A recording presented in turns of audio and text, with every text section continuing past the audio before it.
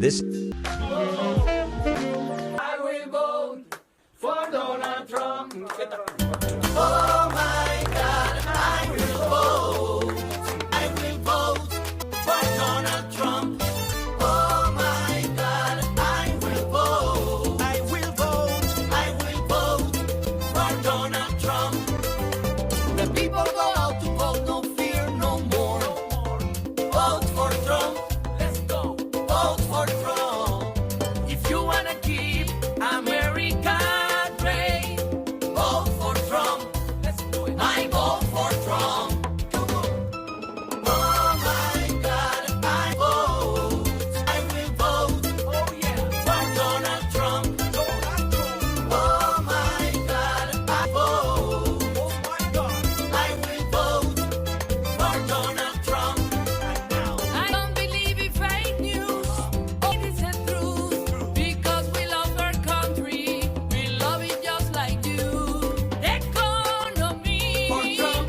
Life is good. For Trump. Because we love our country. We love it just like you. Oh my God, I will vote. I will vote for Donald Trump. Oh my God, I will vote.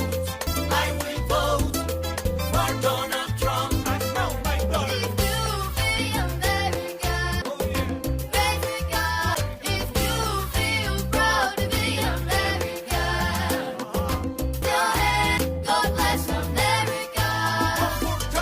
Oh my God, I will What's going on, everybody? I will vote.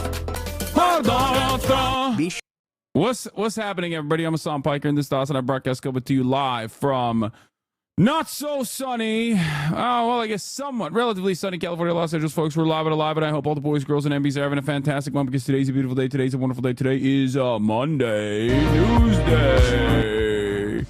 That's right, folks. We're live. We're alive.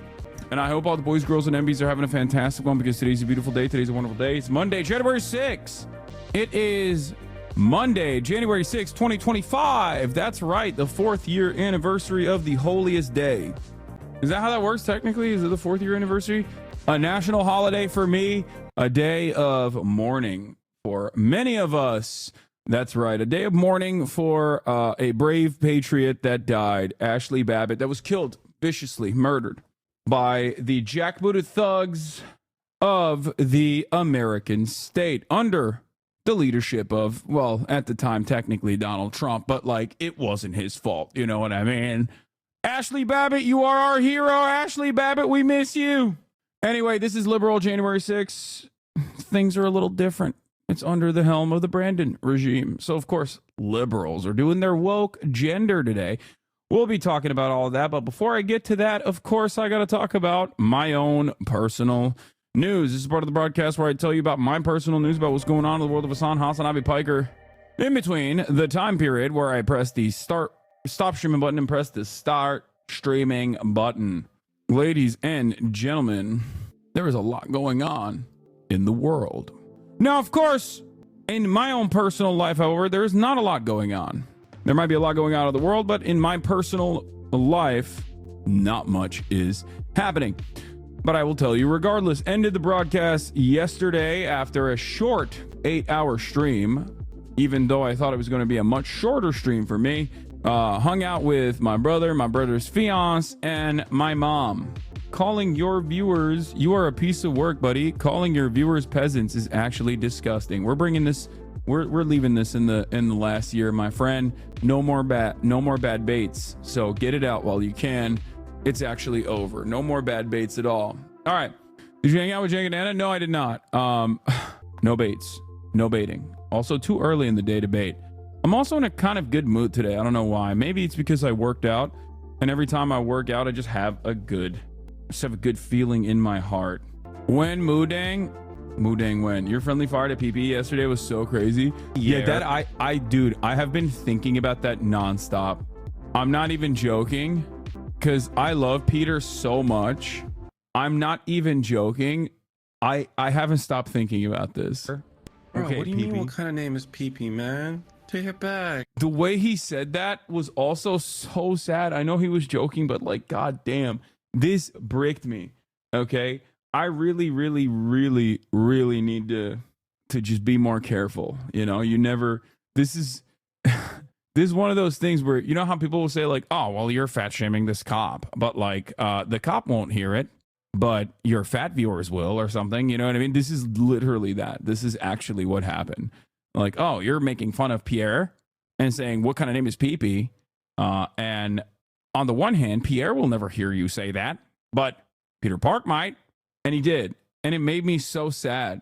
So I apologize once again to Peter Park. I mean, it's very cool that his name is Pee-Pee. Okay?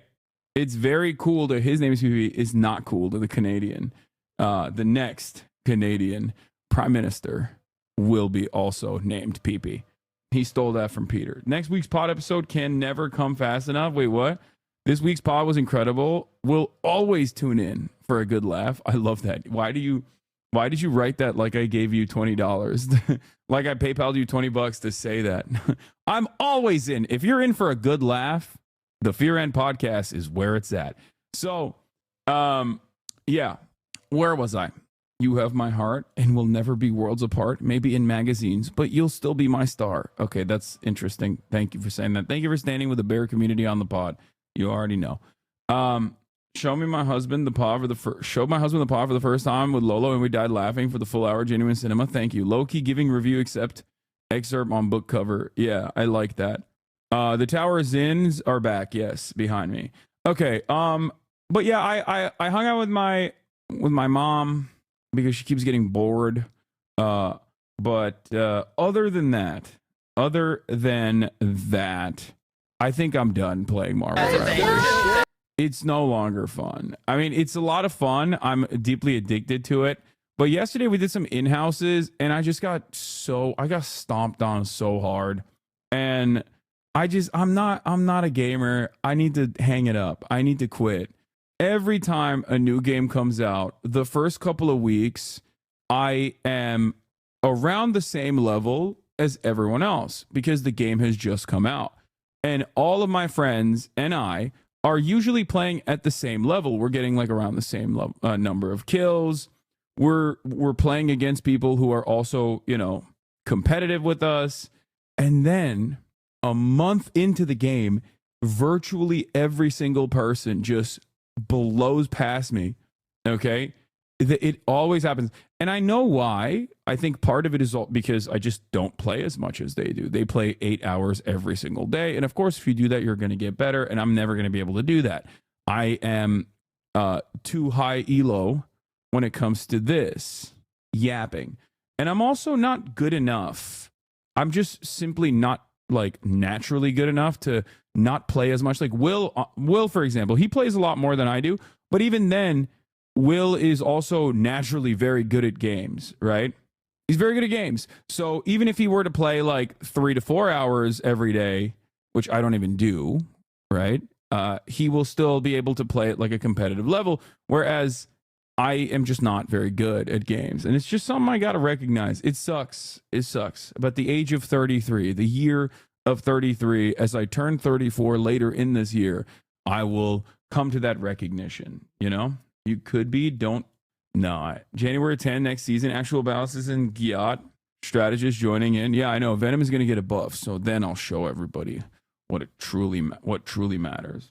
Brother, you'd be fine if you made a fun group and play ranked. In-house are going to be sweaty as hell. I just feed too much. Anyway, whatever. It doesn't matter. They know live every game. Don't stress it, dude. I know. Here's the thing, though. It's supposed to be fun. Like, gaming is supposed to be fun. I did do a decent push here, but that's like pretty much it. This is definitely a better team comp so far, I think. We're doing it. All right, now we have to get through this fun show.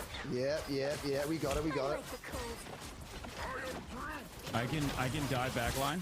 Got my squids out. Squids on the back line should be able still. to break that. There was a couple of really good moments I had with the Huge. Wait, I think we can push with that, honestly. Yeah, push. Go. I'm dying. God, are you good? You good? I got him here. Oh, let's You should keep at it, man. It's gonna be stream of the year. What? I think you would have more fun if you looked at chat a lot less during gaming. I want to keep looking at chat though, because chat is supposed to make it fun. I also want to keep looking at chat because it's more entertaining that way when there's back and forth. But that was a good play. What do you mean? No, I know. I'm saying that I played well there. Yeah. Also, I don't have the background of like playing Overwatch. Half these people already have the intrinsic understanding of positioning, team comp, ability, timers, etc. coming from games like Overwatch. You could just put in the work if you want to catch up. I know. And I'm just not going to put in the work. That's the problem. Because this is my most like old man attitude. But at the end of the day, it's night, as Jason Lewin famously said. No, at the end of the day, I just think it's a game and it's not worth it. This is my oldest man take. Like, for me, basketball is always worth it. Why? Because there's like a secondary thing that I'm getting out of it. It's not just like the pure feeling of victory is good, but I'm also, even if I lose, I feel like I've one, learned something, okay, and two, I'm physically excelling. Even if I'm losing, I'm still getting cardio out of it.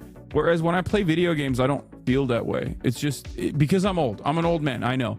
And I'm not saying that this is the right approach to the world. I love having fun with friends. I love gaming with friends. It's incredibly fun.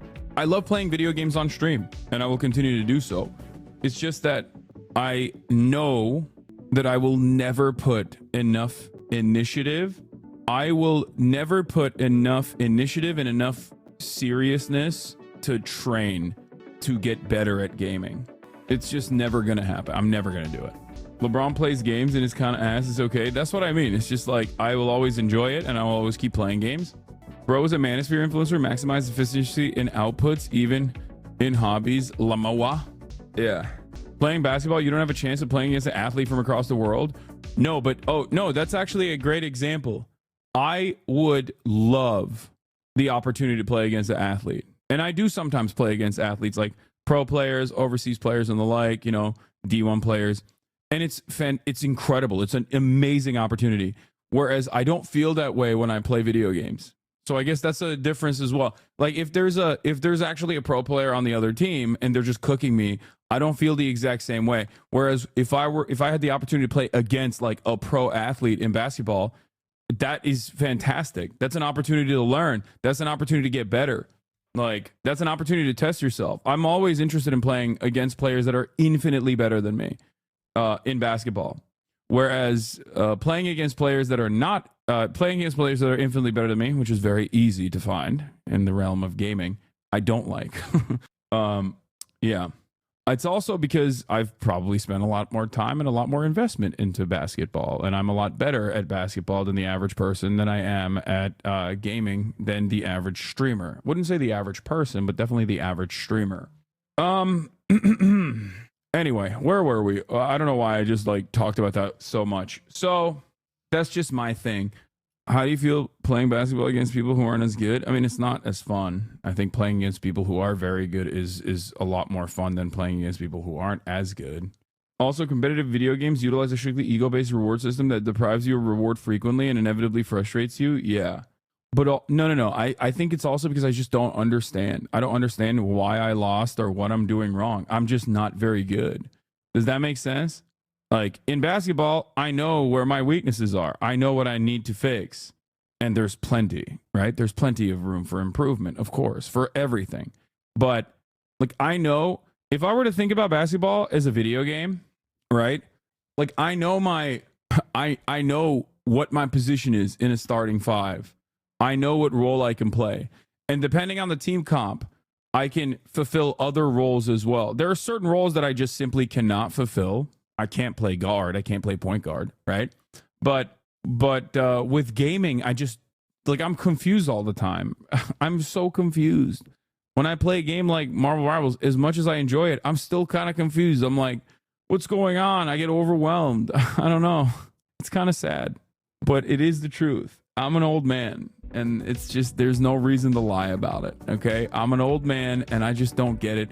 I'll still keep playing it, but I just gotta know that I'm bad and not try to be good. Anyway, but here's what I am good at. Hello? No. Place. What is happening? What is happening? This lady. She's out of control today. But yeah, personal news-wise, before I blast off, I forgot. What? Hey. Oh my God. Okay, she's just going crazy today. Kaya went out and partied. Finally. That's the other good thing that happened. Here it is. Dude, Kaya's back from surgery. And this is heaven for her. This is heaven for her. She's finally playing with all of her friends. You might not like it, but this is what peak performance looks like right here. Let's go. I like your little sock. And we're back. And we're back. And we're back on this. And we're back on the lifting grind. Saw your story. You are not Yujiro Hanma. I don't know, man. I don't know. I got the demon back coming out. I got the demon in me and the demon back coming out, dude. Sheesh.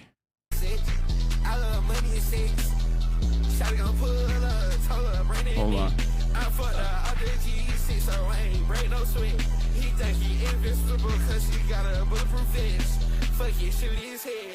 I missed the walk with the red.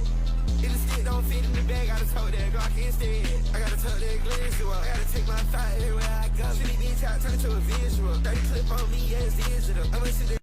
What's up, folks? It's Monday News Day, and we have a lot to talk about. Justin Trudeau is resigning. He's announced his resignation as the Prime Minister after an entire decade. We'll talk about how we got here, why this happened, why are people upset, and who stands to benefit. Here you go. Also, fit pic. Back looking good. Would you get a back tattoo? I think that would look sick. You got to stop now. I know why this song was repeating on my wife's phone today. Oh, I'm sorry. Blast off, not mine though. What is this? Oh, we know Kaya was at January 6th. We know. Where do you get your pants though? Is JW Anderson, and the sweater is my dad's. I don't know what brand it is. I think it's just like some random Italian brand from 70s. Okay. What time are we stopping the steal? The entire day is dedicated to stopping the steal. Okay. Elon is spreading misinfo and banned journalist who exposed who Adrian Dittman is. If it has a Missoni, you're a, what does that mean? I don't think it is, but Justin Trudeau resigns. Elon is spreading misinfo and banned the journalist who exposed who Adrian Dittman is. Skip Bayless is getting sued. There's no rape allegations filed on October 7 attacks, Israeli prosecutor says. I don't know about the I don't know what is going on with the Skip Bayless stuff. Happy J6. Oh no, Joy Taylor discourse has been wild. What is that? Is that like a Golden Globes thing, or is that the Skip Bayless sexual assault stuff? It's all of Fox Sports 1. No, skips. It's all of Fox Sports 1. No, skip stuff. Sportscaster on Fox, Skip Bayless. What is this? You never played the normal game quick match. You only play ranked competitive, and it's brutal. Wait, no, it's not supposed to be. Trump also wants to take over Canada again. But here it is. We're blasted off. We're blasted. Boys, girls, MBs. We're live. We're alive. Let the people know. And there's Kaya right there at January 6th, 2021. She was there. South Korea is spicy too. The guy is still resisting the arrest warrants. Oh, yeah, I forgot. There's also South Korea stuff too. The world is not doing all right, ladies and gentlemen. That's all it is. The world is not doing all right. And I'm afraid to tell you that things are most likely going to not get better, but as a matter of fact, most likely get worse. So just gear up for that, okay? Just make sure that you understand that things might not be much better. I thought Kaya was only 2. Were you even pregnant with Kaya back then? Yes. I was pregante. Kaya is about to be 2 this year, so obviously it's a joke. She wasn't at January 6th. Or was she? And I'm lying. Look at how big she is. After all, she simply can't be 2 years old. That would mean that she's still basically a puppy. That's crazy. That doesn't make any sense whatsoever, right? NBA Twitter's been going crazy about the Joy Taylor allegations. What is? Okay, I'll try to dive into that and develop a better understanding. I don't know what it is. You'd look radiant if you were barefoot and pregnant, bro. Isn't Enron supposed to be dropping something big today? Yeah, I don't like that. The Enron stuff is like so obviously a remnant of a old era of like millennial marketing and jokes. I don't know. I think the Enron stuff is like really cringe. I don't even know if it's like a cryptocurrency thing or not, but it's like very obviously a fake marketing thing, you know? Anyway, that's it. It's official. Congress is certifying Donald Trump's election victory. As you guys know, this is not necessarily something that people were aware of that the American government does until the Republicans decided this was a pivotal moment to strike and potentially change the trajectory of American democracy. What is this? Oh no, it's happening again. Just keep this video to bait some views. To the Capitol, but those police are gone. I don't see anyone. When we were coming up on the other side, from the west side of the Capitol, we saw a van oh my God. and a group of oh my God. National Guardsmen, and they were running into oh the my building. God, As they're they were running into storming? the building, Liberals people are storming were the Capitol? cheering at them, yelling, that not to forget Oh my their God. oath, that they made an oath to this country. I mean, really harassing these the National Guardsmen who were running into the building. And so it turned. Oh my God, language towards they're doing it again. No, I'm just kidding. All right. I was the only protester outside Congress. Where was everyone? Let's be real. Let's keep it $1.50. Okay? Let's be really real. Liberals are not resisting the Trump administration. They're not. Liberals are too busy, both in the halls of Congress and outside, clapping at the normalization of Donald Trump and the Republican Party, and also simultaneously celebrating how good they are at normalizing people like Trump. Okay? We are, look at Lindy Lee. I hate libs so much. I mean, Lindy Lee is like one of the sweatiest and grossest operatives out there.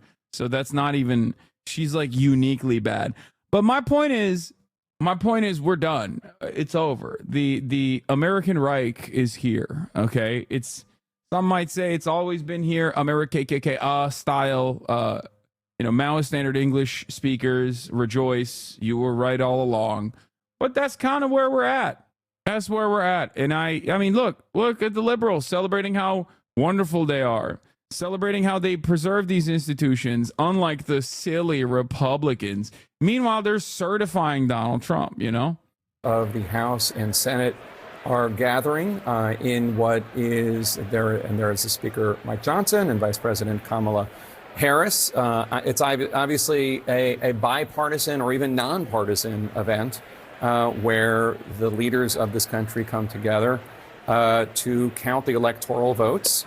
There's Ted Cruz, a senator from Texas, who was one of the main individuals who helped cause what happened 4 years ago by putting forward the falsehood that the vice president could somehow do something to stop the electoral count. There's Democratic leader Hakeem Jeffries with Catherine Clark, his number two. What are your thoughts as you watch this in action, Caitlin? Ted Cruz obviously was the first senator to object. And obviously, just looking back on this, what the vice president maintained at the time, as Mark knows well, is that he did not have the power to block the certification on this day 4 years ago. And he didn't. What we have seen is the Electoral Count Act that was passed reaffirming that interpretation of the law. So people like John Eastman, who Pence later referred to as a crackpot of attorneys that Trump was listening to at the time, could not make that argument. But also it changed the threshold for how many people have to object to lead to that moment. So even if we were in the exact same situation as 4 years ago, had this law been passed, the threshold would have had to been much higher than what it was 4 years ago for that to actually happen. Let's listen in. Vice Speaker, President Harris is calling for order. Congress, pursuant to the Constitution and laws of the United States, the Senate and House of Representatives are meeting in joint session to... I'll be honest, it does kind of feel like maybe they didn't think Donald Trump was Hitler. This doesn't reflect my opinion on the matter. But it kind of feels like they didn't have any issues with Donald Trump's policies, and they certainly didn't have any issues with Donald Trump either. Okay?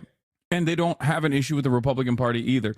They went from this is not normal to maybe this should be normal, and this way it'll be fine. And for the record, it's really interesting because you see media coverage on Trump's inauguration, and a lot of people in the media are talking about how crazy it is that Google and Facebook and Jeff Bezos, they're all giving millions of dollars to Trump's inauguration funds. And it's not that weird.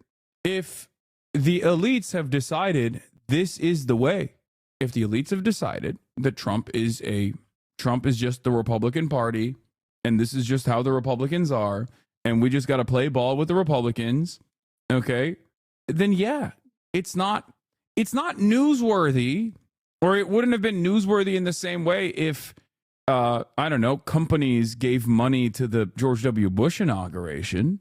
To me, it just shows that everyone in America is ready to play ball. All of our elites are ready to play ball. Trump, Teflon Don, he did the dang thing. He did it. He knew that he would face legal scrutiny, chose to fight against it by running for office again, successfully won the election, and now we're in his court. And the Democrats are, I think, totally willing to stand back and stand by. What is this? Jesus Christ, I've been giving money to this man for 29 months. Is today when they certify President Musk? Yes. Verify the certificates and count the votes of the electors of the several states for President and Vice President of the United States. After ascertainment has been had that the certificates are authentic and correct in form, the tellers will count and make a list of the votes cast by the electors of the several states. The tellers on the part of the two houses will take their places at the clerk's desk. You know, I just think it's so important to reflect on what we are seeing right now. We talked at the beginning about this complex being... I want to know what Blue Anon is going to do now. Because I thought Blue Anon was talking about how Mamala is going to stop the steal. So as the admiral of the Blue Anon Brigades, West Coast Division General, I am at a loss for words here. I'm a little confused. I thought that we were supposed to wait for orders from Kamala Harris. I am the Blue Anon shaman, and as the Blue Anon shaman, I thought this was our opportunity to strike. Kamala was going to not certify. She knew something was up. I thought that the SpaceX had changed out the vote tabulations and that Kamala was going to strike while the iron was hot. What's happening? And as the leader of the West Coast Kamala Brigades, I've decided perhaps that they actually infiltrated Kamala, killed her, put her in a CIA black site because she was fighting against the deep state. And this is a clone. That's right. I think Kamala is a clone. Meanwhile, this is liberal January 6th. A crowd of hundreds, if not 1,000, showed up to Meridian Hill, Malcolm X Park, for today's community snow fight in D.C. There it is. Liberal January 6th is happening. And what's funny is they'll also talk about how, sweet it is. They'll talk about how great it is that, look at us. We're adults, unlike those Republicans. Remember, and there's truth to that. Yes, liberals will not, throw their hands up and try to resist or do something about the situation. But then they'll also say, look at that. That's actually a virtue. It's actually a virtue that we are not even resisting the Trump administration after we said he was a Nazi. I still think he is, for the record. Only time will show how much of a Nazi he is, but... being fortified, but it's being fortified Action. Despite the fact that this is peaceful. Without objection, the tellers will dispense with reading formal portions of the certificates. After ascertaining that the certificates are regular in form and authentic, the tellers will announce the votes cast by the electors. A liberal insurrection would have looked very different. We would have escorted the original Broadway cast of Hamilton into the galleries. They would softly sing "History Has Its Eyes on You" as members of the GOP spewed their lies. Yeah, we would do woke gender as well. We would also only tactically snap Okay. And I say we because remember, I am the Blue Anon Brigadier. Okay. We would also snap, no clapping, just snapping. Guava Shaper, thank you for the 10 community gifted subs. Okay. We would do gender. We would do woke gender. Okay. Broadway musical, jazz hands. We would do a land acknowledgement after the insurrection or before the insurrection. Okay. Just remember, we have to do a land acknowledgement first and foremost. We'd have to put we'd have to put marginalized people on a single file line, put them in the front lines, you know, and of course, mandatory drag. For each state, beginning with Alabama. President, the certificate of the electoral vote of the state of Alabama seems to be regular in form and authentic, and it appears therefrom that Donald J. Trump and then the end of the insurrection would be ensuring that we secure enough funds to give to Israel. Another $8 billion to Israel, to be exact, which is what Joe Biden is doing. We would cherish that, and we would celebrate him for doing that. The state of Florida received 9 votes for president, and J.D. Vance of the state of Ohio received 9 votes for vice president. Madam President, the certificate of the electoral basically what's happening right now, the vote of tellers state of alternate California reporting on the seems to be authenticity regular and the I think it's so funny. This is yet another testament to the reality that Donald Trump has dramatically changed American norms, American institutions, American politics, and reshaped it in his own image. Nobody before January 6, 2021 ever cared about January 6th. That was not like a media moment, but because he tried to overthrow American democracy in the funniest way possible. Now, this is also a unique moment where, see, the American Congress has gotten together to certify the vote counts. It's like, this is just purely symbolic. This is the type of thing that like nobody really cared about. It's just super basic stuff in Congress that happens that you normally are supposed to not even know about. No one needs to know that this is a thing. No one is supposed to watch this in real time. proper form of each of the certificates and the number of votes designated for president and vice president, and then each teller records the results. This is no, it's not even PBS material. This is C-SPAN. This gets in the past, this got like 35 views on C-SPAN. On a paper tally It does sheet. seem boring. It is boring. And at the end of that, look at them. reading all results. They're describing the process of vote certification. Like what? Of course it's boring. It's so stupid. It's like putting a camera. It's like putting a camera in front of a guy who's just like literally rubber stamping stuff at the FDA every day or something. Like it's just like what? It is incredibly boring procedural stuff. And I think part of the reason why we're hyper focusing on this is to basically repeat a lie that things are normal. Okay? That's it. Things are not normal. And things are not normal. But everyone, the fourth estate, is desperately trying to be like, no. I promise you things are normal. Look at how normal this bureaucratic process is. Everything is fine. Please don't freak out. Meanwhile, Justin Trudeau, in America's hat, Canada, resigned. Part of the reason why he resigned is because he was deeply unpopular. Okay. Part of the reason why he was deeply unpopular played a role in the same struggles that Americans are facing as well, where a lot of people have decided that immigrants are the reason why the housing market is out of control.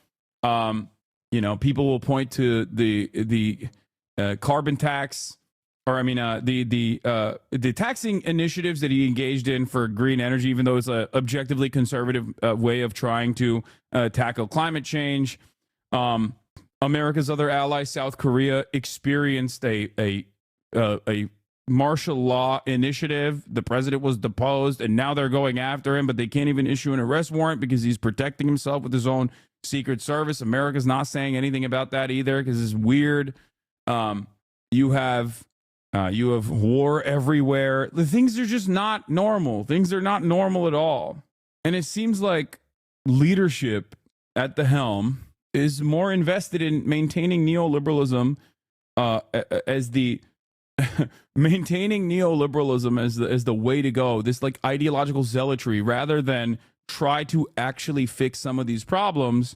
And people are getting more and more frustrated, and right wingers are just winning. They're winning all over. They're winning all over the world, where people have not changed.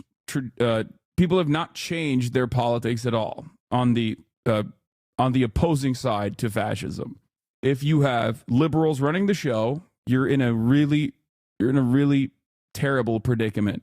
All the while, we just hyper focus on silly things like this to be like, no, everything is fine, everything is good. Meanwhile, what is Trump doing? While this is happening, Trump is, on the other hand, consistently saying, oh, we're just going to annex Canada. Now, I think he's joking about that. I don't think he's being serious about that. But I do think it's dangerous and nefarious when he talks about invading Mexico or bombing the cartels.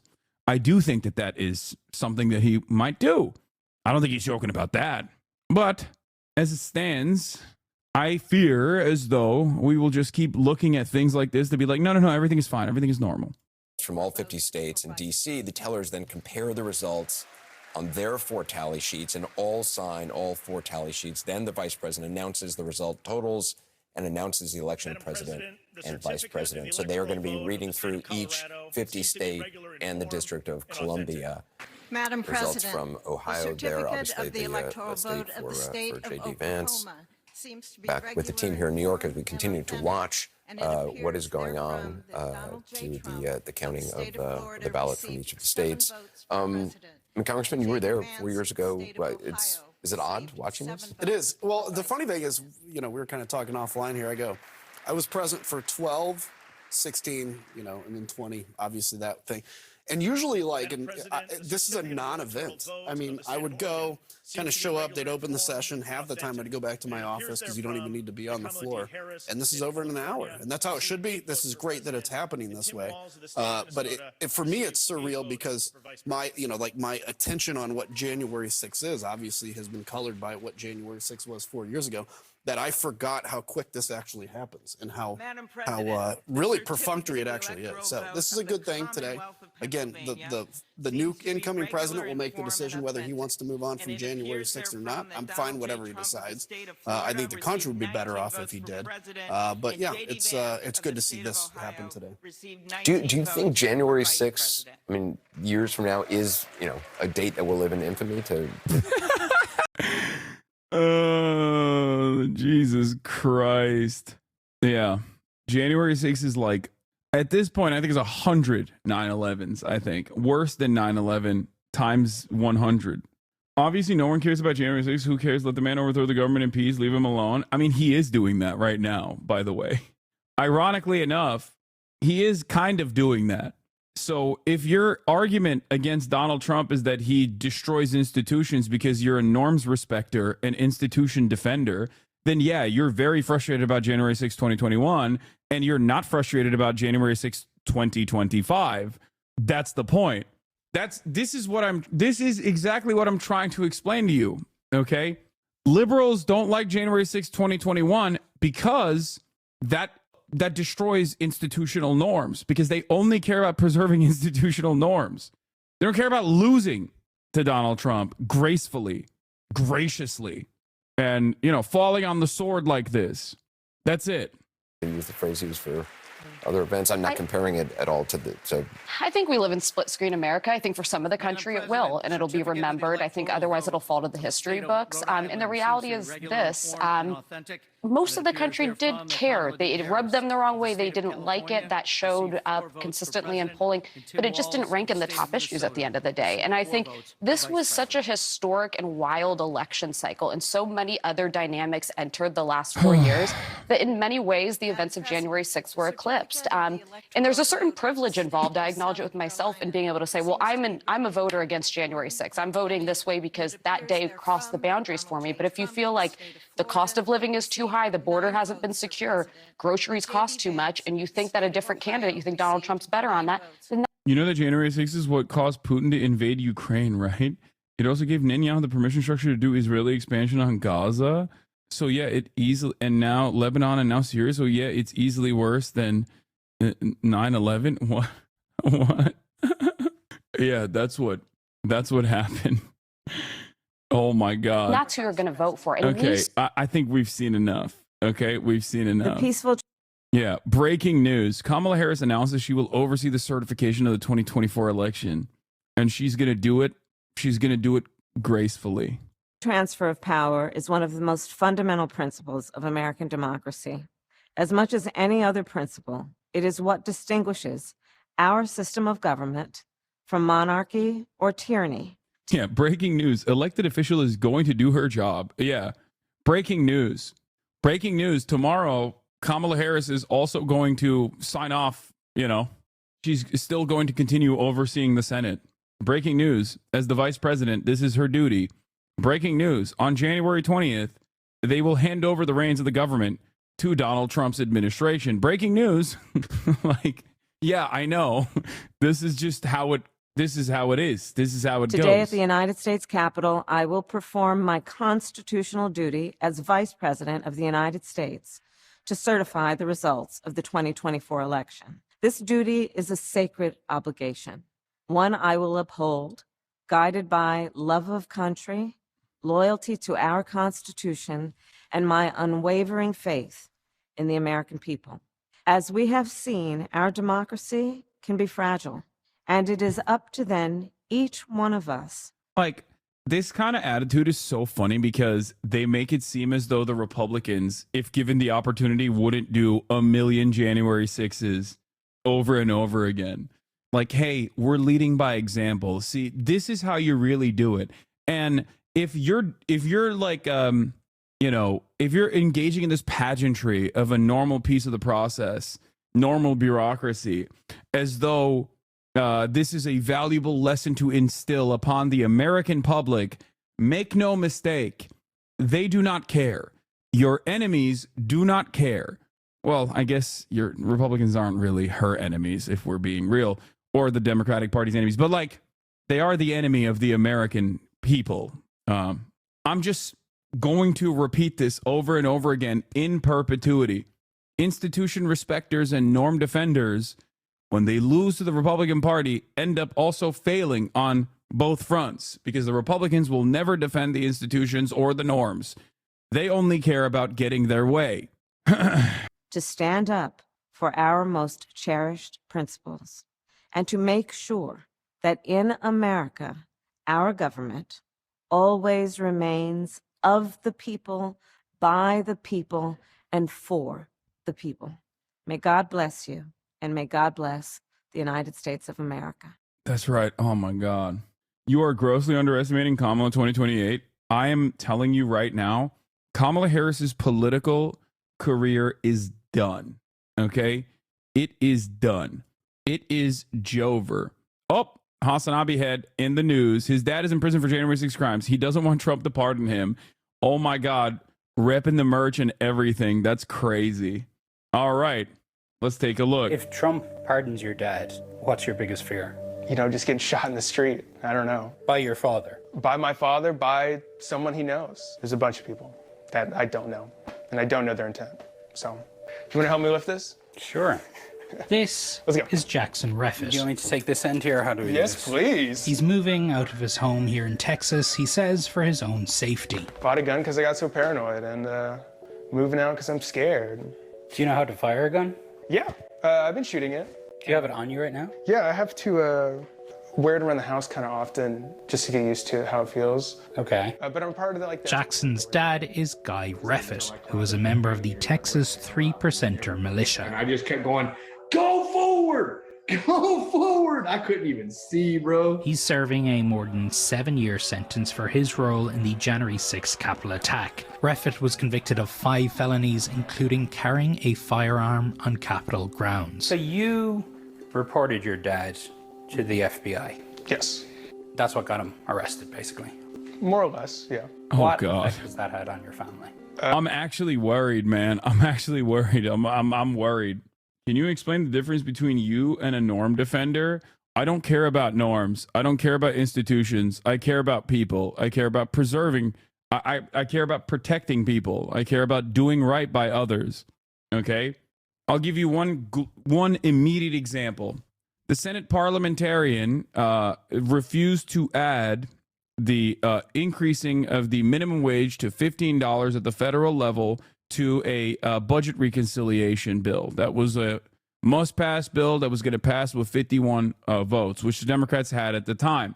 Now, the Senate parliamentarian is a position that technically has the power under our norms and institutions to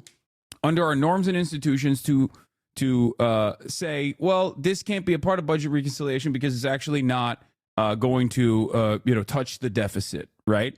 That's real. That's a thing that they have. It's not an elected position, however. It's an appointed position. What that means is you can actually fire that person and put into that position a person who will play ball. Now, the reason why I know that that is the case is because the Republicans have done that in the past. The Republican Party under Dick Cheney's leadership did exactly that. They fired a Senate parliamentarian and put a new person there. The Democrats, on the other hand, go, oh, we care about our institutions. We care about the norms. So we have to take out the $15 minimum wage. There's nothing we can do. Okay? It's ridiculous. You're only doing that as a part of the Democratic Party leadership structure because you don't want $15 minimum wage. You don't want to have that battle. You don't want to whip those votes within your own caucus. And you don't really necessarily care. Okay? It would have technically been considered. It would have technically been considered a violation of the norms, right? If they were to fire that person, or at least tell that person that they're going to fire that person if they don't play ball. But ultimately, I don't care. What I care about, on the other hand, I don't care about the norms. I don't care about the institutions. I care about, protecting people. I care about putting people first. Anyway, going back to this, this is truly terrifying. I'll be honest. It's destroyed it. Was there a moment where you thought, I know my dad's done all this stuff, but I don't want to report him? Yeah. I still feel horrible, of course. Like, I can't get over it, but I don't regret it. When was the last time you spoke to your dad? 5 months ago. It was the first time I talked to him. And it was just a crying fest for the first 10 minutes, and that was great. And then I brought up the fact that I'm worried about him getting out. And he was almost puzzled, like he was confused as to why I thought that. Are you overreacting? No. I get death threats daily, hourly at this point. Unbeknownst to us, it was our 18-year-old son who turned his dad into the FBI. Why? Why did he do it? My son is a declared Democratic Socialist. Jackson's. They've abandoned this person. You know what I mean? They're just like, yeah, he's an enemy. He's an enemy of the state. He's an enemy of our beautiful president, Donald Trump. That is not good. That is definitely insane. Imagine having your parents put a crosshair on your back like that in a room full of people who are just out of their minds. Mom, Nicole. The party of family values, dude. Crazy. Has become one of the most prominent people campaigning for the release of people serving time for January 6th. Lift up each and every one of our J6ers, Father. You've been coming here for hundreds of nights. Almost 900. Why? After I saw what happened to my husband, I could not sit on my hands at home anymore.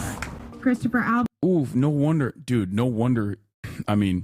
No wonder he's moving. Look at this. Imagine this being your mom. That's crazy. There are some chatters whose moms are like this, but even then, they're not like, I don't think they put a target on your back, right? This is brainworms, man. This is so, be nice, ? What are you talking about? Be nice? What are you talking about? If your mom, Chuck Dilley, okay, sat in a room full of like 3%ers and Proud Boys at a gathering and went, Chuck Dilley is an enemy of our cause, our movement, okay, in perhaps one of the most like heavily armed and radicalized groups that you can talk to, declare you to be an enemy, I would protect you as well against your parents. I would still love her. Okay, well, I don't think that is reciprocated, it seems. Nicole left Texas and moved to Washington, D.C., where she takes part in a nightly vigil held here outside the city's jail. Marcus Malley. Do you wish Guy didn't come here on January 6th? No, I'm glad he stood up for something. Every night, January 6 prisoners from around the country call into the vigil. continue holding the line. This thing's almost done. Including Guy Reffitt, who recently called in to wish Nicole a happy birthday. Happy birthday. Sorry I couldn't get you something better than 80 months, but you know, they're ass. Are you confident that Trump will let your husband walk free? I feel like Trump is a man of his word. What's the next step for your family? To continue to fight. Together. Nicole is sometimes joined in DC by her two daughters, Jackson's sisters, who've been caught in the middle of a divided family. Is not shown on my father. We have nothing against Jackson. Jackson's my brother. I love him. I love him no more than I love my father. I love my father. I love my family. From the beginning, the girls and I have received hundreds. I don't think she's happy that her son stood up for something. I think she's very upset that her son stood up for something. She's happy that the dad stood up for Donald Trump because I think she loves Donald Trump more than she loves many things. But I mean, you can kind of tell when someone is bricked up here a little bit. If they're, I mean, at this point, like if you got like a little Jesus wagon thing going on with like a megaphone where you kind of carry that around everywhere, it's just like you need like a factory reset or something. Hundreds of mailed death threats. I'm not talking about online things. I'm talking about rape to my daughters, death to my husband, death to me. You don't think Jackson has to be afraid of his dad? No. Yeah. I think that's been put on the record several times. So why is Jackson still afraid? I just think that it's the same thing where people think this red hat on my head is scary and dangerous. It's that same mentality. Jackson comes from a lot of love, and there's a lot of love left to be given. Justice for all. I mean, I love my mom, of course. I love her. Do you love your dad? Of course I love my dad. I love my dad, but I can't feel safe around him. I hate having to put myself in this situation to feel some sort of comfort after the election and what's going to happen when my dad gets pardoned, when all these hundreds of people get pardoned, and all these thousands of people get validated for their actions. And I'm one of those people that they call a traitor. And my dad once said traitors get shot. So that's been ringing in my head for years and years and years. In a message from prison, Guy Reffitt said that Jackson has never had anything to worry about from me, and he will never have anything to worry about from me ever. If your dad's watching this, what's your message? I don't think, dude, I don't think you're, I mean, look, I can't know your personal experience, Chatter. I don't know if you're in here or not, but I don't think you have to worry about your dad. I think it's more so other people that are in that community that you might have to worry about. Message to him. That I love him and that I hope he gets better. And I hope I get better too. I hope I grow out of this paranoia right now. And that I really thought what I did was right. I thought I did what I did to protect him and my family and the people around him and the people he could have hurt. Let's talk about January 6th. I am interested in your kind of reflections on where we've come to. We've been playing images from that day in 2021 and talking about it through the morning. Obviously now Donald Trump's election set to be certified. He'll then. I think that we are going to see more of this like militia stuff.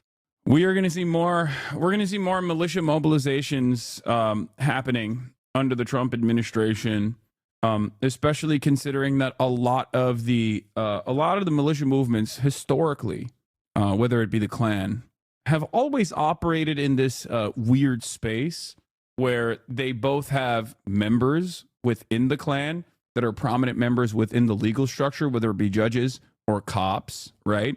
But I think now we are, especially under the first Trump administration, that grew a lot in size and prominence.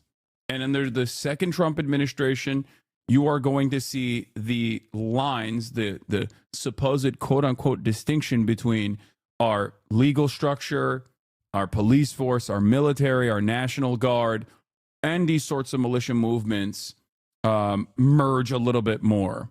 I think those lines there's never really been like a hard boundary between the two, especially historically.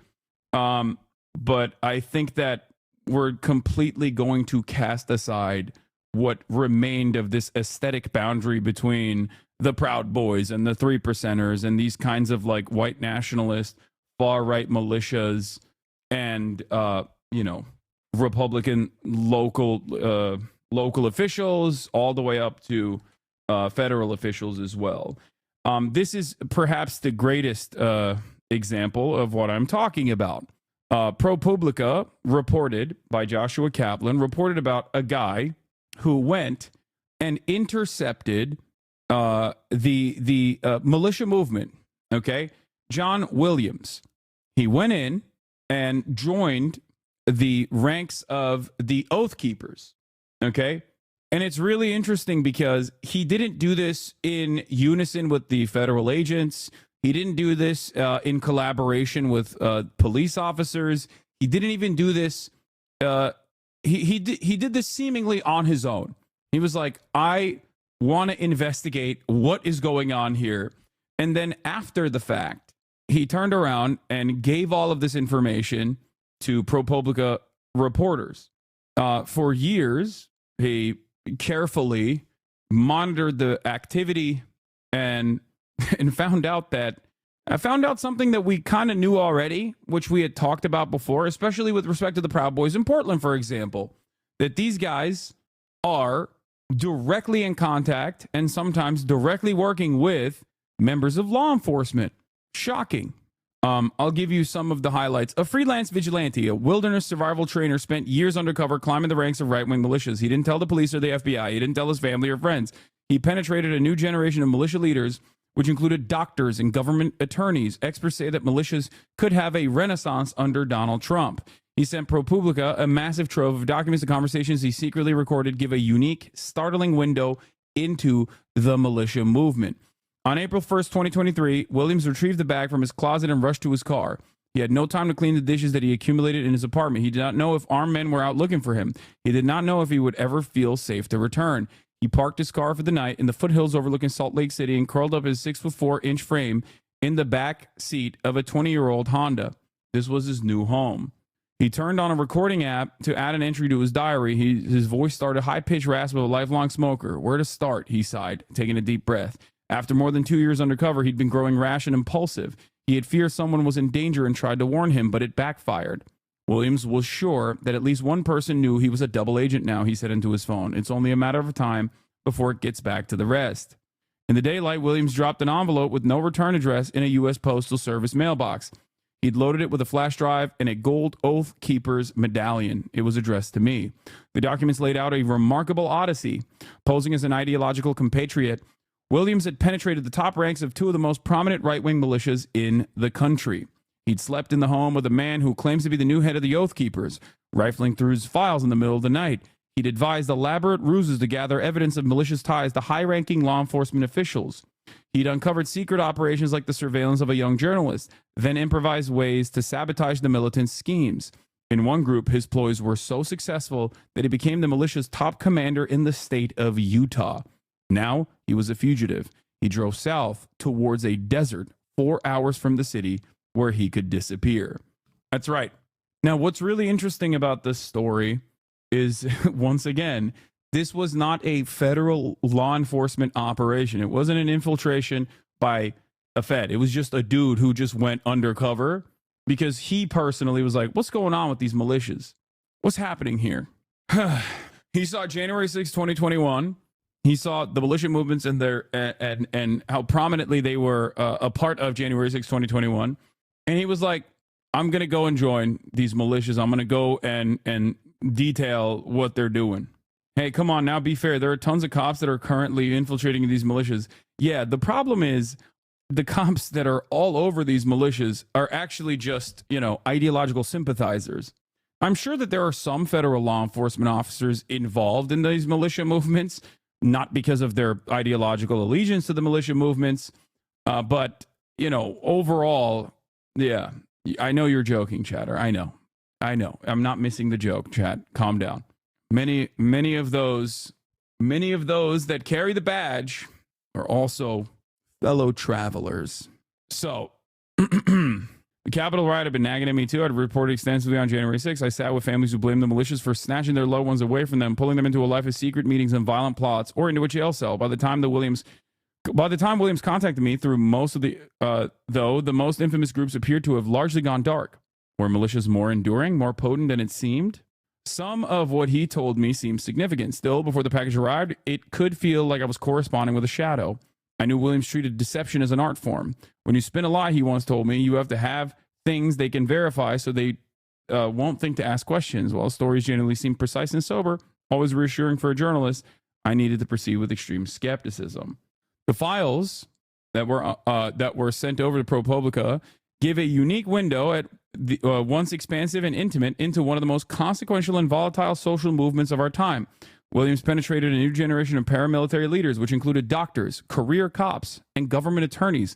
Sometimes they were frightening, sometimes bumbling, always heavily armed. It was a world where a man would propose assassinating politicians only to spark a debate about logistics. Federal prosecutors have convicted more than 1,000 people for their role in January 6th. Key militia captains were sent to prison for a decade or more, but that did not quash the allure that militias hold for a broad swath of Americans. Why would it? After all, Donald Trump initially criticized them, but then turned around and said that they were political prisoners for doing the right thing.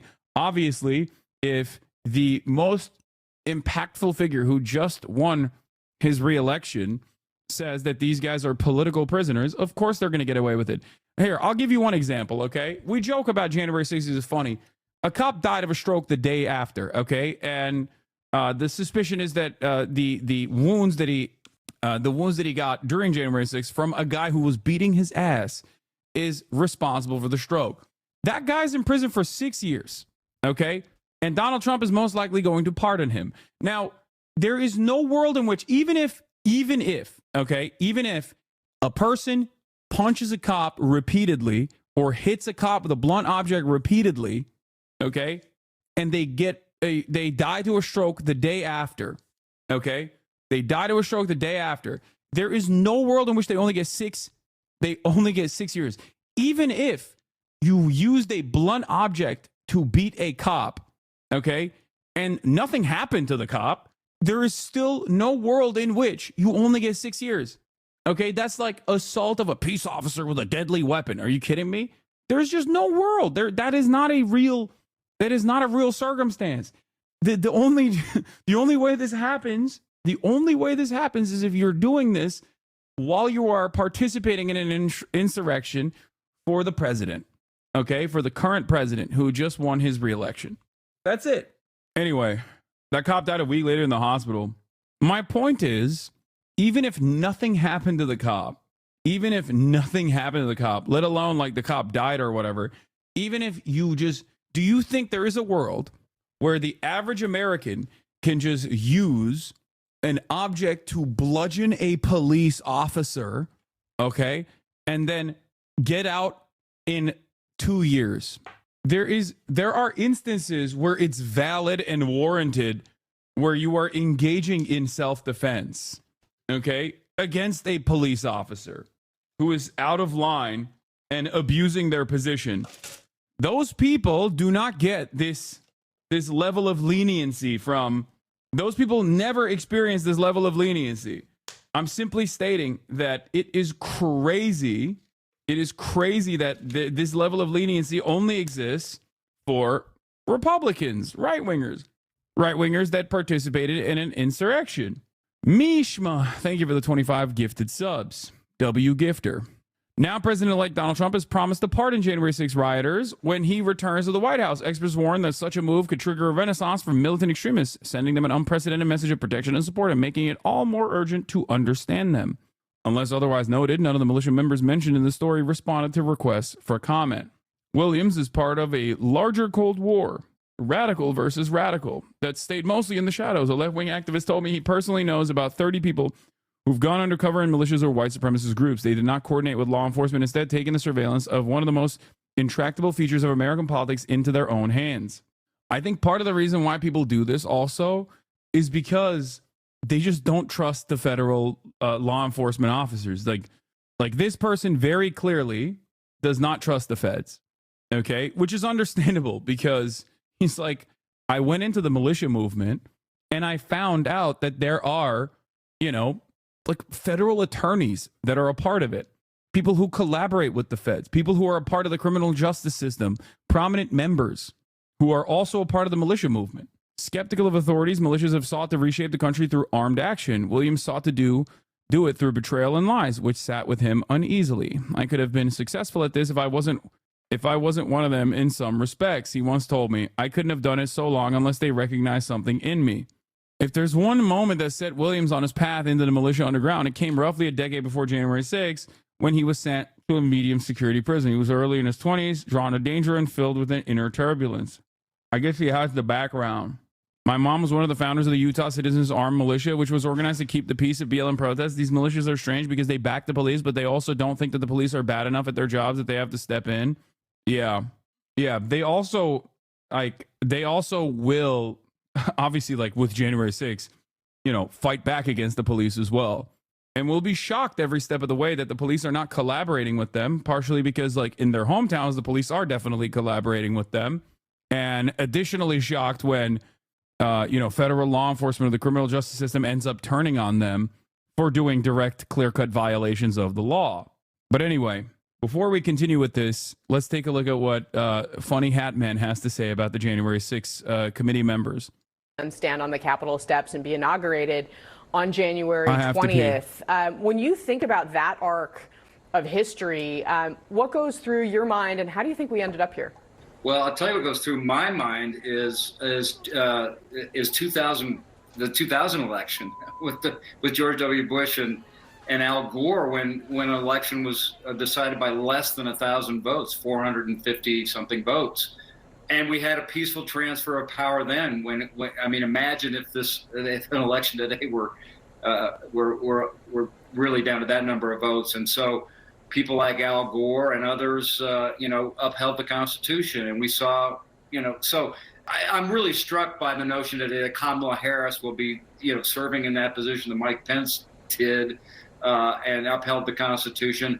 And so, it's a marked reminder of how important this peaceful transfer of power is. We've had it through history. I saw it in 2000. We're seeing it today, but we didn't see it 4 years ago. And so, I hope that this will just remind everybody, that this is how it's supposed to work. One of the things we've heard, Mark, from Donald Trump is that he plans to pardon some of the people who were at the Capitol that day. Let's listen to what he said about this in December. Take a look. You promised to pardon those who attacked the Capitol on January 6th. Are you still vowing to follow through with that promise? We're looking at it right now, most likely, yeah. These people are living in hell. Let me just... And I think it's very unfair. Most likely, I'll do it very quickly. I'm going to be acting very quickly. Within your first 100 days, first day? First day. First day, he says. Mark, what do you think the politics of this are for him? I mean, there are a range of offenses, right, that people were charged with and convicted of or pled guilty to, from violence to trespassing. If Donald Trump goes through with Trump's like, our prison's obsolete, I'm telling you. This, is he going to pay a political price? Will Republicans pay a political price? Listen, I think he's going to try a hybrid. The politics are fraught both ways. I mean, his base, believes him when he said that he's going to do the pardon, so he's got to make good on that promise. On the other hand, it's only going to drag up those violent images of people attacking police, Casey. And so I think what's going to happen is he's going to find the lesser offenders, pardon those people, and the people who, where there was clear evidence of attacking or assaulting officers at the Capitol would be a whole different story, I believe. Yeah. Mark, the other, of course, aspect of this is those who then went on to investigate what happened that day, the January 6th committee. Trump has also talked about what he wants to do there, what those people deserve. Let's watch what he said about that. Everybody on that committee, for what they did, honestly, they should go to jail. I think anybody that voted in favor. Are you going to direct your FBI director and your attorney general to send them to jail? No, not at all. I think that they'll have to look at that. So what about this particular piece of it? If he moves forward. He's like, American prisons are ruthless. They're brutal. We must release our political prisoners. Also, all of our political enemies must rot in prison. They must get locked up. We must throw them under the jail. We must do everything we can in our power to make sure they are punished and tortured under that very same structure that's currently torturing our beautiful, brave American patriots. With some of the things he suggested that he wants to. Yeah, Trump is an Angela Davis consumer enjoyer appreciator when it comes to hogs. He's a prison abolitionist for hogs only. What does that mean for the country? And what is the political impact? Two different things, I would say. Yeah, well, this is, Casey, this is where I don't think he'll be able to resist his impulse. He wants to punish his opponents and his enemies, including and especially people like Liz Cheney. And this is something I will say, controversial of me, but I don't care if Liz Cheney goes to jail. I don't care. I think it's good. I think it's funny and good. I'm on board. Where the Constitution is very clear, but this is also something where people like Kash Patel are being appointed because Donald Trump thinks that's what they're going to do. Remember, he said, "I am your retribution, so stand by." So that's what I expect to see happen on that front. I was up here, one of those officers up there. I was armed with a rifle that day, so I didn't want to go down in the crowd and potentially have it used or taken. If these are the people that are going to be getting pardons, can you look at this and just say they deserve one? I don't see how. But President-elect Donald Trump has indicated that he might do just that.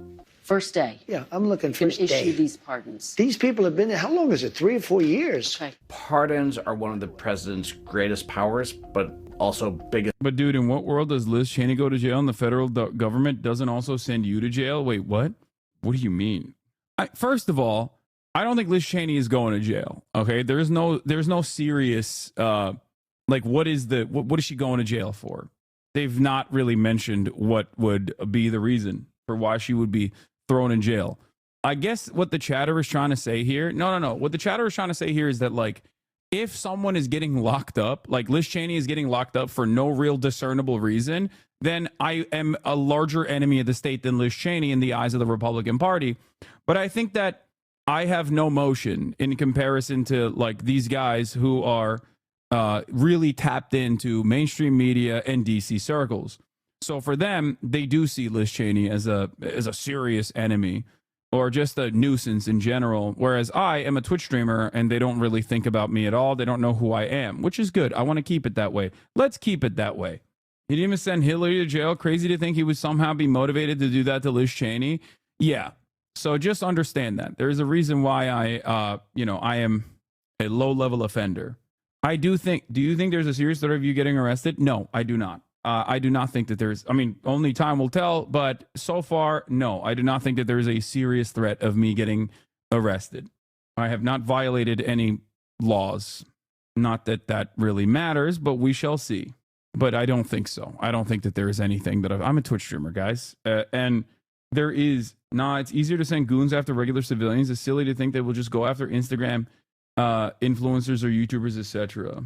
Yeah. Until President Rishi Torres is elected, yeah, at that point, I'm dead. I'm getting executed by firing squad. I guess political liabilities. And that's what they are, as hostages. They've been treated terribly.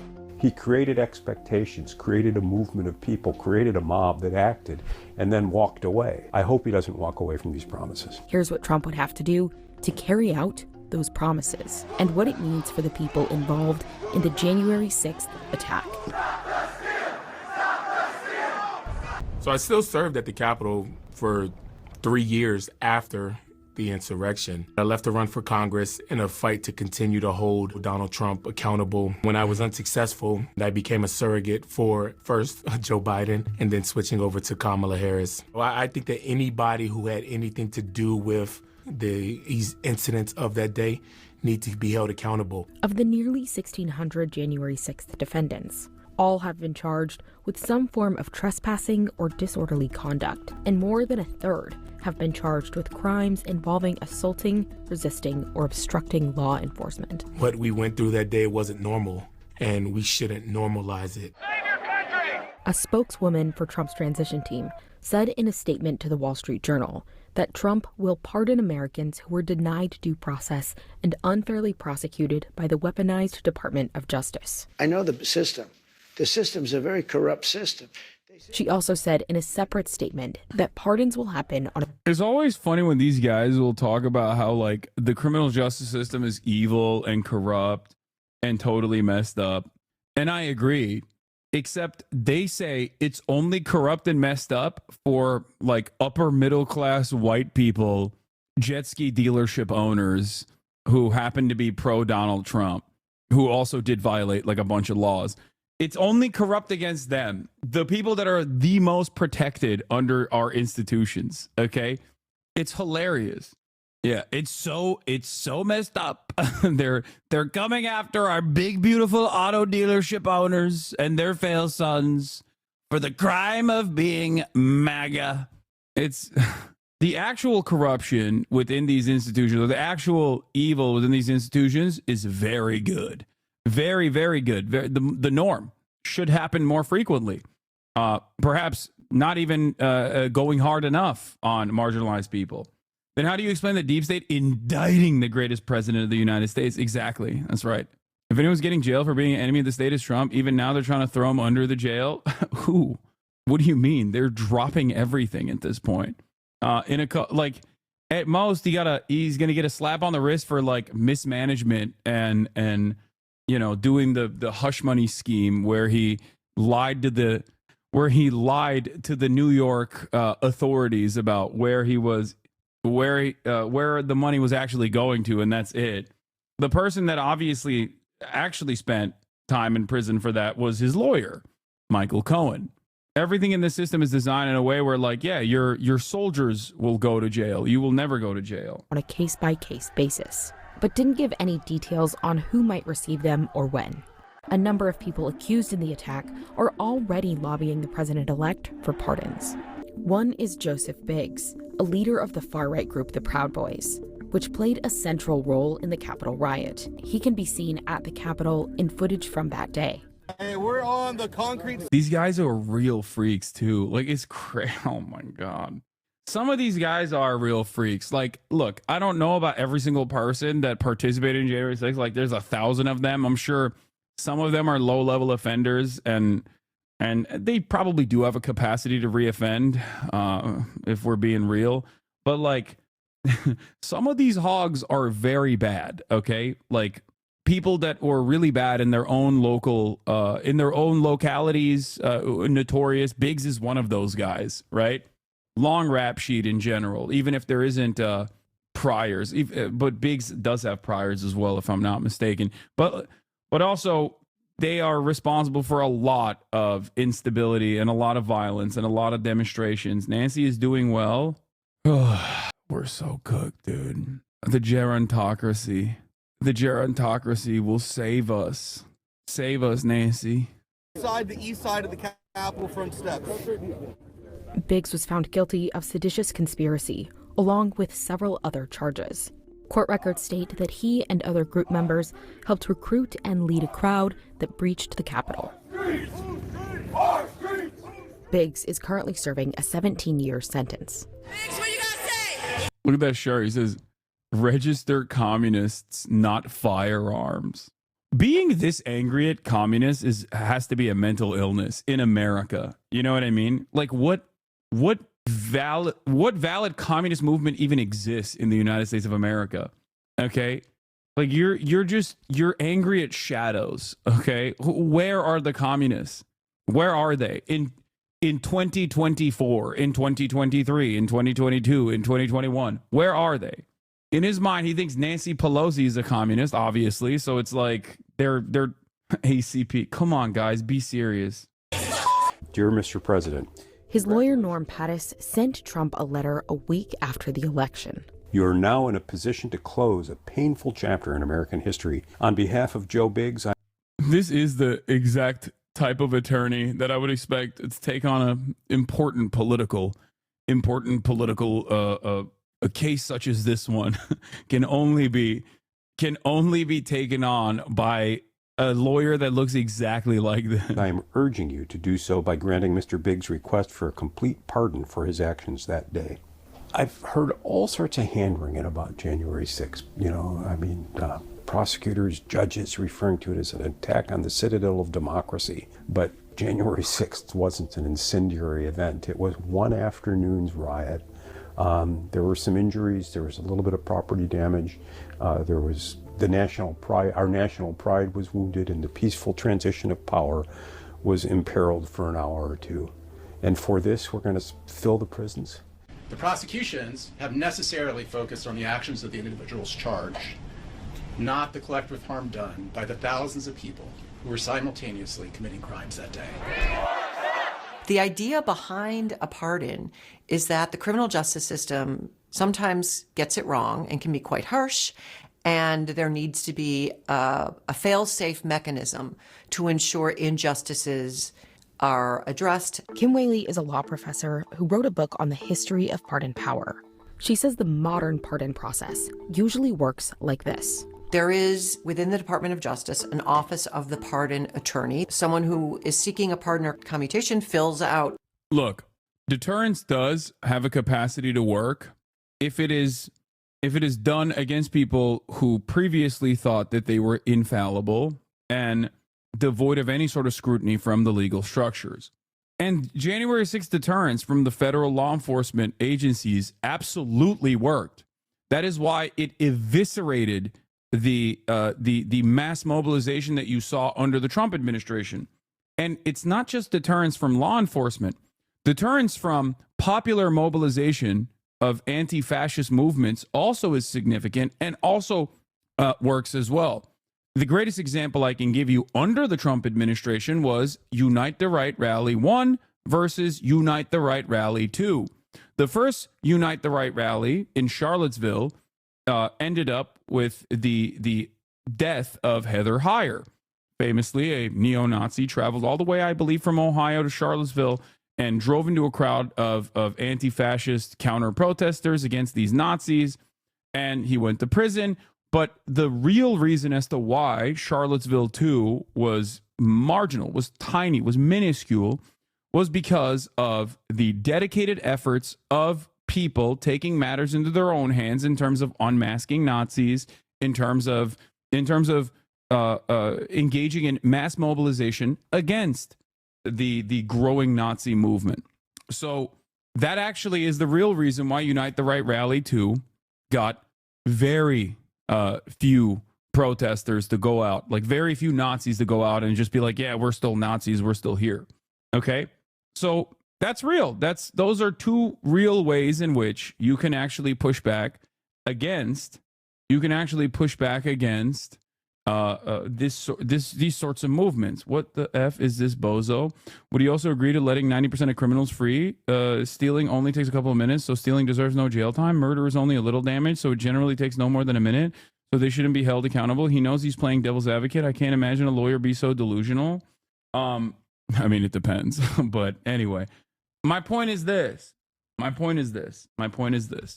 Okay? He's responding to the chatter is responding to the lawyer who is just like undermining the severity of this insurrection or whatever. But deterrence in this circumstance was very successful.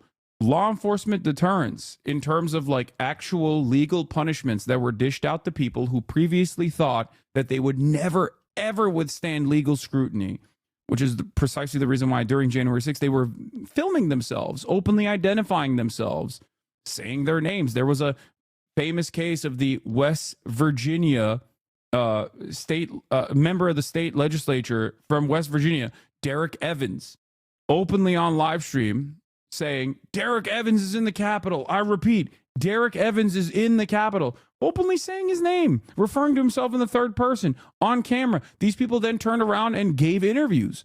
The reason why they did that without masking themselves, without protecting their identity, is because what they thought was just. They thought their cause was just, partially because they were, egged on by Donald Trump and many other prominent members of the Republican Party into engaging in this act. And also, they are not used to getting any sort of real consequences from law enforcement. They're not. They collaborate with law enforcement. Okay? So when the reality doesn't match their expectations, all of a sudden, they have to start really reconsidering their choices when they go, I don't know if I want to join this kind of uprising again because I might go to jail. And a lot of these people have a lot to lose as well. It's not like they're pushed into a corner. These are HVAC business owners. These are people, these are real POCs, okay? Or POPs, people of privilege, people of capital, POMs, people of means, okay? So in that same vein, I think Donald Trump openly saying he's going to pardon these people and claiming that these people are actually heroes will have the exact opposite effect. It will galvanize people like this to mobilize again. It will embolden them, okay? It will remind them that, no, the law enforcement agencies are on their side. And I fear that that is precisely what's going to happen. I fear that Donald Trump's actions, such as pardoning these people, is going to end up causing them to feel like they were martyrs and they did the right thing, and that the president is on their side, and that they will want to do it again. Perhaps this time with, more mobilization. Perhaps this time with, direct, with a more consequential, like something that they will do will be more consequential than even January 6th. Better hardware, better mobilization. So we'll see. We'll see what happens. The form, it has a bunch of criteria that include acceptance of responsibility, for example. Those pardon attorneys sort through about 10,000 for every 4-year presidential term, make recommendations to the president, and the president can either accept or reject. But presidents can bypass this process entirely, which also bypasses application guidelines, like one that states convicts are only eligible 5 years after the end of their sentence. Those aren't constitutional requirements. Those are Justice Department requirements. And forgive me if I'm a little cynical about the Justice Department. I'm not going to the same fox who locked me up saying, can you open the chicken coop door? While not all pardons that bypass the typical process are controversial, presidents from both sides of the aisle have issued controversial pardons this way, some that left a lasting mark on their presidencies. Typically, presidents get in trouble when they don't follow any sort of Justice Department process. Alex Conant is a Republican strategist who worked for Marco Rubio. When a president uses a pardon to explicitly benefit a political donor or friend, something that your average citizen wouldn't be considered for, that rubs people the wrong way. Trump issued a number of pardons this way during his first term. Did the pardon of Sheriff Joseph Arpaio go through the pardon attorney office? I don't believe it did. And President Joe Biden recently issued a broad pardon of his son Hunter for tax evasion and lying about drug use. Biden had previously said, "Have you ruled out a pardon for your son?" Yes. Nobody likes paying taxes, and you shouldn't get a pass if you're a president's son. And I think Biden's pardons help the J6 case. I think the fact that Biden has so aggressively used his pardon powers in the final months of his presidency clearly makes it easier for Trump. I disagree. I think they're trying to tie this back to Biden, but I think Trump was going to do this whether or not Biden pardoned Hunter. This is not a defense of Joe Biden, okay? Trump just does not care. And anyone that tries to make it seem like Trump cares about what the Democrats are doing is so silly. If anything, this is a great opportunity for him to say, oh, you guys are hypocritical for criticizing me for doing this. Sure. Like, it's just giving him more ammunition, but he was going to do this regardless. Okay. Anyone that thinks that Trump wasn't going to pardon these, like if Hunter Biden was not pardoned by Joe Biden, do you really think Donald Trump was not going to pardon the January 6ers? Really? Because if you believe that, I got a breeze to sell you. Okay. Ridiculous. He never cared, and he never will care. He will use the Democratic Party's actions to message, certainly, how much. Yeah, nice bridge. It is a nice bridge, yes. To similarly use the pardon powers as he assumes the presidency. If for no other reason, Republicans will be able to point back at what Biden did and to say Trump is no worse than Biden. But for Trump, the potential ramifications of January 6th pardons are difficult to predict. We've never had an event like January 6th, so I think pardoning the people that were part of it would be unprecedented by nature. This is a groundbreaking concept of pardoning people who violently stormed the Capitol to try and wrest power from a legitimate government and hand it to the loser of an election. A pardon kind of, this may not be the word, but it excuses that behavior, or it says it's okay. So what is to stop them from doing something like that again? And it's unclear what kind of pushback Trump will receive within Washington. I think members of Congress have a very different perspective on January 6th than Donald Trump because a lot of them were there. They remember what happened that day, and some of them are scarred by it. Yeah, I don't think so. I think the Republicans that were very upset that they were fearful for their lives very quickly have turned around and decided, no, these are our guys. We like them, actually. Sorry, we were wrong. I mean, look at Josh Hawley. Josh Hawley's a great example. He was running around like a headless chicken on January 6th. Ask him what he thinks about the J6ers now. It. And so I don't think that they're going to be cheering Donald Trump's pardons, but Wait, what the hell was this? What? Scarred by it. And so I don't think that they're... What is this? Did they have these like gas masks on because they were worried that they were going to do like a chemical attack or something? What? I don't remember seeing this photo at all. That's crazy. That's for CRBN attacks. It was because tear gas was used in the rotunda. No, the Capitol Police were going to tear gas the building. Yeah, they did cheering use Donald Trump's pardons, but they also aren't in a position to fight it. But those J6 warriors, they were warriors, but they were really more than anything else. They're victims of what happened. One of the questions I have is whether there will be a blanket pardon, an amnesty pardon, or whether there will be selective pardons based on perceived loyalty. My dad doesn't believe that 4 cops off themselves after J6 because of the trauma. I mean, that part is like, I get why you wouldn't believe that. That's like I don't know what he thinks happened instead. Does he think that the government killed them or something? Because that's kind of funny. The government went in and assassinated these cops to make an argument, to make it seem like it was more consequential. Why would cops ever kill themselves? They do. They do all the time. What do you mean? Say it will be a large portion of them. You know, they did and it'll be very early on. Joe Biggs risked his life for this country and was injured, awarded a Purple Heart, and he lost his pension for participating in a riot. That's just wrong. I mean, this has been 4 years consuming of my life. I wish I was still working at the U.S. Capitol. I wish I was still there, and we didn't have to live that ugly day that happened. But now it is a part of our history. It's not going away. I think it's important to not let people rewrite what did and did not happen that day.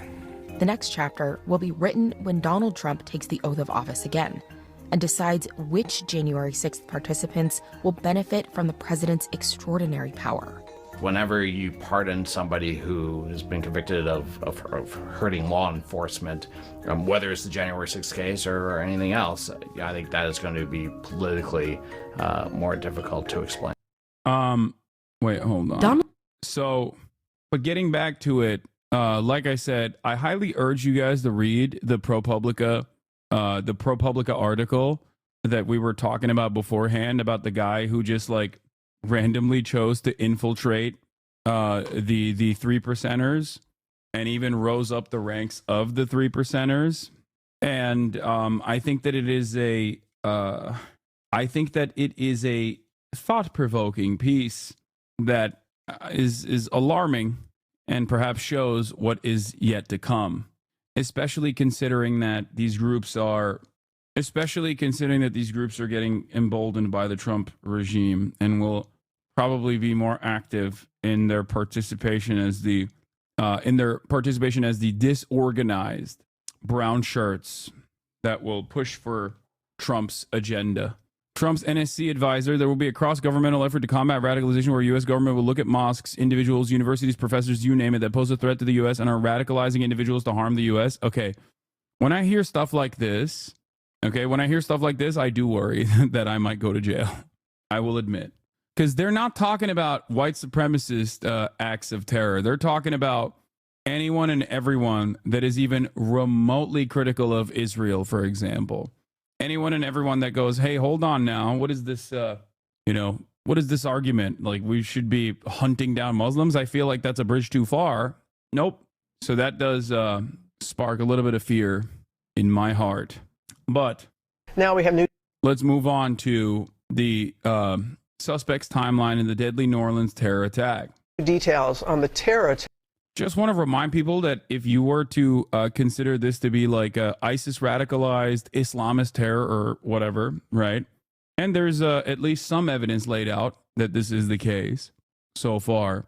It would be one of the very few domestic radicalized people that were inspired by ISIS or any sort of like Islamist movement, if you want to consider it that, as opposed to the overwhelming majority of right-wing, white nationalist, anti-government extremist attacks, which comprise damn near the entirety of domestic terror incidents on U.S. soil, from school shootings and mass shootings all the way to car rammings and the like. Having said that, however, the previous government rarely ever tackled it, even though it got to such a degree that even under the Trump administration, the FBI kept repeating this point that like white supremacists might be a larger problem for the American government and for the safety and security of American citizens than what we previously thought was Islamic terrorism or whatever. And they didn't really do enough. They didn't really do enough to combat it in general.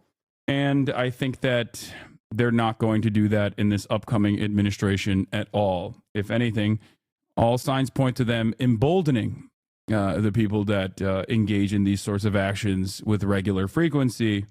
Now we have new details on the terror attack in New Orleans that killed 14 and injured many others. Trevor Ault is in New Orleans with the latest, including new videos of the suspect allegedly placing explosives.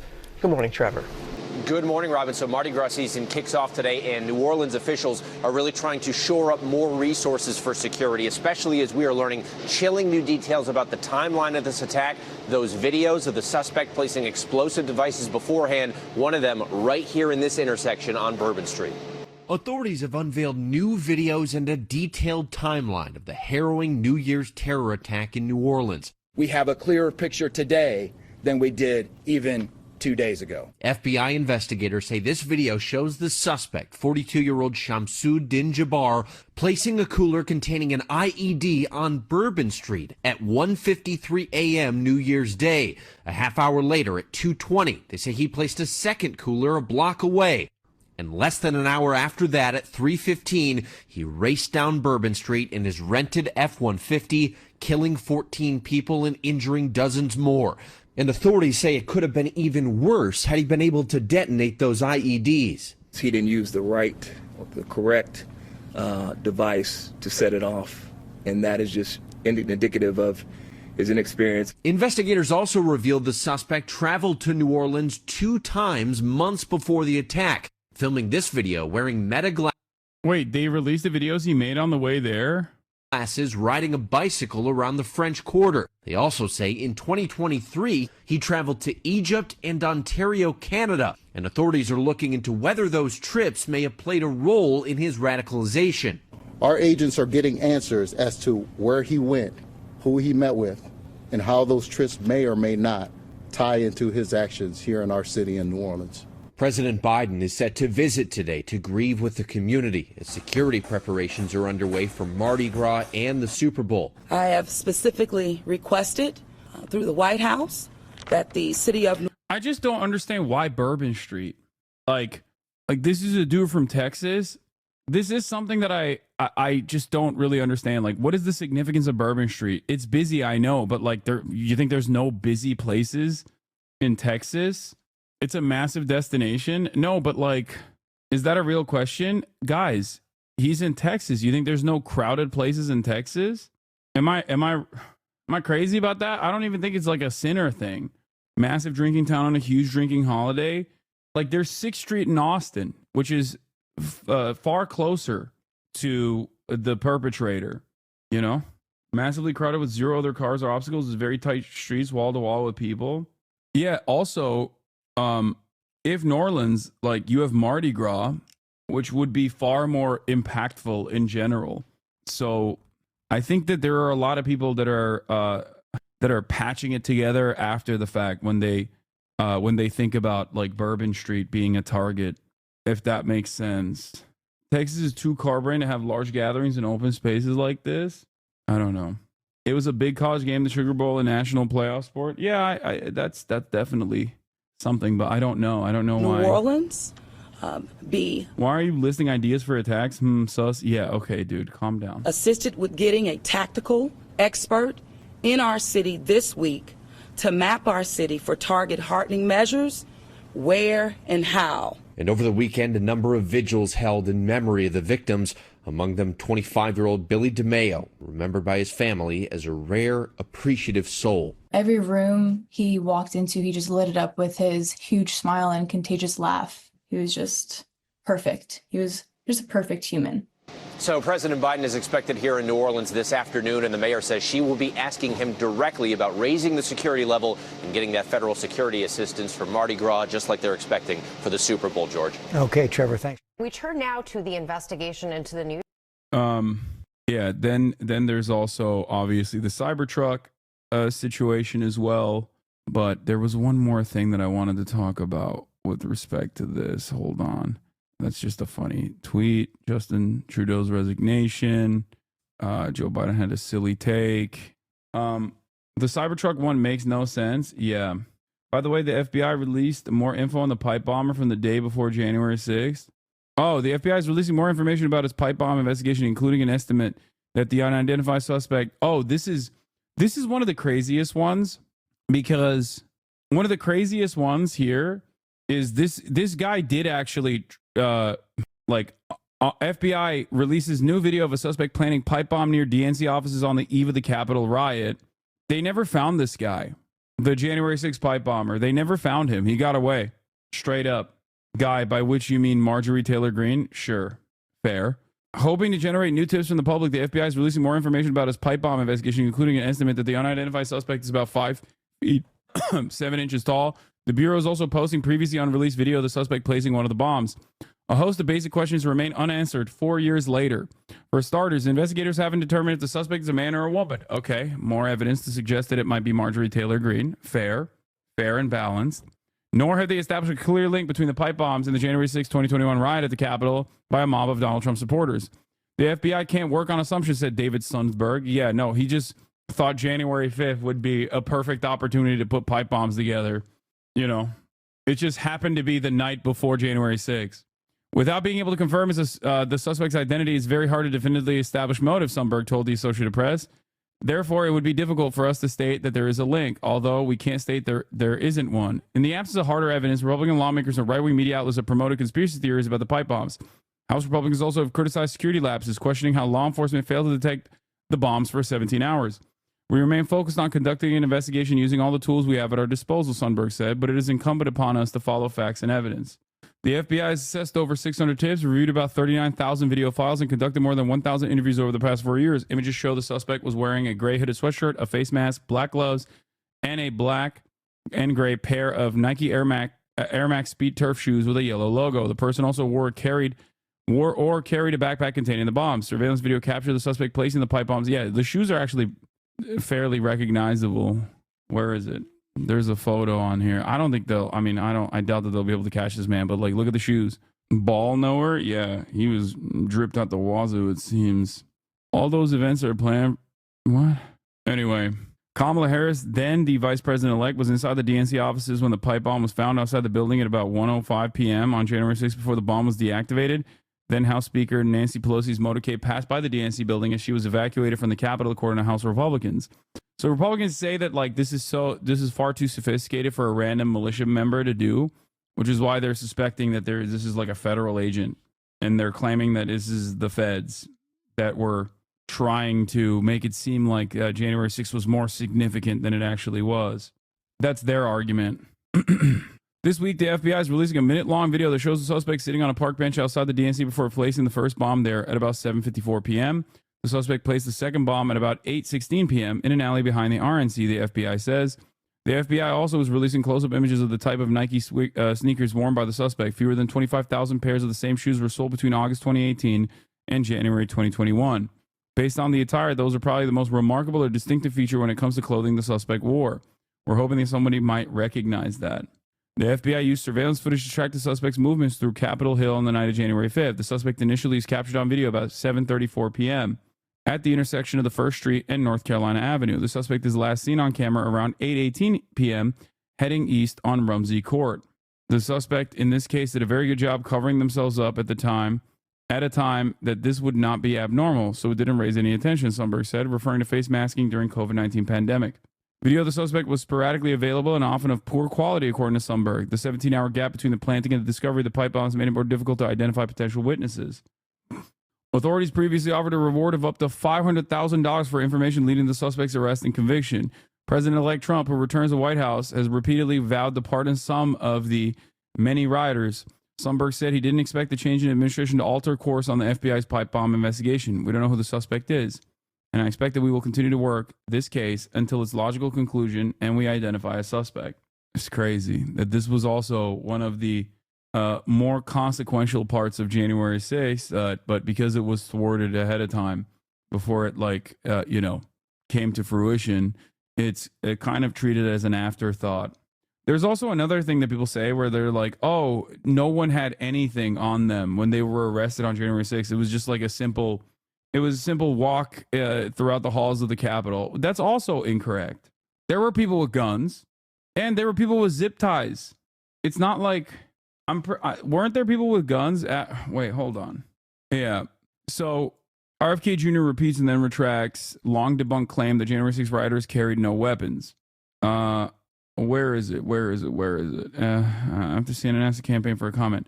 Facts first. The claim that January 6 rioters did not carry any weapons is not even close to true, as video footage showed that the very day, and as numerous court cases have further proven, people who illegally breached Capitol grounds during the riot were armed with a wide variety of weapons, including guns, stun guns, knives. Jumped in my 5.0. Thank you for the 5 gifted subs. Yeah. Knives, batons, baseball bats, flagpoles, and chemical sprays. The Justice Department is bear spray, probably. Bear mace. The Justice Department said that in its most recent update on the Capitol riot cases that 122 of the people who have been charged in connection to the riot have been charged with entering a restricted area with a dangerous or deadly weapon. It's another thing that I think it's another thing that the Republicans have very successfully been able to do an onslaught of counterclaims against. So people just take it as fact. And it is very strange that you can just kind of do that. You can kind of do that about anything, but you can especially do that about anything that the Republican Party decides to just lie about. Very strange situation where they're just like, nah, there were no guns. It was peaceful. They just kind of walked in through the halls, and it's like, but it's on camera. Yeah. Also, speaking of January 6 rioters and the like, look at what Ozempic has done to this dude. And so to me, when I look at Elon Musk X feed, I mean, it basically 95% of it sounds like I wrote it. And I'm not saying Yeah, I mean, he's right. The Twitter feed does look like 95% of Twitter does look like Alex Jones wrote it directly. Now, of course, he is personally... Also, is he at Paul Joseph Watson's house? What's going on? Is he shacking up with PJW? A blast from the past? He's saying what I say. Just he sees things pretty much the same as I do on most issues, and he has the biggest voice in the world other than Trump, and he's more prolific than Trump. So technically, in the info war, he's more powerful than Trump. And I'm not trying to name names here and say who's who, but in my view, I mean, Musk is wrecking the globalists. So that's why I've been. Elon Musk is wrecking the globalists, brother. He has factories in Shanghai. He is of South African origin. He is a billionaire and a defense contractor. He has Neuralink, a company tasked with finding a way to directly microchip American brains. How can you call yourself a conspiracy theorist and think that a man whose brother is closely associated with Jeffrey Epstein, who is the most powerful and the wealthiest billionaire on the planet, is actually fighting against the globalists and not directly the globalists? I just want to remind you guys, this is something I talk about quite a bit, okay? Republicans do not have the capacity to be universally cynical. You can be the guy, the very definition of like a satanic pedophile vampire, but as long as you're like, I am your guy, I love the Republican Party, I want Republicans to win, I'm a patriot, they will turn around and say, no, that's our guy. He's defending our rights. He's fighting against the globalists. What do you mean? The term means nothing. Okay, the term means absolutely nothing if you are deploying against whoever you think is, I don't know, on board with the global homosexual agenda and not the likes of Elon Musk. Gushing over his transformation the last 3.5 years is because he's doing irrevocable harm to their agenda. And I'm going to go over some of the good things he's done. But that said, a lot of people have wanted me to attack Musk, and most people just do it for attention, or they're jealous or whatever. And they just want to act like they're the holiest of the free speech people. And most of the time I can't even understand what they're talking about. I mean, it's the same principle behind, on the one hand, voting for Donald Trump because he's going to root out corruption and eliminate it, okay? While, he basically creates larger swamp monsters that come from the exact same places that Americans are supposed to despise. But those are our billionaires. Those are our bad guys. So they're working for us. It's just like these people are super duped. That's it. It also is the exact same. It's in the same vein as like people who say Donald Trump is going to be a peaceful dove. He's going to do no new wars. He's going to do no new wars. He's running on an anti-war slant. Meanwhile, there is no indication that he's going to be anti-war. He was very much pro-war when he was in charge of the government, and he will continue to do that, and hasn't even really lied that much about how he is going to be anti-war. He has said he wants to bomb the cartels, for example. And of course, the Fourth Estate will do what they're supposed to do and probably create reasonable ground for Trump's inevitable bombing campaign of cartel positions in Mexico by talking about how dangerous the cartels are for the safety and security of Americans. Donald Trump has also been talking about invading and annexing Canada. Donald Trump is talking about escalating tensions with Iran. But those things are not considered ending wars. Those things are considered ending wars. They're not considered to be pro-war. Or they twist things, and then I defend Musk, like on the visas, the H-1B visas, not defending H-1B visas. I've had big problems with those, and it should be massively reformed, 95%. And I'm the same as Steve Bannon on that. We need a moratorium until the country's turned around, all the rest of this stuff. We need to get Americans jobs. But I just simply said Musk has always been for these visas for skilled workers that he needs. And you can get mad at him for that, but he was the big game changer. And probably couldn't have made it past the fraud without him. I mean, let's not lie about that. And so flipping out and saying that Elon Musk has flip-flopped or stabbed people in the back, I said, that's crap. And a lot of people went, oh, my God, you're for open borders now. Yeah, right. I just simply said, hey, on that issue or whatever, separate from the issue itself, when you knew what he was for. He's compromised. This is 2.0. No, he's not compromised. He's just smart. He's smarter than the average neo-Nazi. What do you mean? He is Mr. Regime Guy. Of course he's going to defend Elon Musk. If you are a Republican propagandist who is even a little bit intelligent, of course you would defend Elon Musk. Why wouldn't you? He's given you an entire social media platform where you can do an endless amount of neo-Nazi agitation. So yeah, of course Alex Jones is going to defend Elon Musk here. Elon Musk could say anything and everything. Elon Musk tomorrow could be like, I want to do the woke agenda. I want to do gay woke agenda. And Alex Jones will still find a way to just be like, oh, he's just joking. Remember, he's done a lot. He's done a lot for the movement. And he's not wrong. He's not wrong.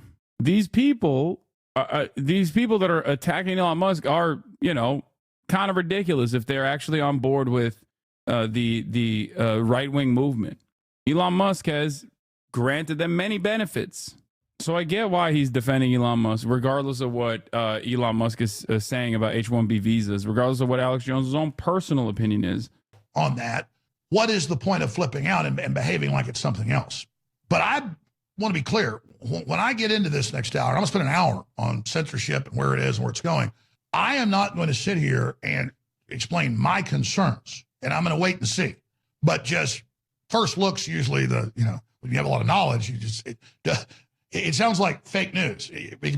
because you can define fake news however you want. So it's whoever's defining things is basically saying they're the arbiter of reality. So who defines what's negative? And I can say that obviously when you look at Elon Musk's feed, according to how the left would define something negative, he's criticizing world government. He's criticizing the death cult and depopulation, doing an excellent job. He's criticizing the attempts for post-industrial world and saying we need to keep fossil fuels. The gravest threat to the established order of business will never be, by those who have power, by the way, will never be the neo-Nazi movement, will never be the right-wing reactionary fascist conspiracy theorists. It will always be an eclectic group of leftists from progressive movements, student movements, campus mobilizations, all the way to trade unions and the socialists and the communists. Okay? These guys know where their bread is buttered. They know not to disrupt too much. They will sometimes engage in disruptive sentiment, attacking the established hierarchy, but only as a way to get their credibility up, only as a way to say, like, no, you don't understand. I am actually kind of disruptive. Every now and then, maybe there'll be even something about Israel, right? But ultimately, they know not to rock the boat because their overarching goal is to just have proximity to power. And the larger goal for the likes of the Ben Shapiros of the world, for example, is almost always to engage in divisive commentary with the exclusive purpose of trying to make you not pay attention to the actual systematic violence that you are experiencing on a daily basis. Systems of cruelty, oppression, subjugation, and those who control the levers of power. This is precisely the reason why they will turn around and defend the likes of Elon Musk. Billionaires like Elon Musk are the good guys, while simultaneously claim that other billionaires, who are the bad guys, are actually doing things that Elon Musk is literally doing. They're microchipping you. They're putting microchips. It's like, but Elon Musk is a good billionaire, even though he has a microchip company who's working to put a microchip in everyone's brains. You know? Yes, poopy pee-pee man, like me, a person who has a firm grip on the levers of power. He is criticizing the poison shot, the open borders, and devastating it. He is exposing the giant child kidnapping rings in England when they're saying it's upwards of 1 million children raped, disappeared, some killed. What? And he 1 million children have been kidnapped and killed in England? 1 million children have been kidnapped and killed in England. Like 1 out of every 50 person in England is a child. Let's see what the population of England is for minors. How much of the UK population is under the age of 18? Young people aged 10 to 19 represent 12% of the total population of the UK. 12% of the population. Where children, the population of children is 14 million. Okay? Population age under the age of 18 is 23 million. So 1 in every 23 child has been kidnapped in England. 1 out of 23. Like, you go to school in England, you know at least one of your classmates has been kidnapped. At least. That's amazing. He's going after the unelected EU. He's getting all these great people elected. I mean, we're all doing it together, but I mean, there's like a pie of the populace in any country and influence internationally. I mean, Elon Musk is like 30% of the effect, if I had to be dead reckon. I mean, he's ramming us over the top. And so I get giddy because my goal is not to kiss Elon Musk's ass. Oh, they're just finding out about Jimmy Savile. Oh, my God. Uh-oh. He's about to find out who the chief prosecutor was at the time. I can't look away. Uh-oh. BBC shielded one of Britain's worst pedophiles, Jimmy Savile. Jimmy Savile, once a BBC icon, was revealed as one of the UK's worst pedophiles. Wait till you find out who else was also aligned with Jimmy Savile. Like, who put him in such a prominent position. Oh, that's right. Margaret Thatcher lobbied for Savile knighthood despite warnings. Senior civil servants repeatedly warned Margaret Thatcher about the risks of giving Jimmy Savile a knighthood in the 1980s, one describing the broadcaster as a strange and complex man. Or the royal family, as a matter of fact. Jimmy Savile, all right, England's most notorious pedophile, was firmly planted within the halls of the elite. And he wasn't even just a notorious pedophile. He sexually assaulted babies all the way up to the elderly. Okay? Yes, he was also a necrophile. One of the most evil people on the planet, like individually. Yes. One of the most evil people on the planet. Okay, here, I'm going to give you one example. Okay? I'm going to give you just one example, which will help you understand exactly how evil he was. Jimmy Savile, as one of the most famous television personalities of his time, was a serial philanthropist. He even rebuilt the paralysis wing of one of these famous hospitals in England, I believe, right? In the UK somewhere, okay? He built that hospital, and he had direct access to the patients at Stoke Mandeville Hospital, thank you, where he would go and sexually abuse and assault people who were paralyzed from the neck down in the paralysis wing that he built of the hospital. And he did this for decades. If there is truly someone who is, a devil incarnate, hell on earth, it was Jimmy Savile, a man who was firmly planted within the halls of the English elite. This whole, isn't he a paedophile line, basically? Yes. All right. How do they know whether I am or not? How does anybody know whether I am? Nobody knows whether I am or not. I know I am. Jimmy, are you a paedophile? Yes. Okay, dude, come on. They clipped it. They clipped it to. But yeah, this person is talking about how Keir Starmer was the head of the CPS when the investigation was dropped in 2009. Yes. And yes, Stoke Mandeville was a pre-existing hospital. He just funded the paralysis wing with Thatcher's help, just to be clear. Yes, that's what I was saying. He funded and rebuilt the paralysis wing of the hospital, and he would spend a lot of time in the paralysis wing of the hospital straight up sexually assaulting the victims, sexually assaulting those who were staying at the paralysis wing of the hospital that he had built. Keir Starmer was one of the people responsible for, not investigating him. Wait till Elon Musk figures that out. Oh boy. My goal is to defeat the New World Order. And that's what I've been, trying to explain forever here. Got a new earpiece. Oh man. Just a moral rot. More than 650 victims, by the way. Wait, so what's important? What's so important about him figuring it out? Elon Musk has been landing a lot of blows against the labor admin, Keir Starmer specifically. The problem is there's a lot that you can make fun of Keir Starmer on or criticize his incompetence on. Elon Musk will inevitably use that once he figures that out to, attack Keir Starmer further. Now, when Elon Musk is attacking Keir Starmer, it's a little bit different than someone like myself criticizing Keir Starmer. Elon Musk is attacking Keir Starmer because he wants the Reform Party to control the UK government. The irony, of course, is that the new Labour administration is doing that to themselves already. And yes, as much as I would like to hit Keir Starmer on this issue as well, the link between Starmer and the Savile case is super blurry. There's no significant evidence that he knew how bad it was. A lot was kept from him by the Tory government at the time. So in the interest of fairness, I do not know if Keir Starmer understood the many crimes of Jimmy Savile and then chose to protect them, or if he simply did not know. I don't know. I'm saying I don't know. I don't know. Let's get back to the Cybertruck investigation, one that also is confusing. We turn now to the investigation into the New Year's Day Cybertruck blast outside the Trump Hotel in Las Vegas.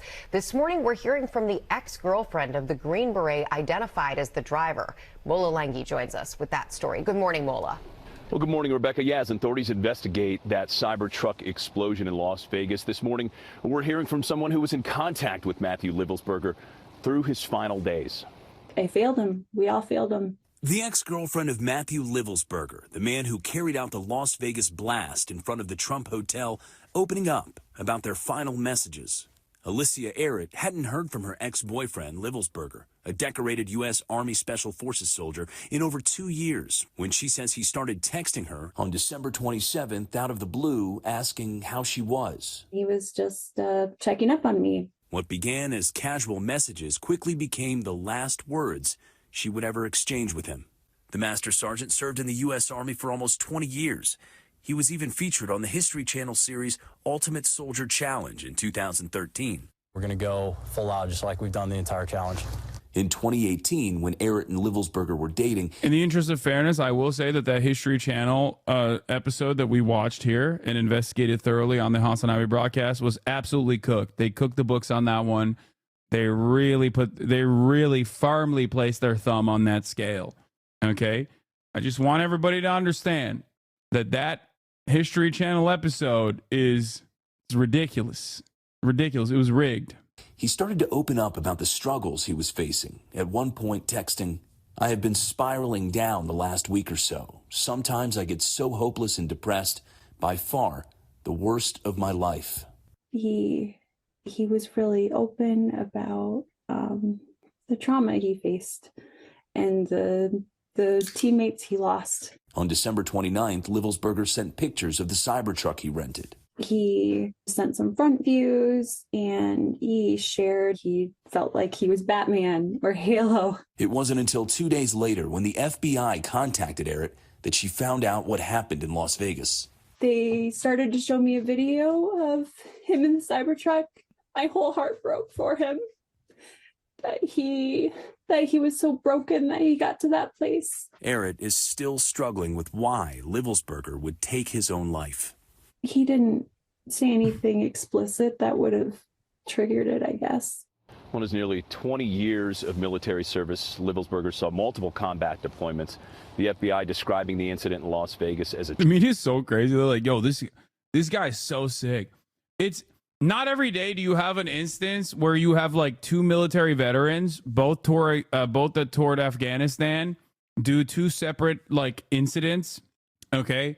And on the one hand, the brown guy who converted to Islam is, explained in a very different way. Obviously, the circumstances are different because, like, Jabbar successfully carried out a terror attack, killing 14 innocent civilians, whereas Matthew Livelsberger, holy shit, I was in 10 Special Forces group with this guy, Osprey and Prey.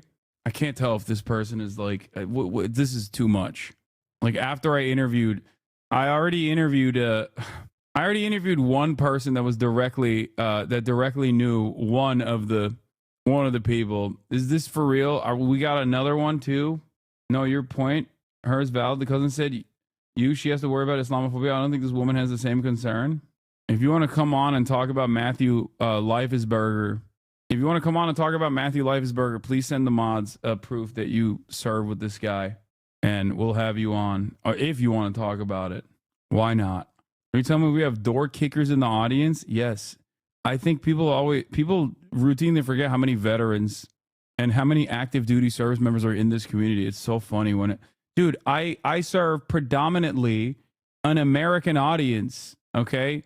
Like, it's not shocking at all. The American military, the Defense Department, is the second largest hiring body in the country. I explain this with regular frequency to people who are still shocked by this. It's no different than having someone in the chat be like, yeah, I work for Walmart, okay? Or I work for Amazon. Walmart is the largest hiring body in the country. The second largest is the Defense Department. It's the Pentagon. Also, I would go so far as to say that, given the experiences that people go through, if you have toured, you have an even higher likelihood of becoming radicalized against American capitalism and American wars in general. So, tragic case of suicide by a highly decorated service member struggling with PTSD and other issues, guys. Sad beyond words, Mola. Thank you. We're seeing Canadian Prime Minister Justin All right, Trudeau. we're not going to get to the Canada stuff yet. Hold on. There was more I wanted to talk about. A couple of reasons as to why the media coverage is very different with Livelsberger is that, obviously, first and foremost, he's white. Okay, that's important. He's also a door kicker, more decorated than Shamsuddin Jabbar. Didn't do it for ISIS, and also killed, 0 people except for himself. Those are the major reasons as to why the media coverage is a little different.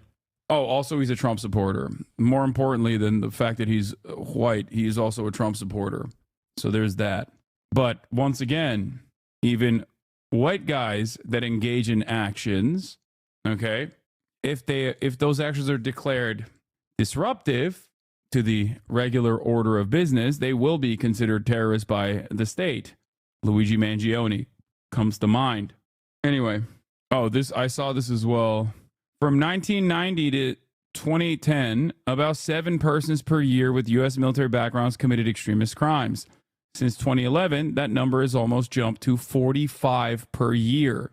Now, one might say this number has increased because MK Ultra. I don't think it's that. I don't think that is the case. I think that, I don't think it's MK Ultra or anything like that. I think it's more so that there are more people touring. There are more people that are directly in combat since America's war on terror. Since in this time frame, the thing that changed from 1990 to 2010, what changed significantly from 2010 onwards is the reality that there are far more individuals that went overseas to actually go and engage in direct combat.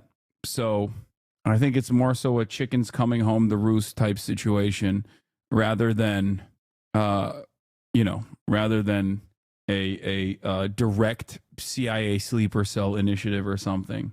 We forget that Timothy McVeigh was a vet and washed out of Ranger School before being radicalized by Ruby Ridge and Waco. Yep. During an interview, saying your ex-infantry is an immediate no-go because they're afraid you're going to kill your coworkers. Also, a lot of people join at the lowest point of their lives. There are a surprising amount of suicide people who treat military as their last resort. Yeah.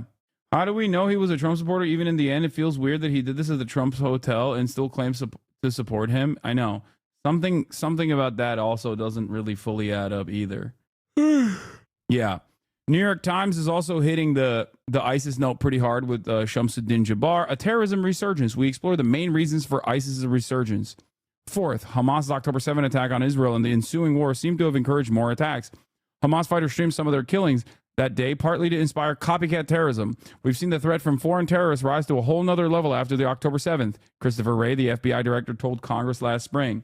Hamas and ISIS, they're the same, is a ridiculous thing to claim because Hamas does not bear similarities to ISIS, especially when Israel is a much similar point right there. I mean, even very old mass shootings were done by vets. Texas A&M massacre was done by a Marine. Lee Harvey Oswald was also a Marine. It's wild. It's wild that they're looking at the situation and going, it's wild that the situation. I mean, this right here is so insane that it is no different than tying Iran to the war on terror, a ridiculous lie that the American government presented at the time. The Axis of Evil speech, the famous Axis of Evil speech, tied Iran to the post 9/11 war on terror. Ironically enough, the American government used Iranian targets and Iranian intelligence in their war on terror. If you understand anything about the region, okay, if you understand anything about this region, you know for a fact, and you have seen it, you've seen this reality unfold time and time again, that Iran and the axis of resistance in the region are not exactly fond of the Salafist brigades. There are significantly more allegiances to the West amongst those who fund and facilitate ISIS-style groups. Our guy, HTS, the leader of HTS that now rules over Syria, is a former Al-Qaeda leader. It is ridiculous. It is completely ridiculous to say it is Iran or Hamas that is aligned with these people.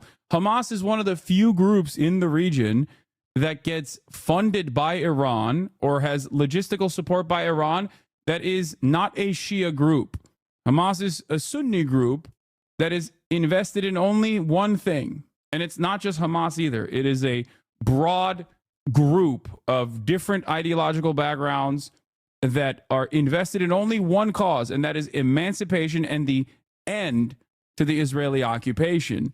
The fact that New York Times would mislead their audience like this is ridiculous. And it is no different than George W. Bush saying, that's right, the axis of evil is famously Iran and also North Korea. The Times also tried to tie Luigi to the New Orleans attack. They had a whole heading about it, literally just grasping at straws at this point, shaking my head. Yeah. And this is, I think, the last-ditch effort of the Fourth Estate as their remaining credibility falls apart in the eyes of even their most loyal supporters. I think that they are missing the forest for the trees. Okay? Yes, here is obviously... Hamas and ISIS hate Israel and each other. Ironically enough, I don't think ISIS hates Israel. I'm going to be honest with you. Times of Israel writing this article, but don't really think that ISIS hates Israel that much. Years-long conflict between terror groups resurfaces. 3 Hamas policemen in Gaza killed this week in suicide attack blamed on the Islamic State. ISIS and Hamas do, as a matter of fact, hate one another. Okay? That is true. You can say that it's because Hamas doesn't want any other game in town. You know, fine. If you want to believe that, that's fine. But they are not exactly fond of one another. ISIS fighters attacked Israeli Defense Forces unit, then apologized, claims former commander. Moshe Alon reportedly referred to a clash with ISIS-linked group last November. This is from Monday, 28th August. This is from 28th of August, 2017. I'm going to keep running these again. Israel gives secret aid to Syrian rebels. Fighters near Golan Heights in Syria receive cash and humanitarian help. Before people tell me, once again, Hassan, you're, I can't believe you're saying this. I can't believe you're doing this. Moshe Alon, for the record, is the ex-defense minister. The Israeli government has given aid to Syrian rebels. The Israeli government has also personally helped render medical aid to some of these militants. How can it be for the only game in town when they operate in close coordination with all the other groups as well as PIJ and etc.? Yeah, I'm just trying to tell people that I'm just trying to prove to people that even are skeptical that Hamas and ISIS have never been aligned. I don't agree with that anyway.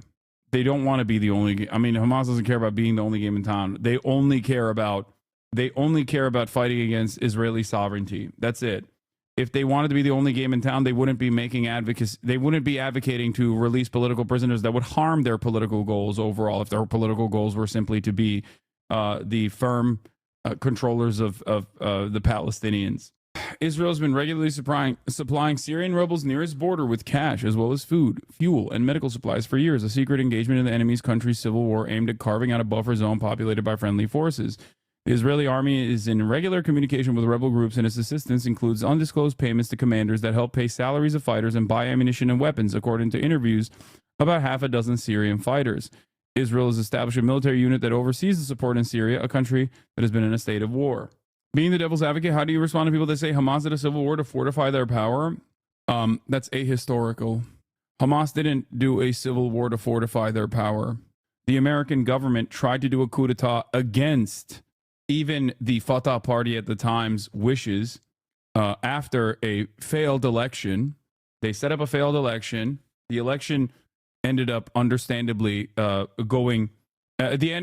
election that took place ended up understandably giving more power to Hamas, which was seen as the less corruptible forces at the time, because this came in the heels of almost 2 decades of failed negotiation talks, as the Palestinian Authority, led by the Fatah party, was seen as a collaborator, understandably, in the minds of Palestinians, a collaborator of the Israeli security force, which they are.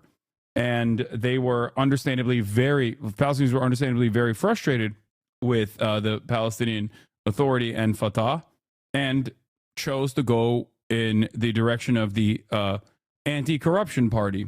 In the aftermath of that failure of an election for American interest, they tried to do a coup d'etat. The coup d'etat failed, and Hamas solidified its support. It was not a civil war that took place. It was a failed American coup, just so you understand. Hamas is also engaged in numerous high-profile executions of ISIS militants that tried to set up shop in the Gaza Strip, for the record. So the notion that these two groups are connected to one another is absolutely ridiculous. And the only reason why that actually plays in any way, shape, or form in American media is pure racism, nothing else. Okay? Pure racism. Oh, Hamas, ISIS, these guys are both scary Muslims. So they must be in line with one another, as opposed to the not so scary, our friends in the region, the Jewish nation state of Israel. That's the black and white of it. If you operate on the childlike understanding of political conflict in the region, then yeah, you will make that association. You will run with that association. It's pretty crazy. Anyway, speaking of Israel, actually, let's talk about this as well. Dropsite did some coverage from Ynet. No rape allegations were filed in the October 7 attacks, the Israeli prosecutor says. Ynet spoke to Moran Gaz, who, until recently, led the Security Cases Division at the Southern District Prosecutor's Office in Israel and was a member of Team 710, responsible for cases involving captured Palestinians in connection with the October 7th attacks.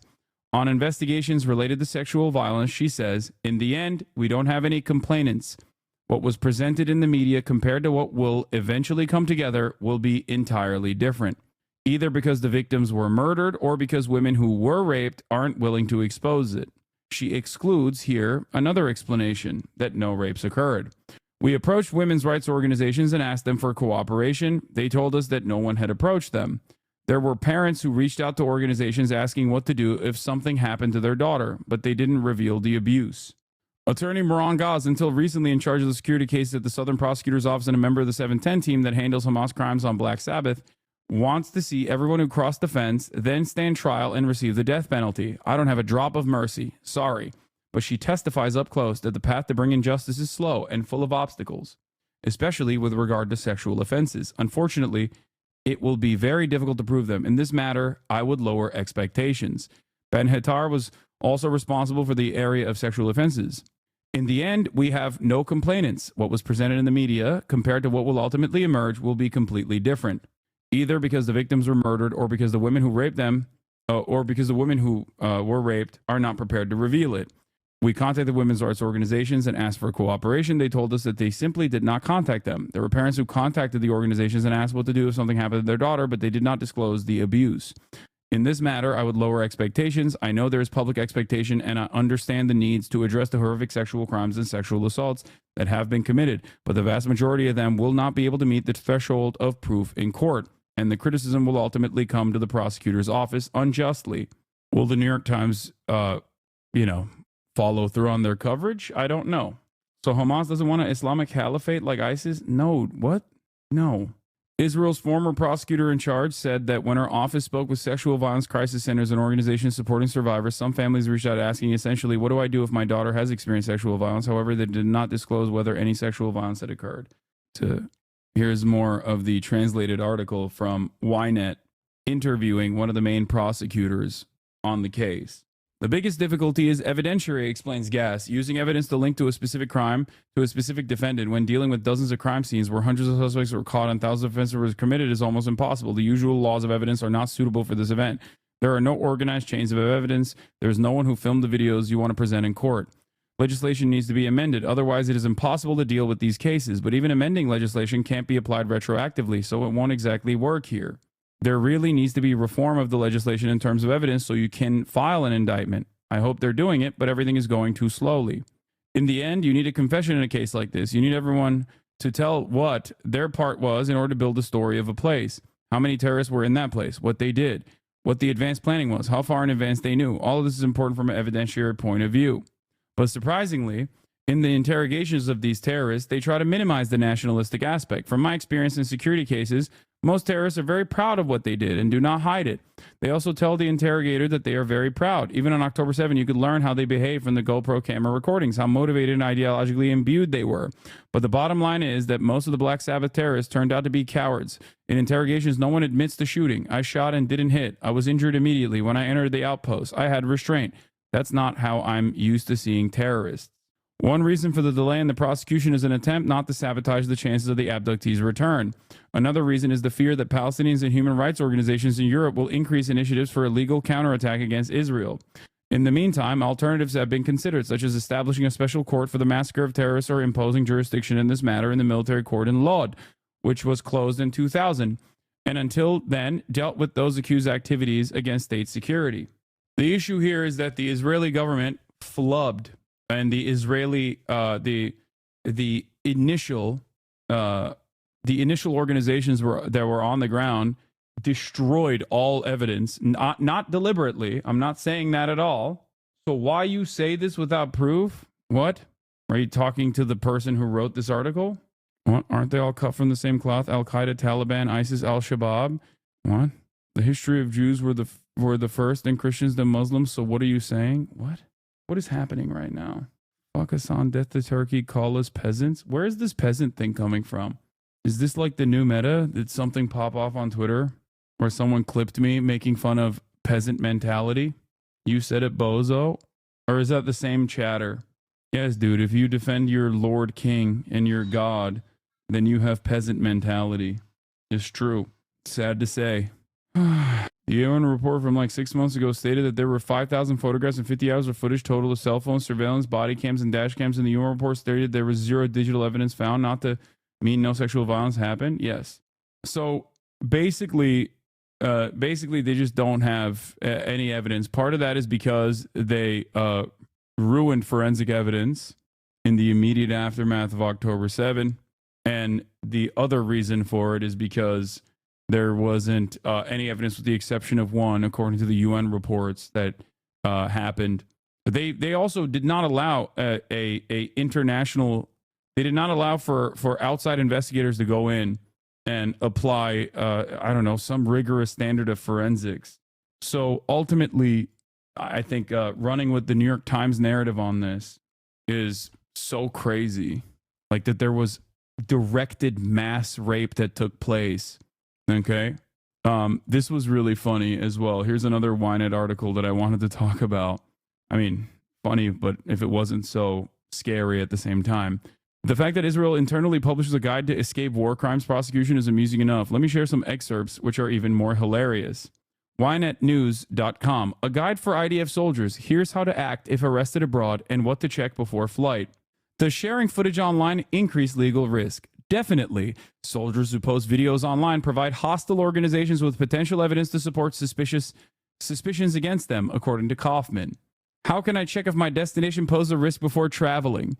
Human rights organizations publish reports online detailing the application of universal jurisdiction in various countries. Consulting an international criminal law expert is strongly recommended. Minor content such as racist songs. What precautions should be taken before traveling? Soldiers should avoid posting photos or videos from their service, especially content showing destroyed buildings, even if there's a military justification. Such posts violate operational security and could harm Israel's image. Some countries might treat seemingly minor content such as racist songs as incitement to genocide. Will traveling become safer after the fighting ends? The threat may not diminish and could even intensify as Gaza opens to human rights groups and foreign journalists. I wonder why. Yeah. If the fighting is diminished and international human rights organizations have the opportunity to actually investigate the full scope of the genocide that Israel has committed, then all hell might break loose for you. So you might not actually be able to go to your travel destination. Also, here's a fun story. And this is the reason why people are talking about this. An Israeli occupying force soldier went to Brazil. The Hind Rajab Foundation has verified information that Israel is imminently attempting to smuggle suspected Israeli war criminal Yuval Vagdani out of Brazil because of the Brazilian court order for police to take investigative measures against him. There are also indications of evidence being destroyed.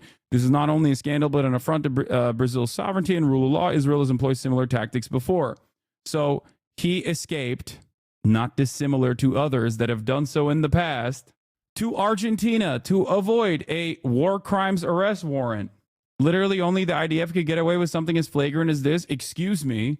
There are plenty of others who have also fled to Argentina in the past. This is not the first time a fascist has fled to Argentina to avoid legal scrutiny for their participation in genocide. Okay? That is not the first time, okay? Not the first time, possibly not the last, but certainly not the first time that this has happened. A new twist on an old favorite. Yep. Anyway, so that was a brief little update on that front. And now it's time to talk about Canada. Ladies and gentlemen, pour one out for everyone's favorite blackface enthusiast, Justin Trudeau. After nearly a decade of controlling the Commonwealth nation of Canada, Justin Trudeau's regime has come to a tumultuous end. Are you serious? Did you see what's going on with Twitch? What's going on with Twitch? What happened? No more top of the hour ad breaks? Yeah, no more. But you can still subscribe at the top of the hour or in the middle of the hour or whenever you choose to do so. Although I am not running top of the hour ad breaks, you can still subscribe if you would like to for $6 or for free with a Twitch Prime. That's a two-parter that I'm not even going to be banning because for good old time's sake, he reminded me that it is the top of the hour. You can also get gifted a sub if you are lucky. This is a way to show your support to the broadcast. It comes out to basically, 0.5 cents an hour for the unlimited content. Step up to the microphone now. Let's listen in. Bon matin. Every morning I've woken up as Prime Minister. I've been inspired by the resilience, the generosity, and the determination of Canadians. It is the driving force of every single day I have the privilege of serving in this office. That is why, since 2015, I've fought for this country, for you, to strengthen and grow the middle class. Why we rallied to support each other through the pandemic, to advance reconciliation, to defend free trade on this continent, to stand strong with Ukraine and our democracy, and to fight climate change and get our economy ready for the future. We are at a critical moment in the world. You all know I'm a fighter. Every bone in my body has always told me to fight because I care deeply about Canadians, I care deeply about this country, and I will always be motivated by what is in the best interest of Canadians. And the fact is, despite best efforts to work through it, Parliament has been paralyzed for months after what has been the longest session of a minority parliament in Canadian history. That's why this morning I advised the Governor-General that we need a new session of Parliament. She has granted this request, and the House will now be prorogued until March 24th. Over the holidays, I've also had a chance to reflect and have had long talks with my family about our future. Throughout the course of my career, any success I have personally achieved has been because of their support and with their encouragement. So last night over dinner, I told my kids about the decision that I'm sharing with you today.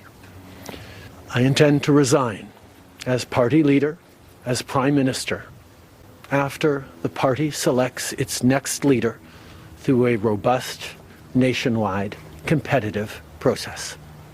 Last night, I asked the President of the Liberal Party to begin that process. This country deserves a real choice in the next election, and it has become clear to me that if I'm having to fight internal battles, I cannot be the best option in that election. A new Prime Minister and leader of the Liberal Party will carry its values and ideals into that next election. I'm excited to see the process unfold in the months ahead. We were elected for the third time in 2021 to strengthen the economy post-pandemic and advance Canada's interests in a complicated world. And that is exactly the job that I and we will continue to do for Canadians. Merci beaucoup, mes amis. Thank you, Prime Minister. We'll now go to questions, starting with Laurence Martin, Radio-Canada. Bonjour, Monsieur Trudeau. Vous vouliez le faire, ce combat contre Pierre Poilievre. Des batailles internes, il y en a dans votre parti depuis plusieurs mois déjà. to do. Why did you decide to resign now after all the squabbles in the party over the past months? I'm not somebody who recoils easily before such enormous challenges before the party and the country, because I'm doing this job in the interests of Canadians in Canada and to defend the democracy which I cherish.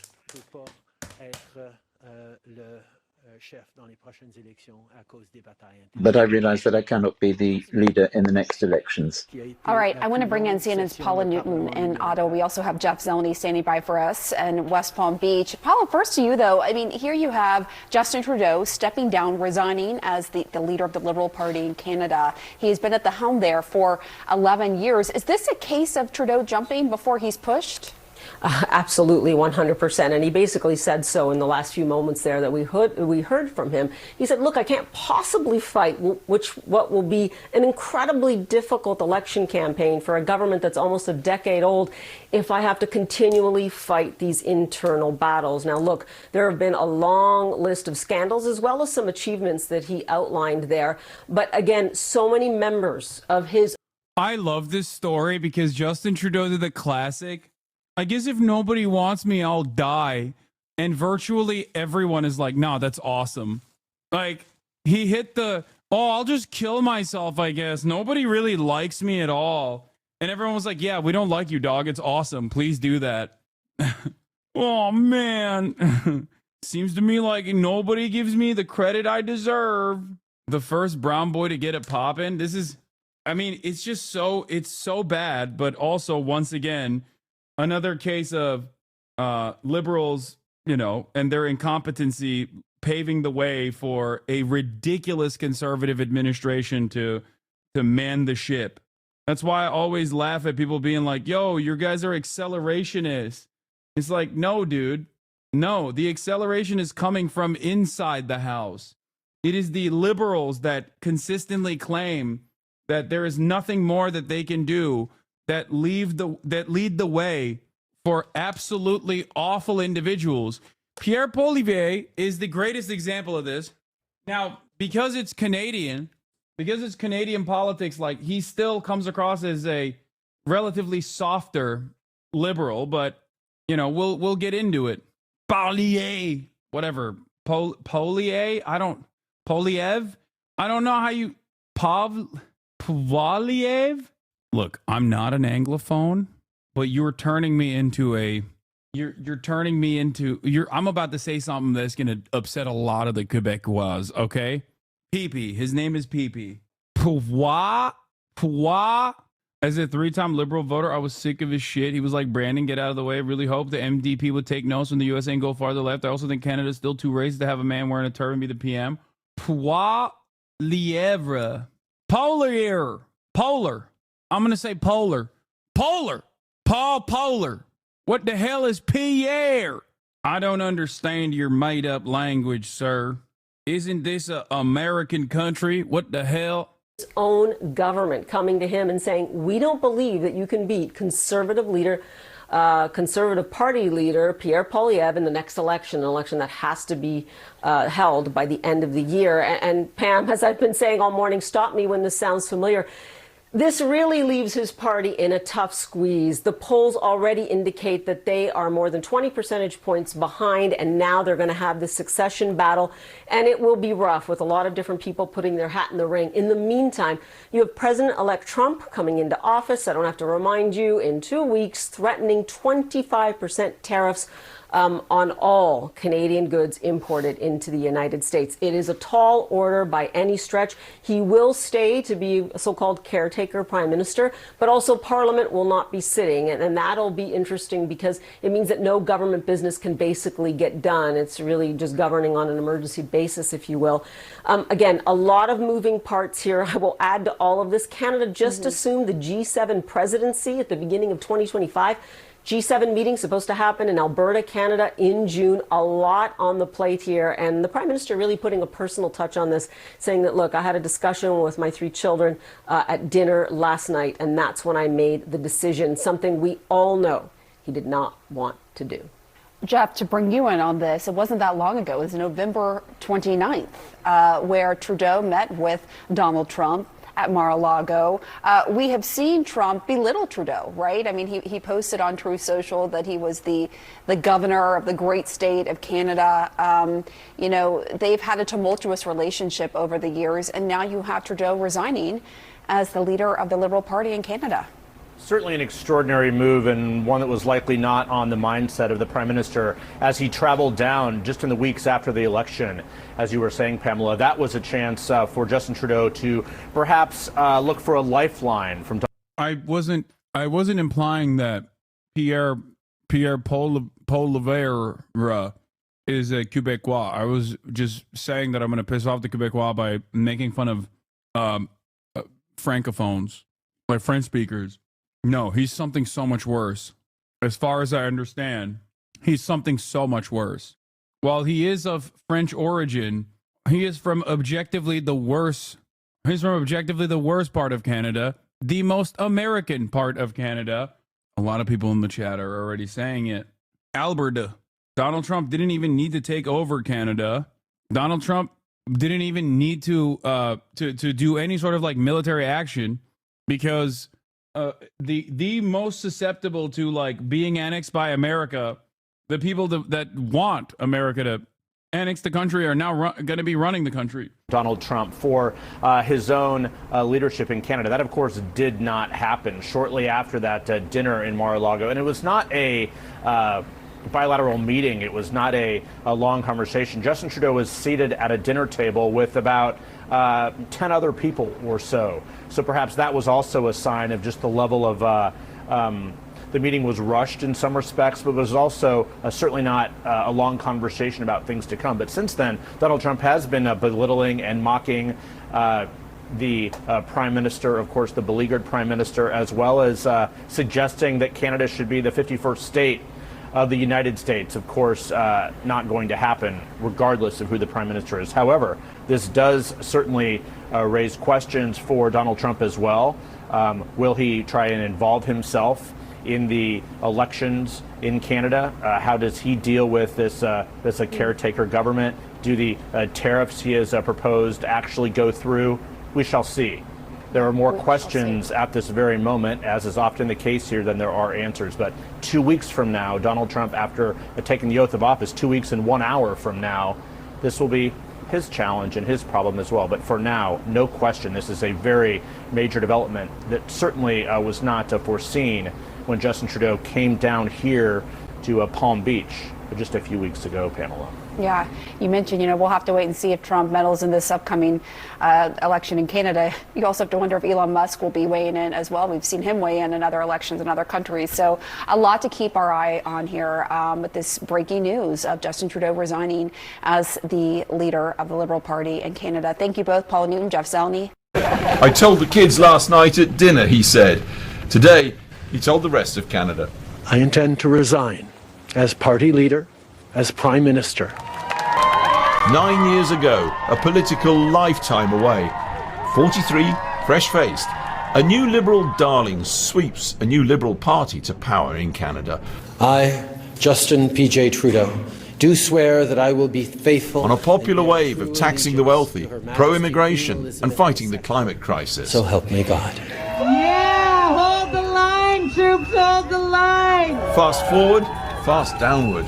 The Freedom Convoy of truckers. Yeah, he really did that, huh? Doesn't that strike you? Interesting.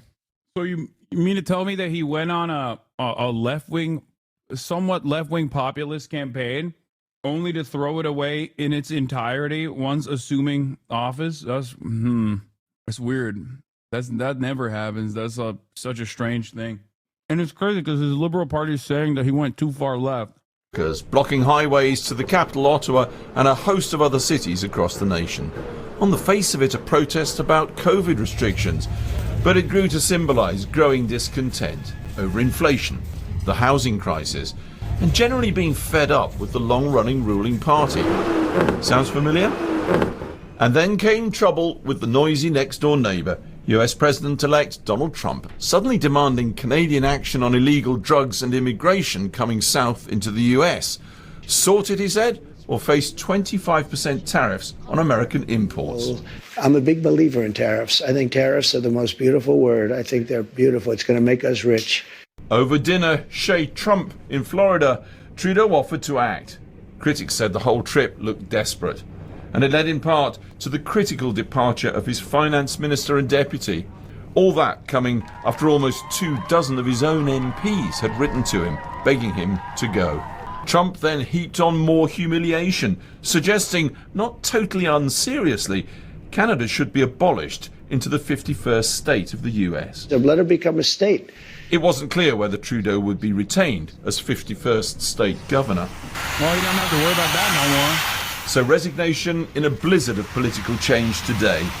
And in an irony of nature, the day when Canadian winter temperatures descended on so much of the US, where the incoming president has played a key part in ending the Trudeau years in power. Well, I know under my watch for Ontario, it'd never be for that at all. We have the greatest country in the world. We have the greatest province anywhere. Any sub-sovereign nation is Ontario and the rest of the provinces as well. You think he's joking? We would, you know something, to the president, I'll make him a counteroffer. How about if we buy Alaska and we'll throw in Minnesota and Minneapolis at the same time? So, you know, it's not realistic. I know he likes making these comments and he likes joking around. I take that seriously. He may be joking, but under my watch, that will never, ever happen. This morning, we want to bring you the reaction from the opposition leader, the Conservative leader, Pierre Poilievre. What are you going to do about it, bitch? No, but like actually, what are you going to do? Like, why is annexing Canada wrong? Come on, guys. Okay, I've joked too much about this. I feel like now it's becoming a serious situation and I can't joke about it anymore. Oh my God, I should have never joked about it to begin with. What is wrong about violating the sovereignty of our neighboring nation, one of America's closest allies? I don't know, man. Pretty much every part of that is wrong. It's immoral, it's illegal, it's completely unacceptable, and America has done it time and time again. So who knows? Is this Donald Trump's like Hitler overtakes Austria moment? Is that what it is? Is that the historical parallel here? A nation state with enough of a captive population that is on board with such an action? Some serious similarities I foresee. Yeah, right now, we mentioned a few moments ago that he did tweet, and in his words, there is no change. That is from his... No, Canada would be the Austria. Mexico would be the Poland. His account posted. Then again, there is no Poland. What are you talking about? Who is the USSR in this regard? China? Who are we fighting against? Like, who's on the opposing side here? There's no real socialist counterbalance to all this fascism. We're cooked. On X, there was also a video posted as part of that post. Let's play it now. Canadians desperate to turn the page on this dark chapter in our history might be relieved today that Justin Trudeau is finally leaving. But what has really changed? Every Liberal MP in power today and every potential Liberal leadership contender fighting for the top job helped Justin Trudeau break the country over the last 9 years. All Liberal politicians actively worked to pass into law the job-killing inflationary carbon tax, a tax that Carbon Tax Carney endorsed in his book. All supported a law quadrupling the tax over the next 5 years. All voted for or actively supported Trudeau's out-of-control spending, debt, and immigration. All passed Trudeau's housing policies that doubled the cost of homes.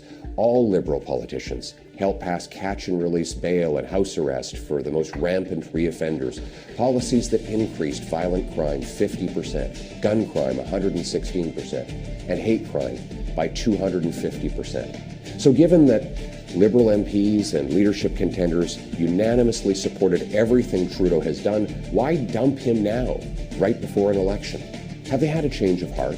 Is it because they feel guilty that they doubled housing costs, hiked taxes, unleashed crime, broke immigration, forced a quarter of the population into poverty?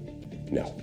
They continued supporting Trudeau when he did all of those things. No, their only objection is that he is no longer popular enough to win an election and keep them in power. They want to protect their pensions and paycheck by sweeping their hated leader under the rug months before an election to trick you and then do it all over again. Now, while leaderless Liberals focus on saving their jobs and fighting each other for power, the country spirals out of control, an out-of-control housing emergency, an out-of-control migrant crisis, an out-of-control $62 billion deficit, not to mention tariff threats from the United States. Oh, and another NDP Liberal carbon tax hike kicks in this April 1st. Everything's out of control. And now the government is out of control. This cannot go on. We need a carbon tax election now to choose between the NDP Liberal costly coalition that taxes your food, punishes your work, doubles your housing costs, and unleashes crime and drugs in your community, or common sense conservatives who will axe the tax, build the homes, fix the budget, and stop the crime. Canadians can take back control of their lives and their country. Take back control of our border. Take back control of immigration. Take back control of spending, deficits, and inflation. Take back control of our streets by locking up criminals. New Alberta Premier Daniel Smith announces the province has signed a letter of intent and Enbridge to expand pipeline capacity in an effort to double Alberta's oil and gas production. Last time the UCP partnered with a pipeline company, the province lost $1.3 billion. They're doing it again. This is, I think, part of the reason why there's no reason to invade Canada. You only invade countries that don't want to sell away their natural resources to private corporations. Why invade the country when they're playing ball with capital owners anyway? Like, that's part of the reason why I think it's kind of silly. The only reason why you would invade Canada or annex Canada is to take away what remains of their social safety nets, I guess, which you know, is in the realm of some healthcare. But once again, I mean, the very same dude that we just listened to, crack smoker's own brother, has, from what I understand of Canadian politics, played a pretty significant role in undermining socialized medicine in his own province anyway. So they're doing it to themselves. It's not like you need foreign intervention of any sort, you know? It is also kind of funny that this guy has the charisma of a wet noodle. Pee-pee, I mean. I would never disrespect the Fords. The Fords do have a lot of charisma. They might not, or did. One of them died. But when they were both alive, they both were maybe a little too charismatic. Someone just said, "What is this echo chamber?" Criminals, banning drugs, treating addiction, and stopping gun smugglers. We'll cap spending, axe taxes, reward work, build homes, uphold family, stop crime, secure borders, rearm our forces, restore our freedom, and put Canada first. All with one mission: to bring home Canada's promise that every hardworking Canadian gets a powerful paycheck and pension that buys affordable food and homes on safe streets where all are united for the country we know and love. Canada first, Canada last, Canada always. Let's bring it home. Justin Trudeau's a liberal. Canada always.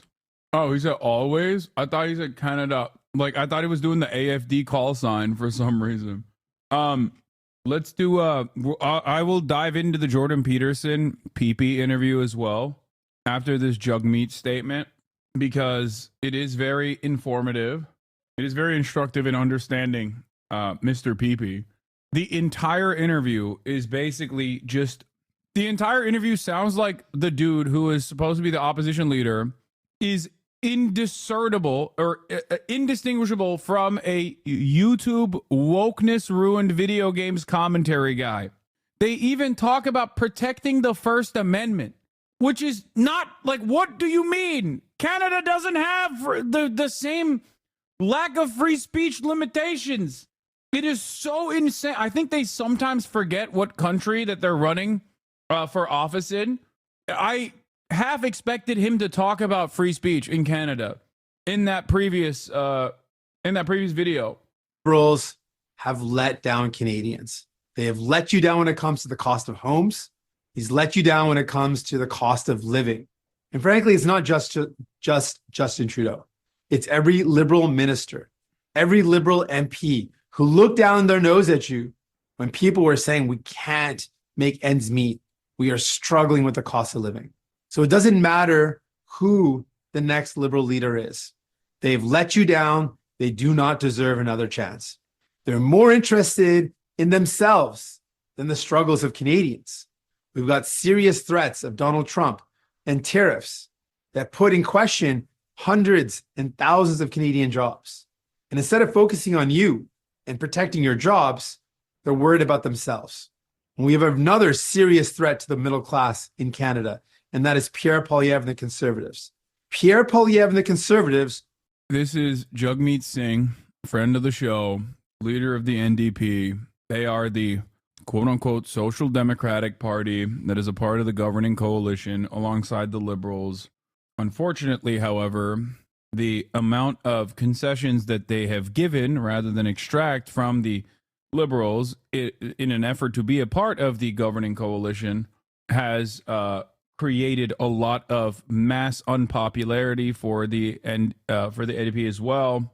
And therefore, I don't know what it will look like for them in this upcoming election. It seems like a competent Social Democratic Party would be able to take advantage of these circumstances in front of them, with the Liberals falling apart, with the rest of the nation not exactly being excited at the prospect of culture warrior adjacent American style right-wing commentary coming from the Conservatives. But unfortunately, they are not. Of course, obviously, I much prefer them over anybody else, but I'm just giving it to you how it is. Like, normally, the way these things work, you're supposed to have a left-wing movement rise to the occasion to show that, like, no, we've played ball for the longest time. Now it's time for you to give us your vote and back us, because the alternative is far too terrifying. But I don't know. NDP propped up lib minority government at the time because the party wasn't dead and could not afford an election. The NDP have zero chance of winning an election at the federal level as someone who's voted for them. It just won't happen. Let's be real. They can't win the suburbs and large areas outside of city centers. Want to cut from the middle class to give to their rich CEO friends. They want to cut your pensions. They want to cut healthcare. They want to cut dental care. All to make the rich CEO buddies even richer. Under Pierre Poilievre of the Conservatives, they want to see CEOs get richer and richer and the middle class fall further behind. That's a serious fight in front of us. And I know what that fight's all about. I remember meeting seniors in our country who told me that they are living in pain because they can't fix their teeth. They can't get their teeth looked after. And to hear heartbreaking stories from these seniors. I remember one in particular who told me she's got to choose between eating and sleeping, because if she eats at night, she's in so much pain she can't fall asleep. And if she wants to sleep that night, she has to skip a meal, not eat dinner, go to bed hungry. I promised those seniors that I would fight like hell to make sure they could actually get their teeth looked after. And the Liberals said no at every turn. We proposed solutions. We proposed ideas to get this done. They said no. Even when we convinced them to move forward with dental care, they said it would take a decade to put in place. We said, no, seniors need this now. We fought hard and we delivered it. So if Canadians give us a chance, give us the honor of leading this country, we're going to do exactly that. Fight for you. Fight greedy CEOs who are ripping you off when you buy your groceries. Fight to make sure you can actually afford a home. So if you are worried about the cuts of Pierre Poilievre, can't even begin to wrap my head around how my fellow countrymen find Pierre Poilievre charismatic. In the U.S., he would just be a nerdy policy wonk. Yeah, because it's Canada. He is the closest he is to being American, the cooler he is seen, the more charisma he has. And I feel like, at least in my time tracking Canadian politics, I feel like the conservative leadership is always just like an American guy or close to being an American Democrat. That's the guy. Like a conservative American Democratic Party guy will be the leader of the Conservative Party. Anyway. Hey guys, I have a big announcement and I hope you'll watch. A year and a half ago, I was laid off from Global News and that was one of the... Hey guys, What is this? This is her, Rachel Gilmore is a Canadian reporter. I ran for the NDP in 2021 and when campaigning, I realized just how racist Canadians are. Many would have voted for the NDP but were not willing to vote for a Sikh man. as prime minister. Yeah, I think that I'm sure that's also like I'm sure there's also a part of the problem too. But I still think that like Jagmeet would be charismatic. He's latched on to the dental stuff, understandably so. The expansion of healthcare coverage to dental work is a solid idea. I think the number one problem in every Western liberal democracy right now is housing, though. That's it. Like, I will always be on board with people that want to expand the existing social safety nets. But I think you are not winning anything unless you talk about housing. Canada is also a unique country because like they're even more pro-immigrant than America is. If America has had a sequence of different anti-immigrant sentiments expressed depending on the time frame, depending on who was coming in, Canada, I feel like, is a country that has had the opposite, where they're like, no, we love the migrants. This is like, that's the country. Except until now, until recently, it feels like Canada just turned around and are now on their fuck immigrants arc. Like, back in the day, it was like, yeah, okay, if you're First Nation, like, you suck, whatever. That's like classic, similar to America. But at least they were seemingly more pro-immigrant. Now you got first-generation immigrants shitting on incoming immigrants. And I think that is born out of the housing crisis. And that is also born out of the privatization initiatives implemented in different provinces, where you feel like your social safety nets and your lived experiences are worsening year in and year out. And then you're like, well, who's to blame for this? Oh, it must be the migrants. And it's like, dog, you're a migrant. You're Canadian. What the fuck are you talking about? It must be the migrants. It's extra stupid for Canadians to be like, yeah, it must be the migrants. It's like, who isn't? Conservatives. If you find it unacceptable, just simply wrong, that the rich keep on getting richer and the middle class is falling further behind, stand with us. We are building a movement of working class people. We are fighting to win for you. The tinsel's still up, but anyway, let's watch the Jordan Peterson Pierre Pepe video now. I really want to watch that. There's like certain parts of it that I saw that were really bad. Does anyone have a link for that? Because now we have to understand what the opposition looks like and what the future of Canada most likely looks like, since that NDP is probably not going to win. Jordan Peterson bravely, for the Daily Wire, interviewed Canada's next Prime Minister, Pierre Poilievre, 4 days ago. Lo and behold, up yours, woke moralists.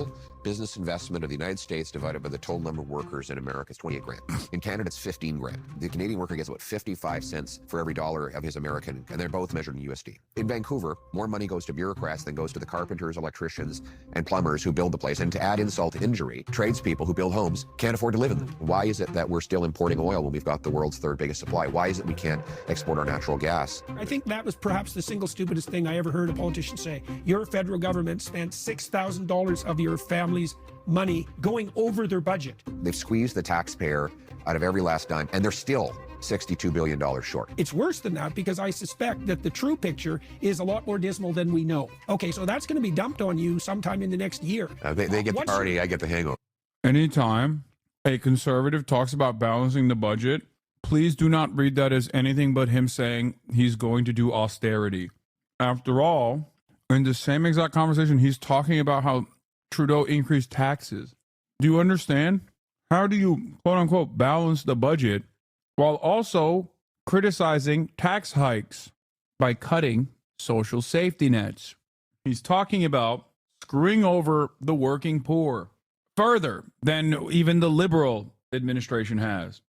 8 years from now, what does it look like? Hello, everybody. I had the opportunity and the privilege today to speak with Mr. Pierre Poilievre, who is the leader of Canada's Federal Conservative Party, but also, barring catastrophe and God willing, Canada's next Prime Minister. A transition in power in this country is likely to take place sometime between March and October or November of 2025.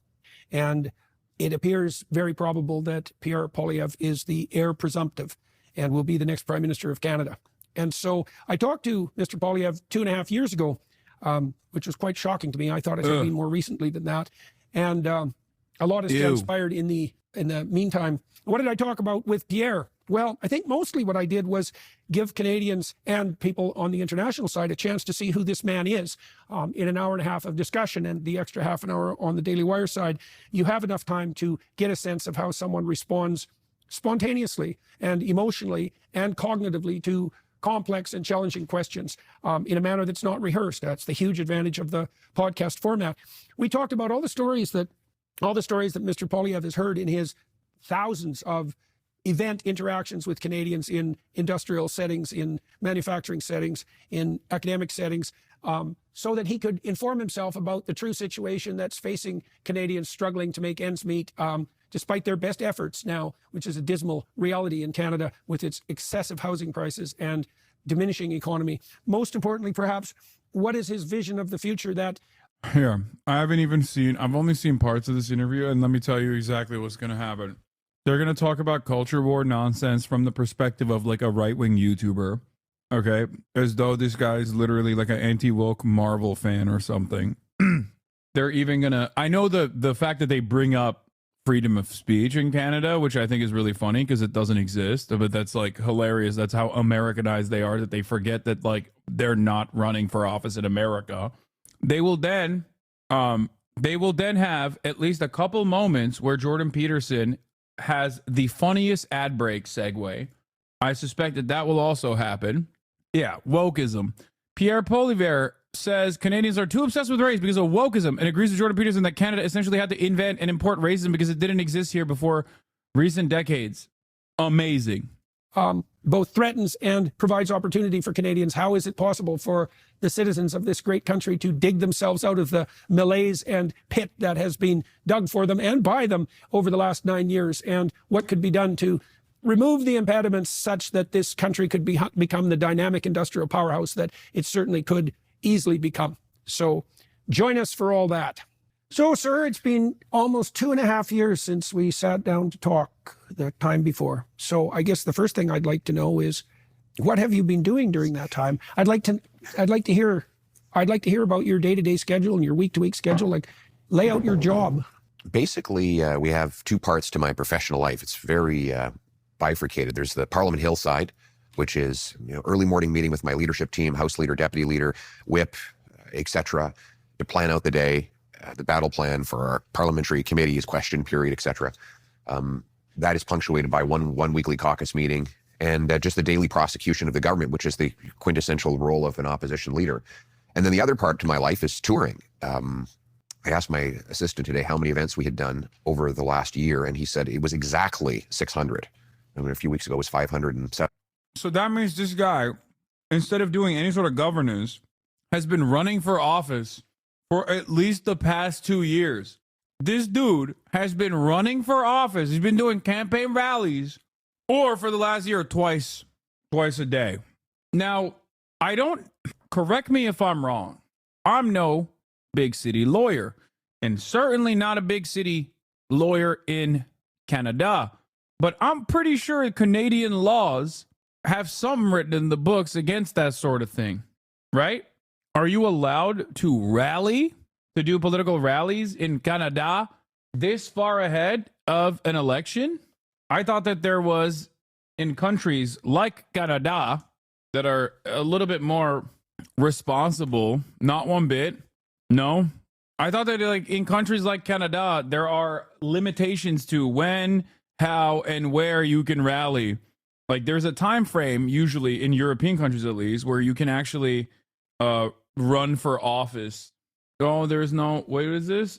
No, there are specific rules that you can rally, like signs on the lawn, specific time before election. It's kind of a gray area. They can't put up signs and stuff, but I'm guessing they can say this isn't a rally for office. Okay.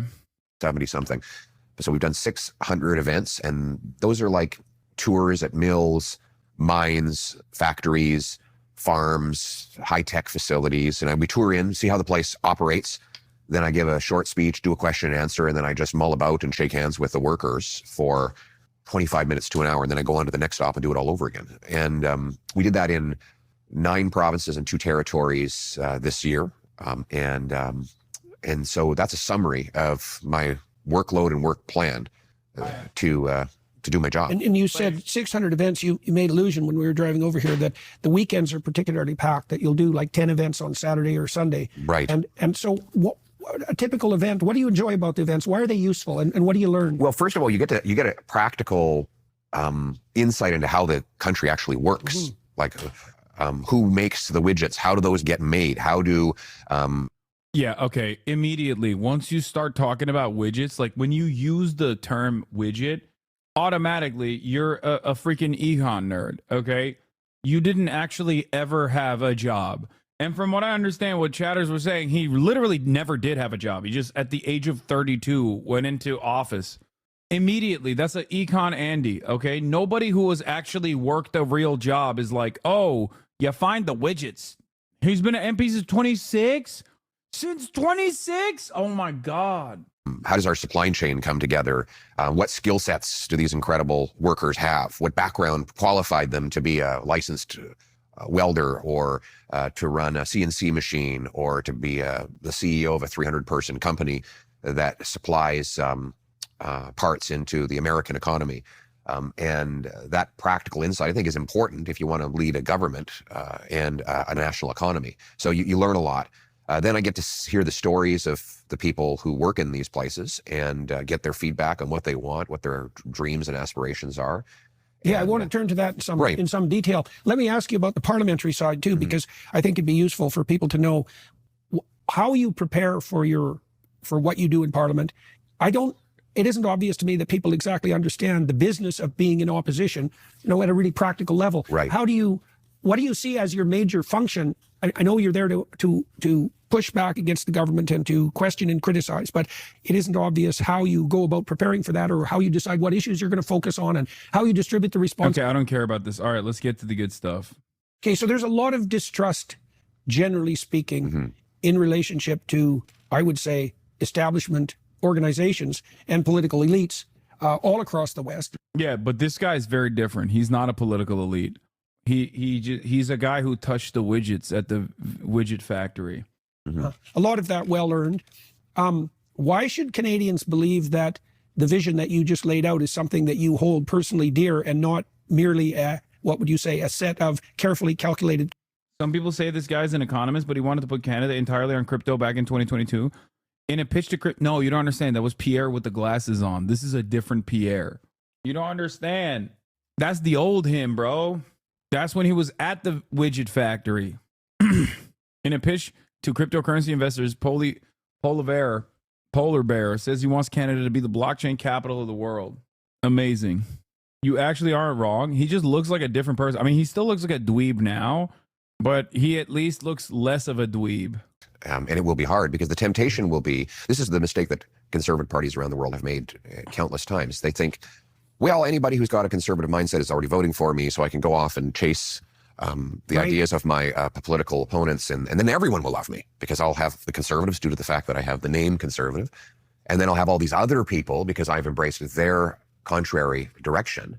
And in the short term, it works because you manage to have all of these people under, and all of the different political ideologies captured in one tent. But the problem happens when the policies are a disaster. And then people wake up and go, oh my God, my taxes are now up. The inflation is out of control. The deficit is spiraling. There's crime on the streets.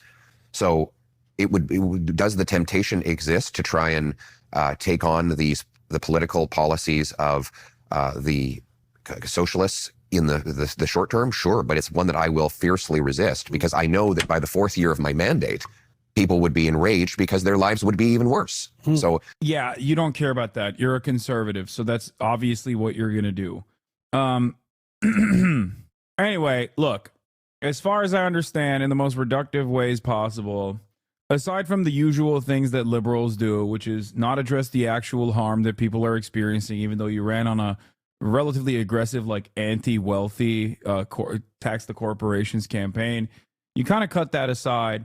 There are some minor improvements, or at least like some semblance of like rational governance there. If you talk about climate change, you do carbon taxes, which of course these assholes are going to get really mad about, and talk about how Canada should be the leader of oil and gas exports around the planet, blah blah blah.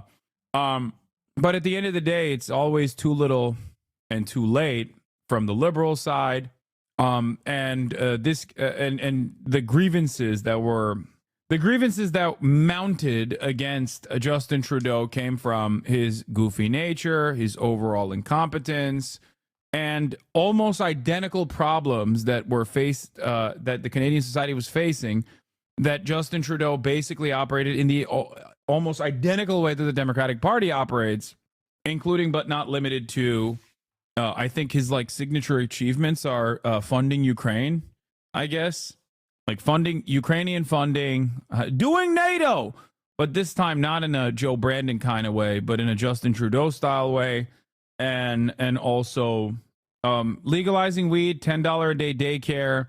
But basically, everybody hates immigrants. Think that like he brought in more migrants, ruined the housing market by bringing in immigrants, and also caused inflation.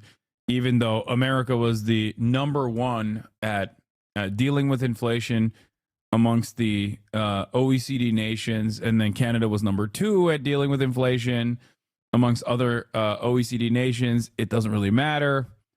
People were understandably very upset. So yeah, it's almost identical to America in many ways, it feels like.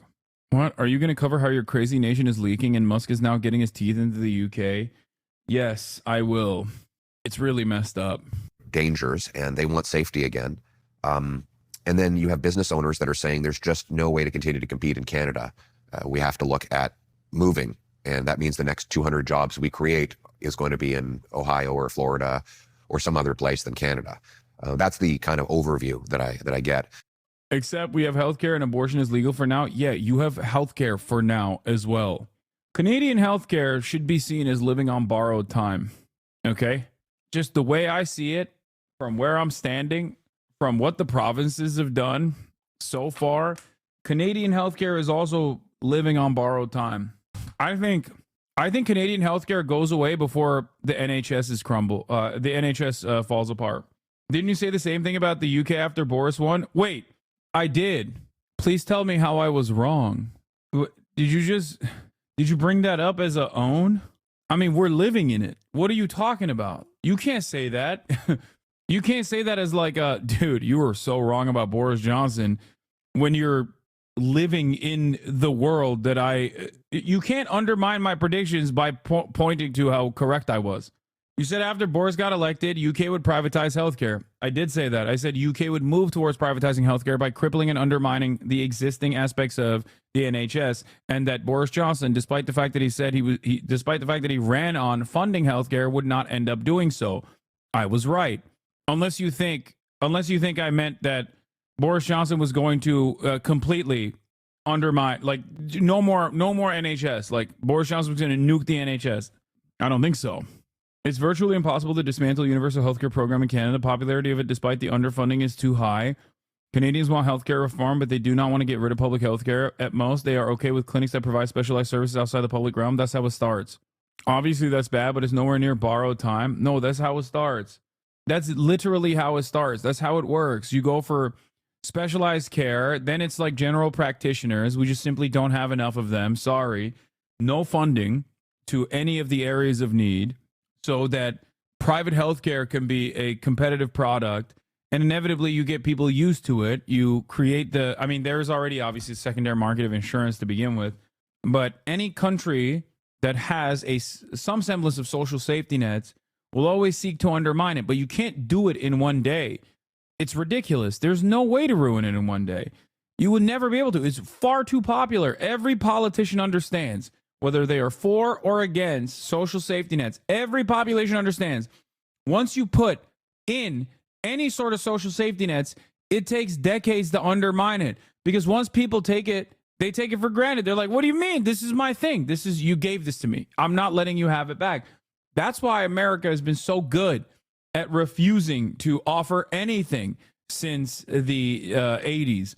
That's why it's much easier here to consistently advocate to cut taxes, because you're like, well, the government is not providing anything for me. Why am I giving money to it? Is the commonly held opinion in this country.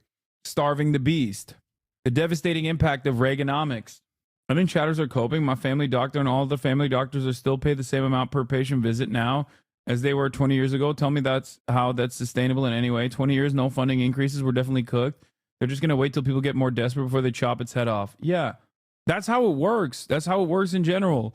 You refuse to add additional funds to desperately to underfunded social safety nets that are in dire need of extra funds, and then you cut side deals by way of lobbyists to the private sector that want to create private healthcare. You first implement private healthcare as a last act, a last-ditch effort to save the crippling healthcare infrastructure. This is to save the existing social safety nets. This is to save the existing socialized medicine. You don't understand. These doctors, they're too overwhelmed. That's why we need these private healthcare facilities. And then you continue undermining and underfunding public healthcare, and more private facilities keep propping up until it's basically nothing. I know this from tracking the American public schooling system. Okay, I mean, also we've just never really had like a fully flushed out socialized medicine structure in this country. I believe since like post World War II, we have always had healthcare tied to your employment. And initially it was so that companies could have a competitive advantage over one another by offering additional quote unquote benefits. But we've never really had that. Sweden is a great example of what they did in terms of privatization initiatives in the schooling sector, which they went back on. I don't know if they have actually continued undermining it, but this is the most significant factor that this is the most significant damage that social democracies inevitably face, which is that as long as capital accumulation still exists, as long as there's an opportunity to farm out profits, private enterprise is always going to work throughout. Private enterprise is always going to work throughout time, across decades, if that's how long it takes to consistently undermine anything that the government is doing, advocate for austerity, cripple these programs beyond repair, and then come in as the private savers of said programs. Sometimes it happens, like in the Thatcher era, it happens way faster than you would expect with like public transit. If you look at public transit in the UK, a lot of these things, a lot of these like government funded projects were handed off to the private sector, and obviously the consumer suffered for it. Like people who use and rely on public transit suffered as a consequence of that. Here in Canada, the only ones that benefit from free healthcare are people on welfare and disability. What do you mean? You are 100% correct. They do that in Sweden a lot as well. They cut free dental recently from 23 to 19, for example. What do you mean? They also keep underfunding the healthcare system in general, and they say, look, it's not working. We need to privatize it. It's a classic move. I mean, yeah, this is another one. I worked on the privatization of England's water in 1989. It was an organized ripoff. Taxpayers lost out. Consumers have paid through the nose since. This failed regime is long past its sell-by date. Jonathan Portes is a professor of economics and public policy at King's College London and a former civil servant. This is about the privatization of England's water. They make it worse with privatization. They use privatization as the solution and make it even worse, but companies are making record sales. Yeah, but in that time frame, your GDP goes up, okay? Your gross domestic product goes up. I mean, let me tell you, one thing that the GDP loves, the number machine loves, is costly middle managers that don't actually do anything, but simply have to be hired and have to get paid, and also can add additional points of seeking out profit to the process. America is not the shining beacon of hope and prosperity at the end of the road. It is actually a glaringly obvious warning sign for many of these countries. And yet, for some weird reason, nobody seems to understand that. Even if they do make fun of our dumbasses and our brain rot and our conservative movement and say, wow, these guys are so crazy. Why are they like this? It doesn't make sense. They don't understand that, like, what's happening here is inevitably going to happen in your country. even the pervasive influence of lobbying. Also, not dissimilar to the Democrats is this thing I saw, which I love.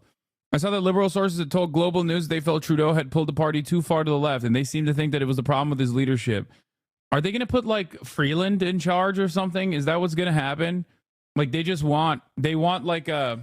they're treating Justin Trudeau as though he's like a Corbyn head. What is this? NewsYCombinator.com. What is this? The GDP joke?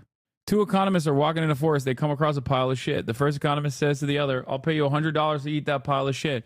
The second economist takes the $100 and eats the pile of shit. They continue walking until they come across a second pile of shit. The second economist turns to the first. I say, I'll pay you $100 to eat that pile of shit. The first economist takes it. Walking a little more, the first economist looks at the second and says, you know, I gave you $100 to eat that shit. And then you gave back to me the same $100 to eat shit. I can't help but feel like we both just ate shit for nothing. That's not true, responded the second economist. We increased the GDP by $200. This is the nerdiest joke, but it's, yes. You absolutely butchered this joke. Oh my God. I mean, I just read it from a forum. What are you talking about? Oh my God. None of the above, 22%. Chrystia Freeland is 19%. Mark Carney at 14%. Melanie Jolly at 4%. Christy Clark at 4%. This is very bad news for the Liberal Party. Most of the people included are big political names and established records. That the winner is none of these losers is devastating for the Liberals. That's crazy that Chrystia Freeland is the most popular out of all of the recognizable names within Liberal leadership candidates. That is devastating for the country. Man, Carney is Trudeau's finance guru. I can't believe he's thinking about running. What is that? I don't know what this is. What is that a sign for? I don't know enough about Canadian politics. Symbol for Dialogon, an extremist FR group. Diagolon is a white supremacist group in Canada. That's PP at the Freedom Convoy. Nice. Well, he wants to be an American. What's more American than an American-funded trucker convoy?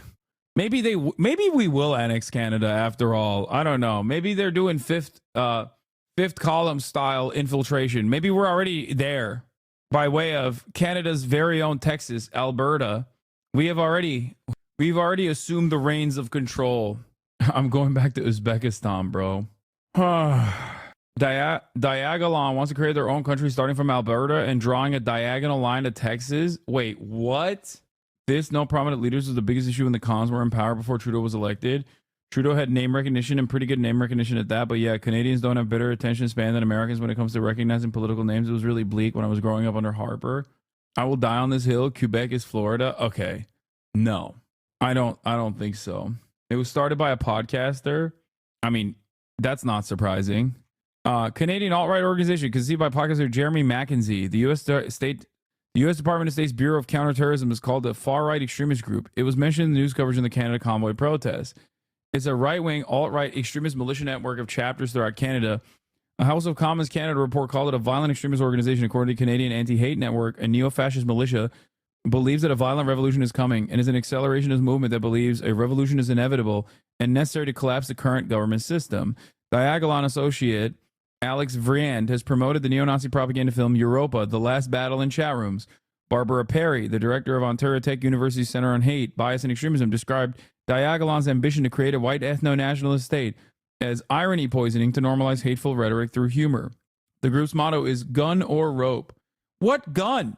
Like, once again, I feel like Canadians also LARP as Americans. Like, they think they live in America, dude. And it seems like they want to be a part of America. Like, what do you mean gun or rope, dog? What are you talking about? Maybe that's why they say or.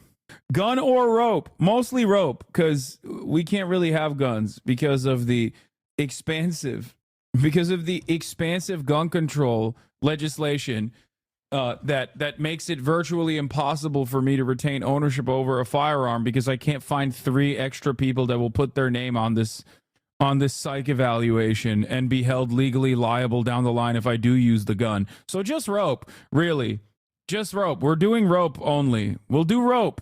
Maybe someone has a gun. I don't know. If only we were a part of America, then we could also have gun.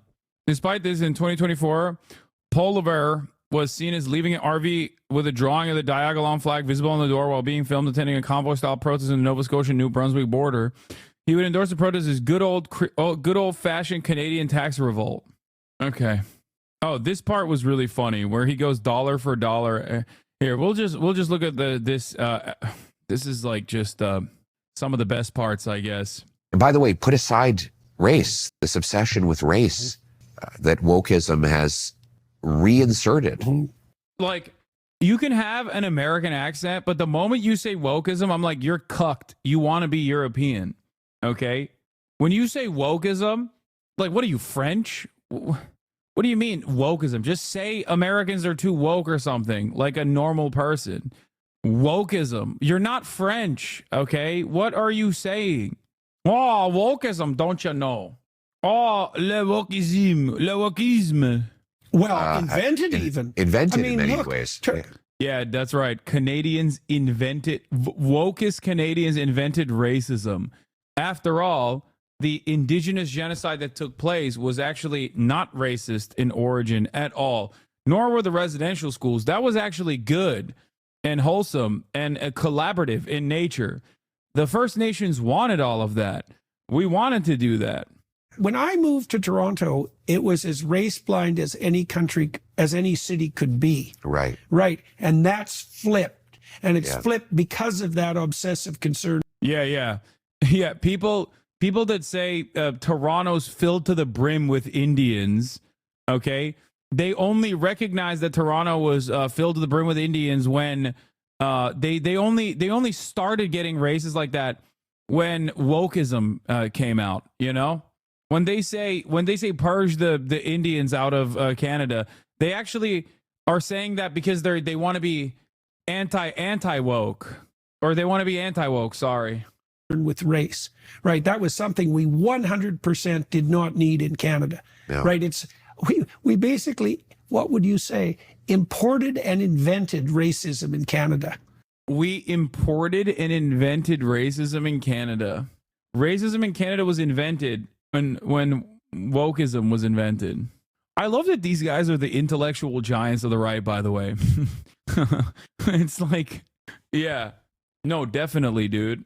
It's not actually all of the white supremacist actions that previous leadership has taken. It's when you point to it. That's when it becomes racism. The real problem isn't racist violence or white supremacy. The real problem is pointing a finger at it and reminding people that it still very much exists.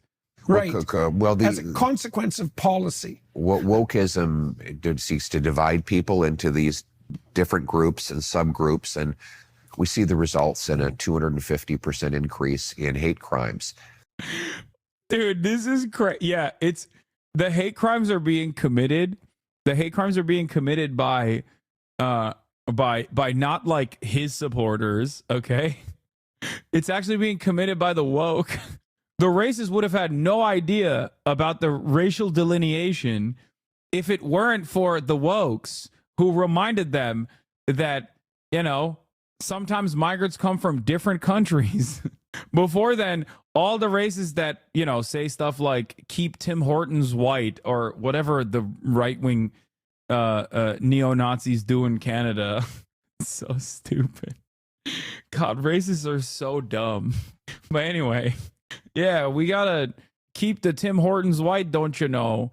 You know, they didn't know to say that beforehand. Before that, they were saying keep the Tim Hortons Tim Horton, I guess. I don't know. But we're going to get back to the basic principle that people are judged based on their individual character and humanity rather than by their group identity. And that is actually, ironically, the most unifying thing we can do to bring our country back together. And as Lincoln put it, to bind up the nation's wounds. Wondering what conservatives would do to social programs if they return to power under Paul LeVar. He says all those socialist policies like public health care and the like are actually bad for the poor and redistribute towards the super wealthy, so they all need to be cut. So the socialist policies that provide... Yeah. I hate when the wealthy is just like taking advantage of... I hate when the... Sorry, I accidentally said the truth. I hate when the wealthy is taking advantage of, not taken advantage of. I hate when the wealthy is taking advantage of socialized medicine. It's disgusting. Provide goods and services to Canadians, let's say, or denizens of other countries by printing money, actually punish the poor brutally. Oh, absolutely. In consequence of the inflation that they generate. Yes. I mean, all the socialist policies in practice redistribute from the working class to the super wealthy in practice. Mm-hmm. And I can prove that. Oh, you can prove that. Yeah. It's just odd. It's odd that these guys are so anti-capitalist in their critique of what? Socialism?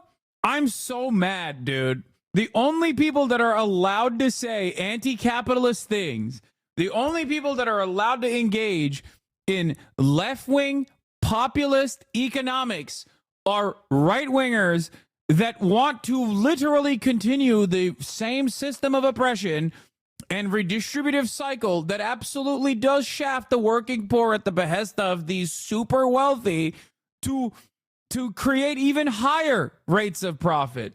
It is so frustrating, dude. That's why, what is the age-old adage? You know, if you ask a socialist what is wrong with capitalism, they can describe it. If you ask a capitalist what is wrong with socialism, they just describe capitalism. It's just straight up. PP followers literally believe that Trudeau is a communist. Oh my God. Oh my God. They're just as stupid as we are. I thought that like your adjacency to European style politics and the fact that you have socialized medicine and the fact that, you know, many Canadians can speak more than one language led me to falsely believe that your right wing was at least a little bit smarter than the average American hog that say stuff like Nancy Pelosi is a goddamn communist. Turns out you're just saying Nancy Pelosi is a victim of le wokism and socialist. That's what you're saying instead. What? Sign here to have a prime minister who doesn't admire basic communist dictatorships? How to do communism? Establish a new communist utopia. Rob or kill the successful. Force the rest to work for free. Run out of food. Starve to death. Say it wasn't real communism. Establish a new communist utopia. Oh. Also, this identifies correctly and implies that Karl Marx was a famous communist tyrant, like an authoritarian communist dictator. Bro couldn't even dictate a clean household. What are you saying? What was he dictating? What country was Karl Marx in charge of? I've been tracking economic statistics in relation. Anyway, that on again and again and again. Well, in practice, yeah. In practice, they all the redistribution that happens in these so-called socialist countries ultimately goes from the working class to the super wealthy. That is the reality. Yeah, unlike what's happening in Canada and America, which is that capitalism is the greatest redistributive structure. Is so funny to say when virtually everyone understands that we live under capitalism and that is precisely what is happening. What you are complaining about is currently happening right now. And you turn around and you go, you know why it's happening? Because of not enough capitalism. That's why it's happening. Yeah, the real solution to this capitalist problem is more capitalism. Great. Throughout the interview, you can see how Poilievre has deceptive but effective stories and cherry-pick stats that serve his agenda. He'll fabricate a narrative that the government spending is what's driving up home prices to distract from developer and speculator profiteering. You know, I have a buddy whose family moved here from Italy back in 1973. His father worked paving roads, and his mother made sandwiches in a senior's home. They were able to pay off their home 10 minutes from Parliament Hill in 7 years. Yeah, how will we get back to that? Or, sorry, what do you think is the reason why that doesn't happen? Oh, I can't wait. I can't wait to hear why he thinks that's no longer the case. It's because the buddy of mine is Italian, and now the ones that are coming in are Chinese and Indian, and they just don't have that work ethic or something, is what an incredibly racist person would say. But he'll probably say, because of woke, I guess. I don't know. What was he going to say? That the government spending has made it impossible? Right. Their grandchildren wouldn't be able to save up a down payment for that home.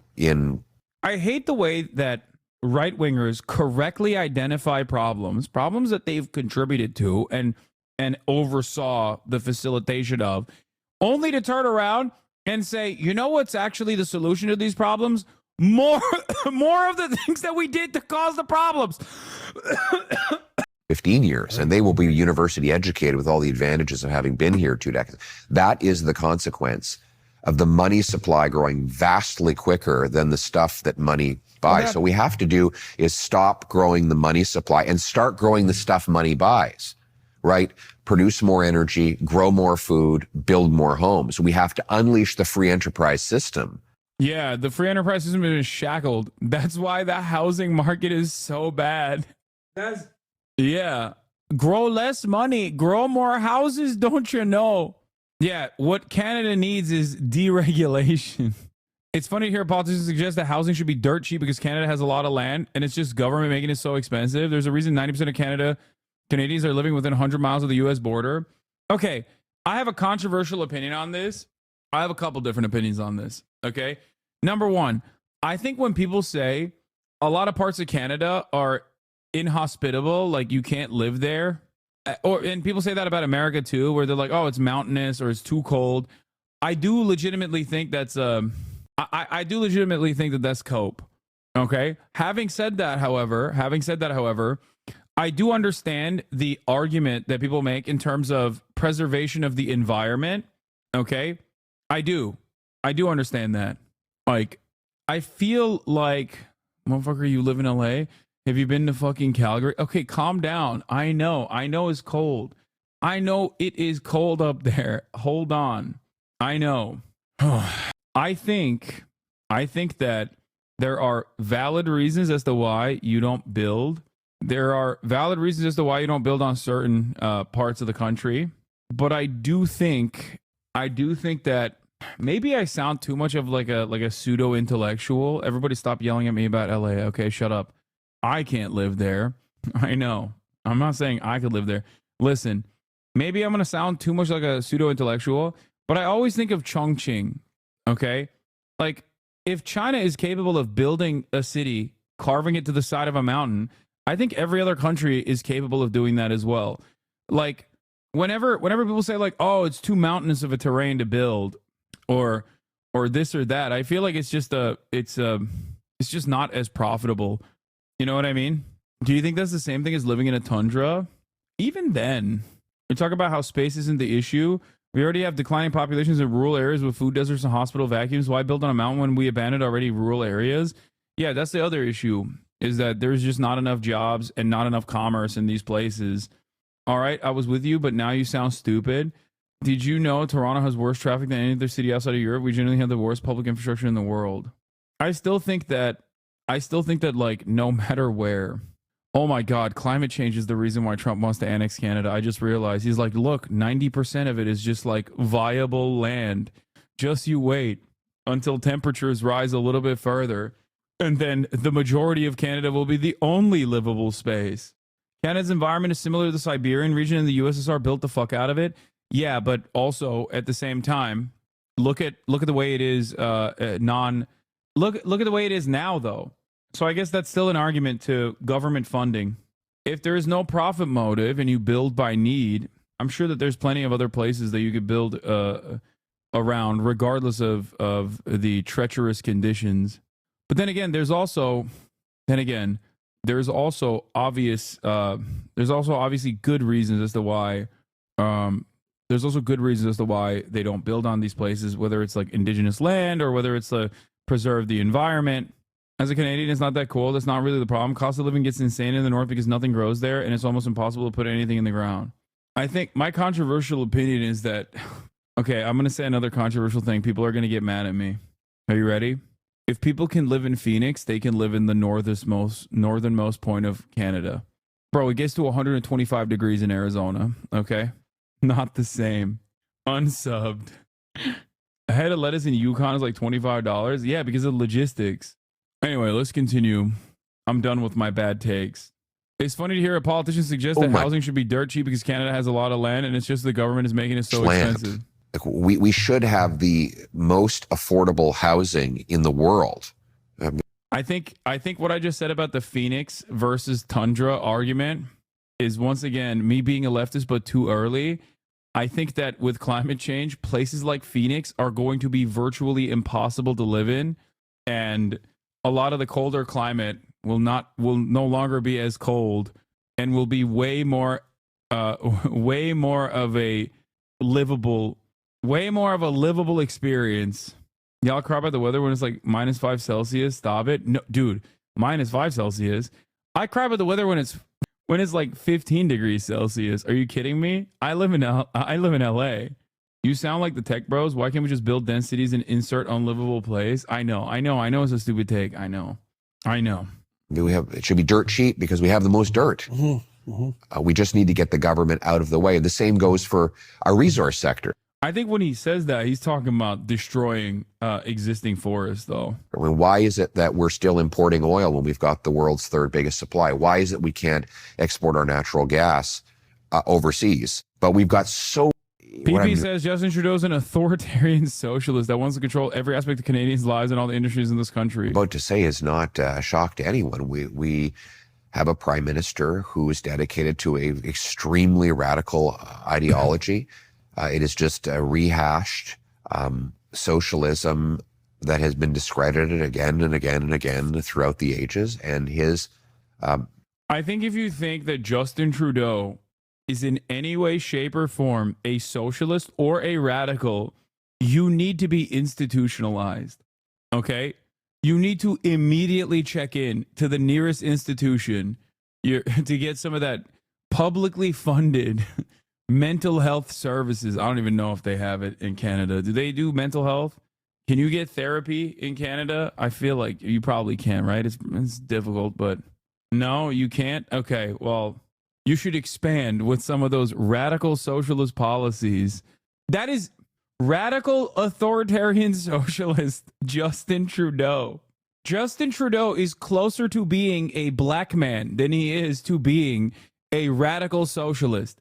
At least he's attempted to be one and never attempted to be the other. Okay? He's neither, but closer to one. That's crazy. You are out of your mind. He tried. 2 out of 10. Don't recommend. People legitimately believe he's Castro's son. Okay. Do they also believe that like socialism is transmitted as a genetic disease or something? Like what? Even if he was, okay. And I like that conspiracy.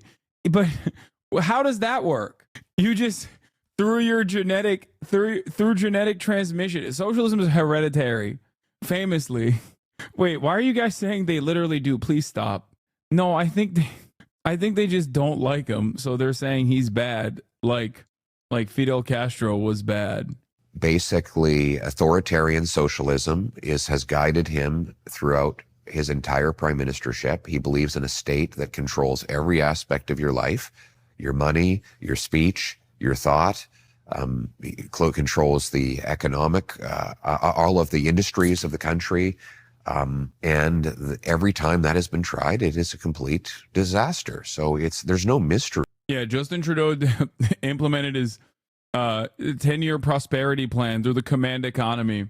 The People's Committees of Canada got together and decided what the 10-year agenda looked like for the People's Republic of Canada. Okay? It was crazy. They got together and they implemented the authoritarian socialism of carbon tax, the People's Republic of Canada, and what, $10 kindergarten? It's crazy. The other PRC, the People's Republic of Canada. Involved, and it is the same old disastrous outcome that results from the same $10 daycare, sorry. Same old disastrous policies. Right. One thing I do find interesting that Polivar has taken the lesson that many say center-left parties need to learn. Stop watering down their agendas, try to attract those who don't agree with them. He says it'll be shamelessly right-wing in government. This is the mistake that conservative parties around the world have made countless times. They think, well, anybody who's got a conservative mindset is already voting for me, so I can go off and chase the ideas of my political opponents, and then everyone will love me because I'll have the conservatives due to the fact that I have the name conservative. And then I'll have all these other people because I've embraced their contrary direction. And in the short term, it works because you manage to have all of these people under, and all of the different political ideologies captured in one tent. But the problem, he does sound like both Bill Maher and Anderson Cooper and also Jake Tapper. And that's because, and I've said this before, and I think it's my best Canadian politics take, Canadian conservatives want to be American, okay? That's why. He just sounds American. He doesn't have that Canadian dog in him, okay? put out a call to Canadians.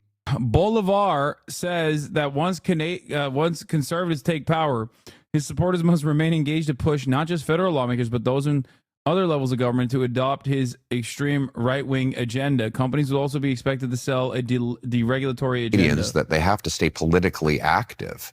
They can't assume that simply by changing, by voting in an election, that everything is going to, all the problems are going to reverse instantaneously.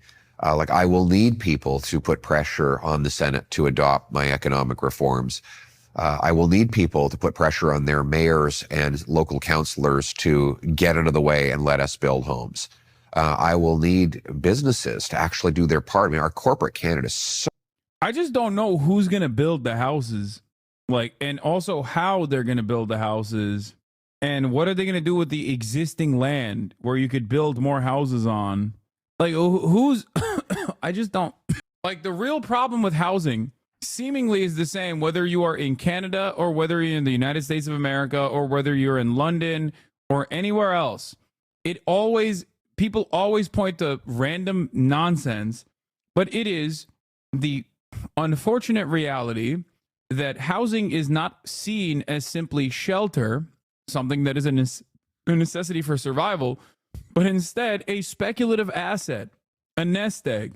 No one, and I mean no one, is trying to even remotely undermine this. And even the Yimbys themselves also go along with this, where they're like, no, it's just, of course it's a speculative asset. Let's just use that to build more housing. If you treat housing like a speculative asset, one that also must be protected because it's also shelter and people need that, then you arrive at this issue where housing prices have to always go up, because that's how your nest egg goes up. That's how you generate more, that's how you increase your net worth. That's how the average person increases their net worth.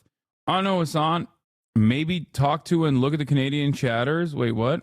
Canada has a lot of Crown-owned land and removing restriction to protected land. Wait, what? Thank you. Listening to this idiot, I regret not abandoning Europe and moving to Canada if they truly implemented socialist stuff. I still don't know what this guy believes, only what he disagrees with. I can tell you what he believes. Conservatives will always tell you what they believe. They believe in all of the awful things that are happening right now, accelerated. What is this? Don't people like it when things are cheaper? Chinese President Xi Jinping reportedly asked his advisors, we're in a very strange world where Xi Jinping embraces deflation as the consequence of higher productivity technologies, while the West has spent 15 years pumping more money into the system precisely to prevent it, thereby creating a form of welfare for wealthy asset owners. The rapid growth of the second industrial revolution went hand in hand with a good form of deflation. When markets are functioning well and competition is very strong, deflation can happen. Chinese communists know this, but the European and U.S. pro-market right seemingly don't.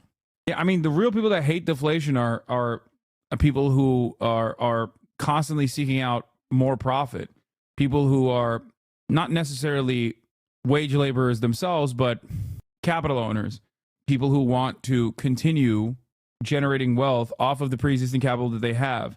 If they have assets, then yes, of course they hate that. Ship to Canada, and sort of left me open-mouthed in amazement at our dismal condition. So from what I've been able to understand... Oh, I keep going back to the wrong thing. Yeah, look, I think the solution to the housing crisis is decommodifying housing. I know, that sounds like a crazy anti-capitalist take. I understand that. And I myself am saying that as a house owner, okay? I do not care if the price of the house that I'm inside of deflates or perishes. I do not care if there are strenuous legal hurdles that are placed upon me when I want to sell this home, or am no longer even able to sell this home for an extended period of time to continue living in this home. because I see this as shelter. That is the reason why I have this house, shelter for myself and my family. I think it's very stupid that we've designed the system initially to make sure that people could have ease of access to home ownership. And then the very same initiatives, the very same tax structure and incentives that we've created, recognizing that home ownership is a pillar of safety and security, have turned into one of the best, most resilient assets that you can own. It's the one asset where if the value of it goes down, okay, it's the one asset where your expectation is the value of it will never go down, okay? Never. Unless there is a massive, massive economic crisis like the 2008 bubble. That's it. Outside of that, the expectation is it's always going to go up. It has to go up. Nobody actually treats it like a speculative asset. Because if it was actually treated like a speculative asset, then yeah, sometimes you're going to lose out on that gamble. Okay? Sometimes you're going to lose out on that gamble. What do you mean? Like, can you imagine being like, excuse me, I invested into this company and then it went under. The government must save me now. Hello? That's not how this works. If you have risk associated with this gamble, because that's what it is, then yeah, sometimes you're going to lose. Are you quoting this right now? What?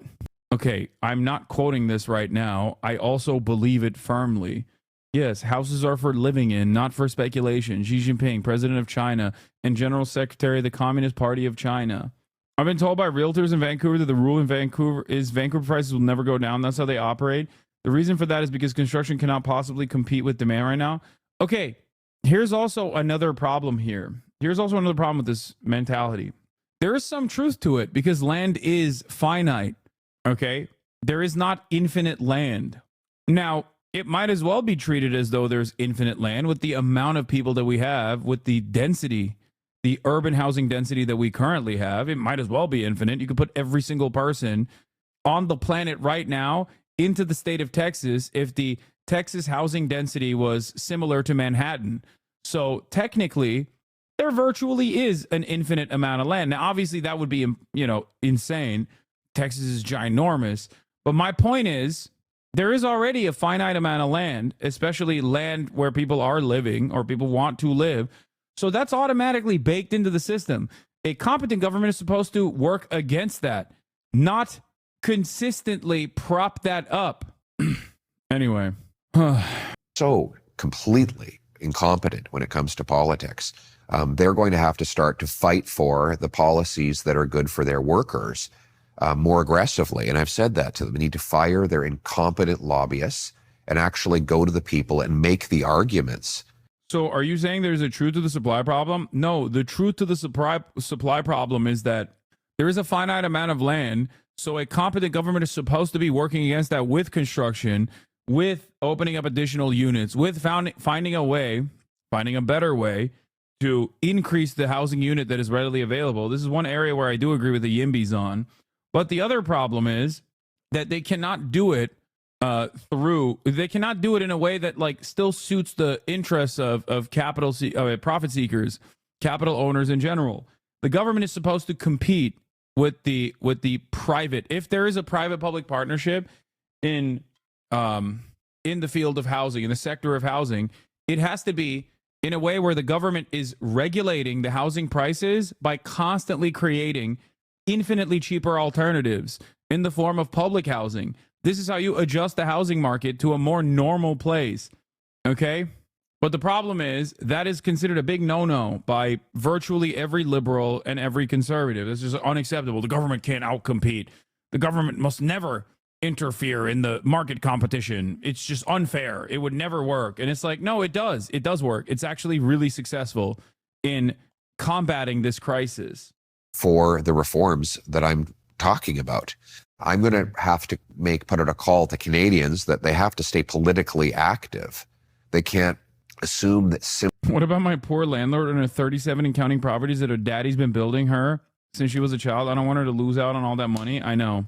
I feel bad for that person, but they're going to need to, I guess, not take a vacation to the Alps this time of the year for once. You know what I mean? They're going to have to do a little bit of belt tightening.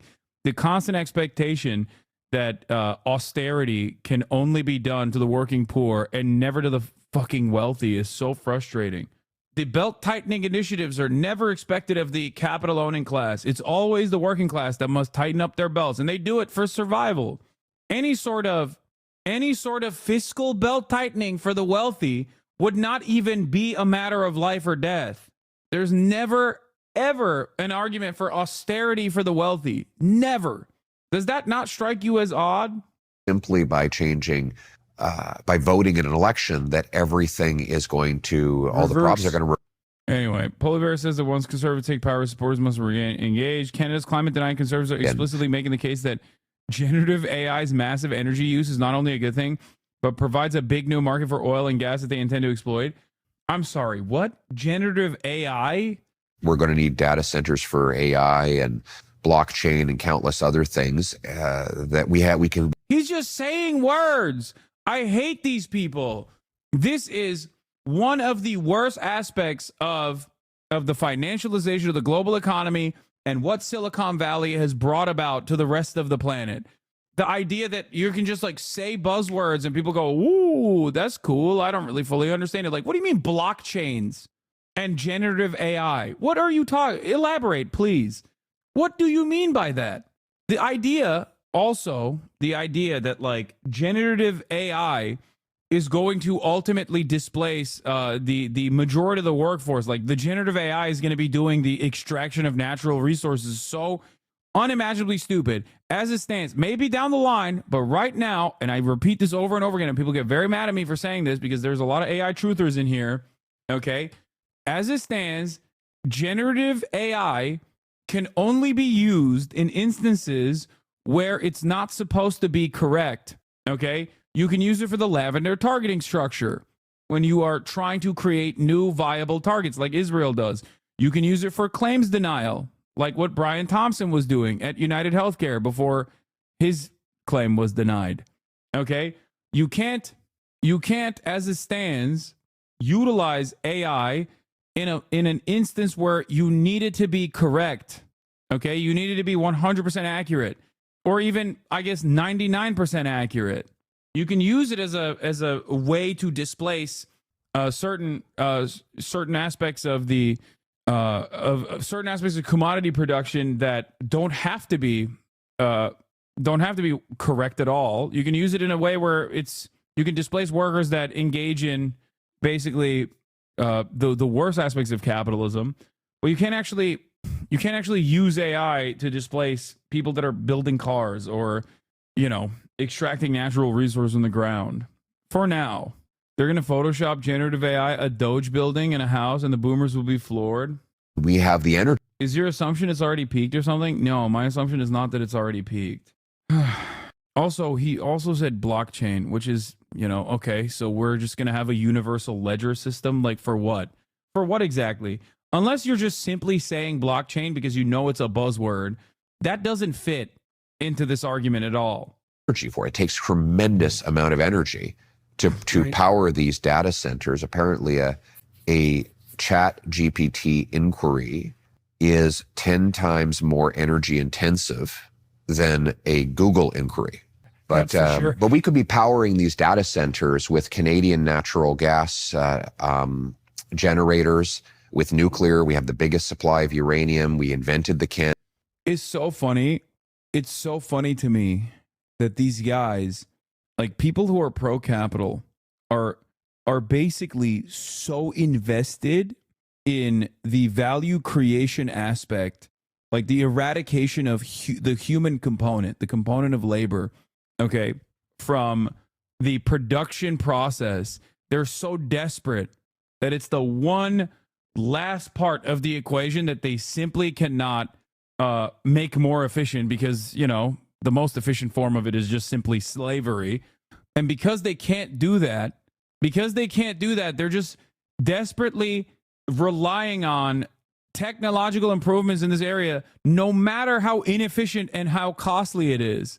Like every aspect every aspect of the service sector, or even every aspect of commodity production that has been streamlined and made more efficient through automation has, in certain instances, not all, in certain instances, made the concept more shitty. I don't know how else to put it. Look no further than, not automation necessarily, but like self-checkouts as an example. It's cheaper for grocery chains to create self-checkout places where like one cashier can oversee, 10 cash registers at the same time and barely do a job at that, rather than hiring 10 cashiers. In that process, however, it's cheaper for them overall, even if it leads to more theft. Like, what happens when you erase labor in its entirety? What happens? What are you going to do with all these people? Like, this doesn't make any sense. We have the incredible nuclear physicists and engineers. 60% of Ontario's energy already comes from nuclear. So we could be powering these facilities, and they're just beasts that are going to gobble up electricity. Yeah, the tech companies are absolutely desperate for it. We're going to need data centers for AI and blockchain and countless other things. Ugh. Finally, Pierre Poilievre thanks Jordan Peterson for standing up for free speech, a concept that is just ultimately American. All Canadians want to thank you for your immense courage and the personal political and non-political. Yeah, he took such a big price on that, dude. It was crazy. It's so crazy.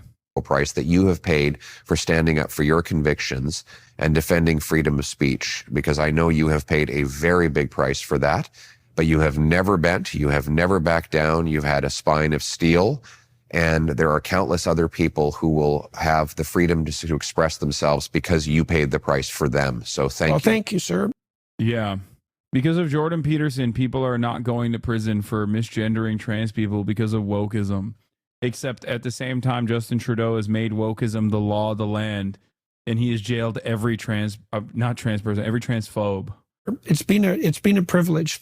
Yeah, it's been such a difficult journey for Jordan.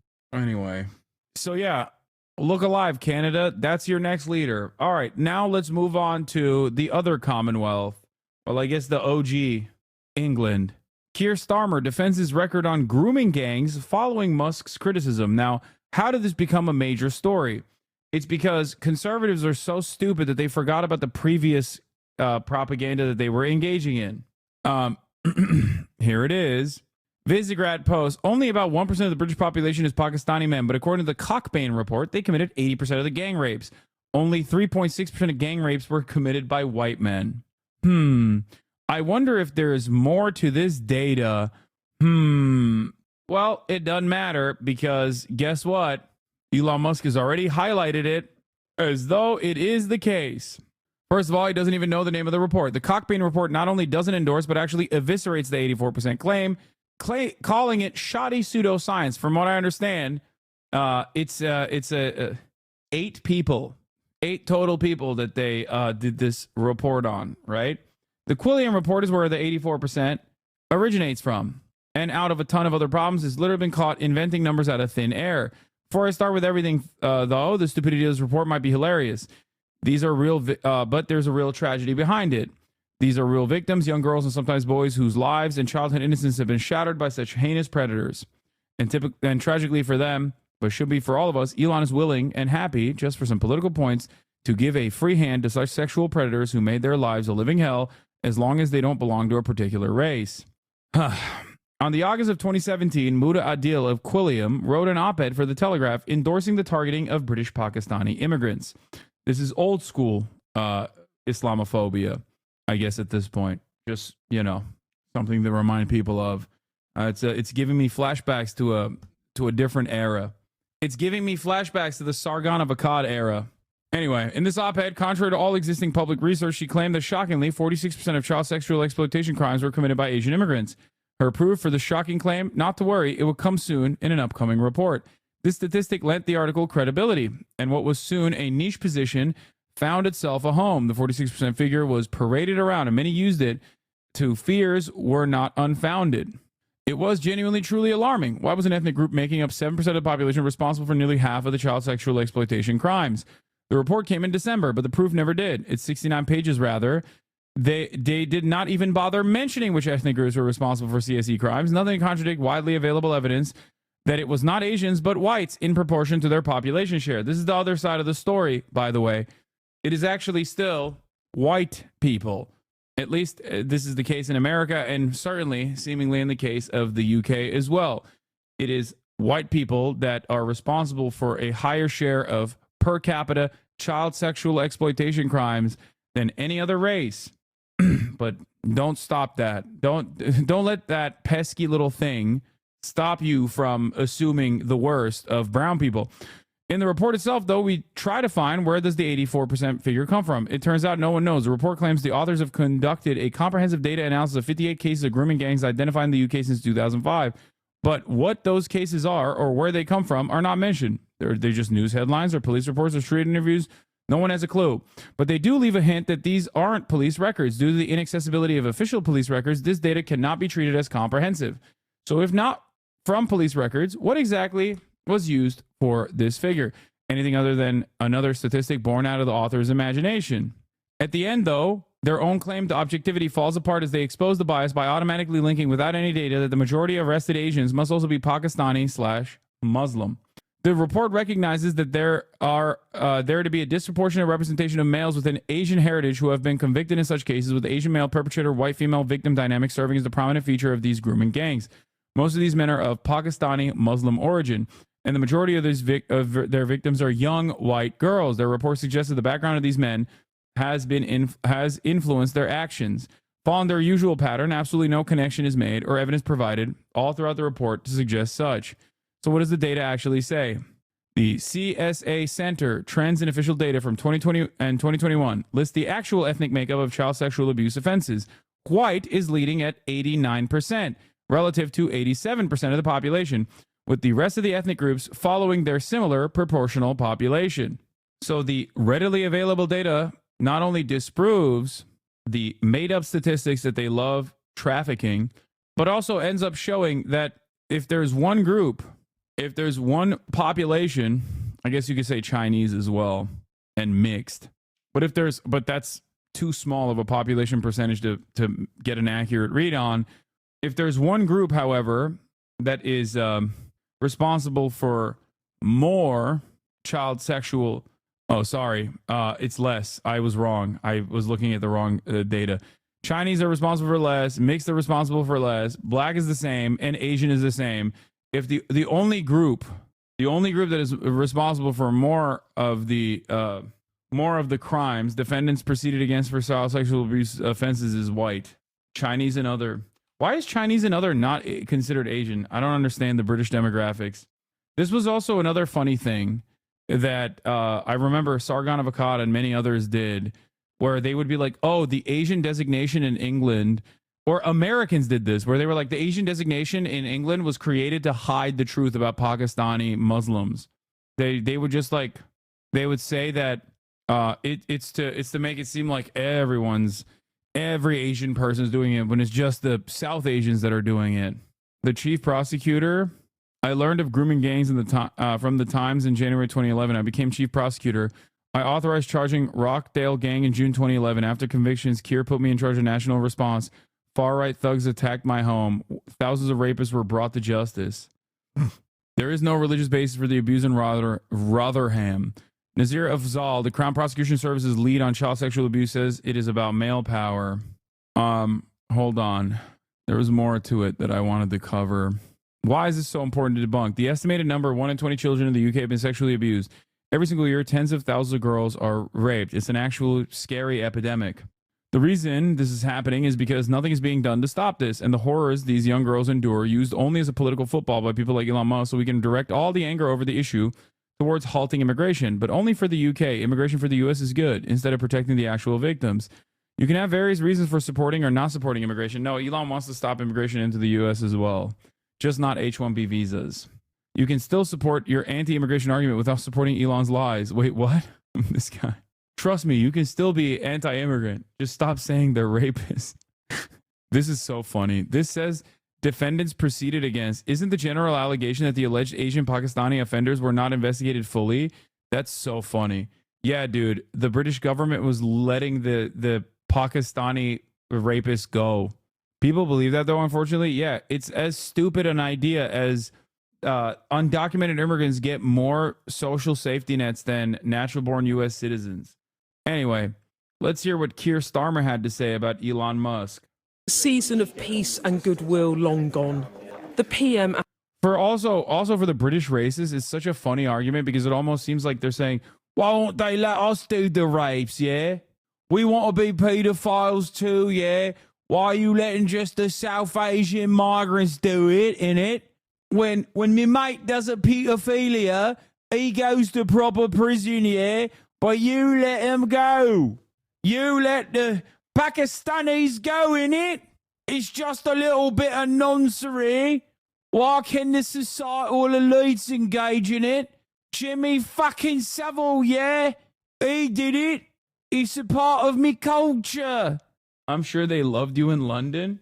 At a hospital in Surrey. A new year, but the same old challenges. How to relaunch... Yeah.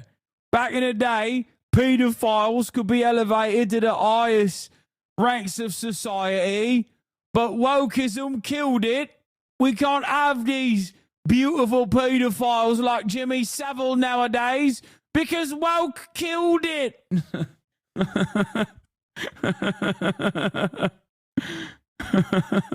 Launch his agenda with so many noisy distractions. Do you need to take that?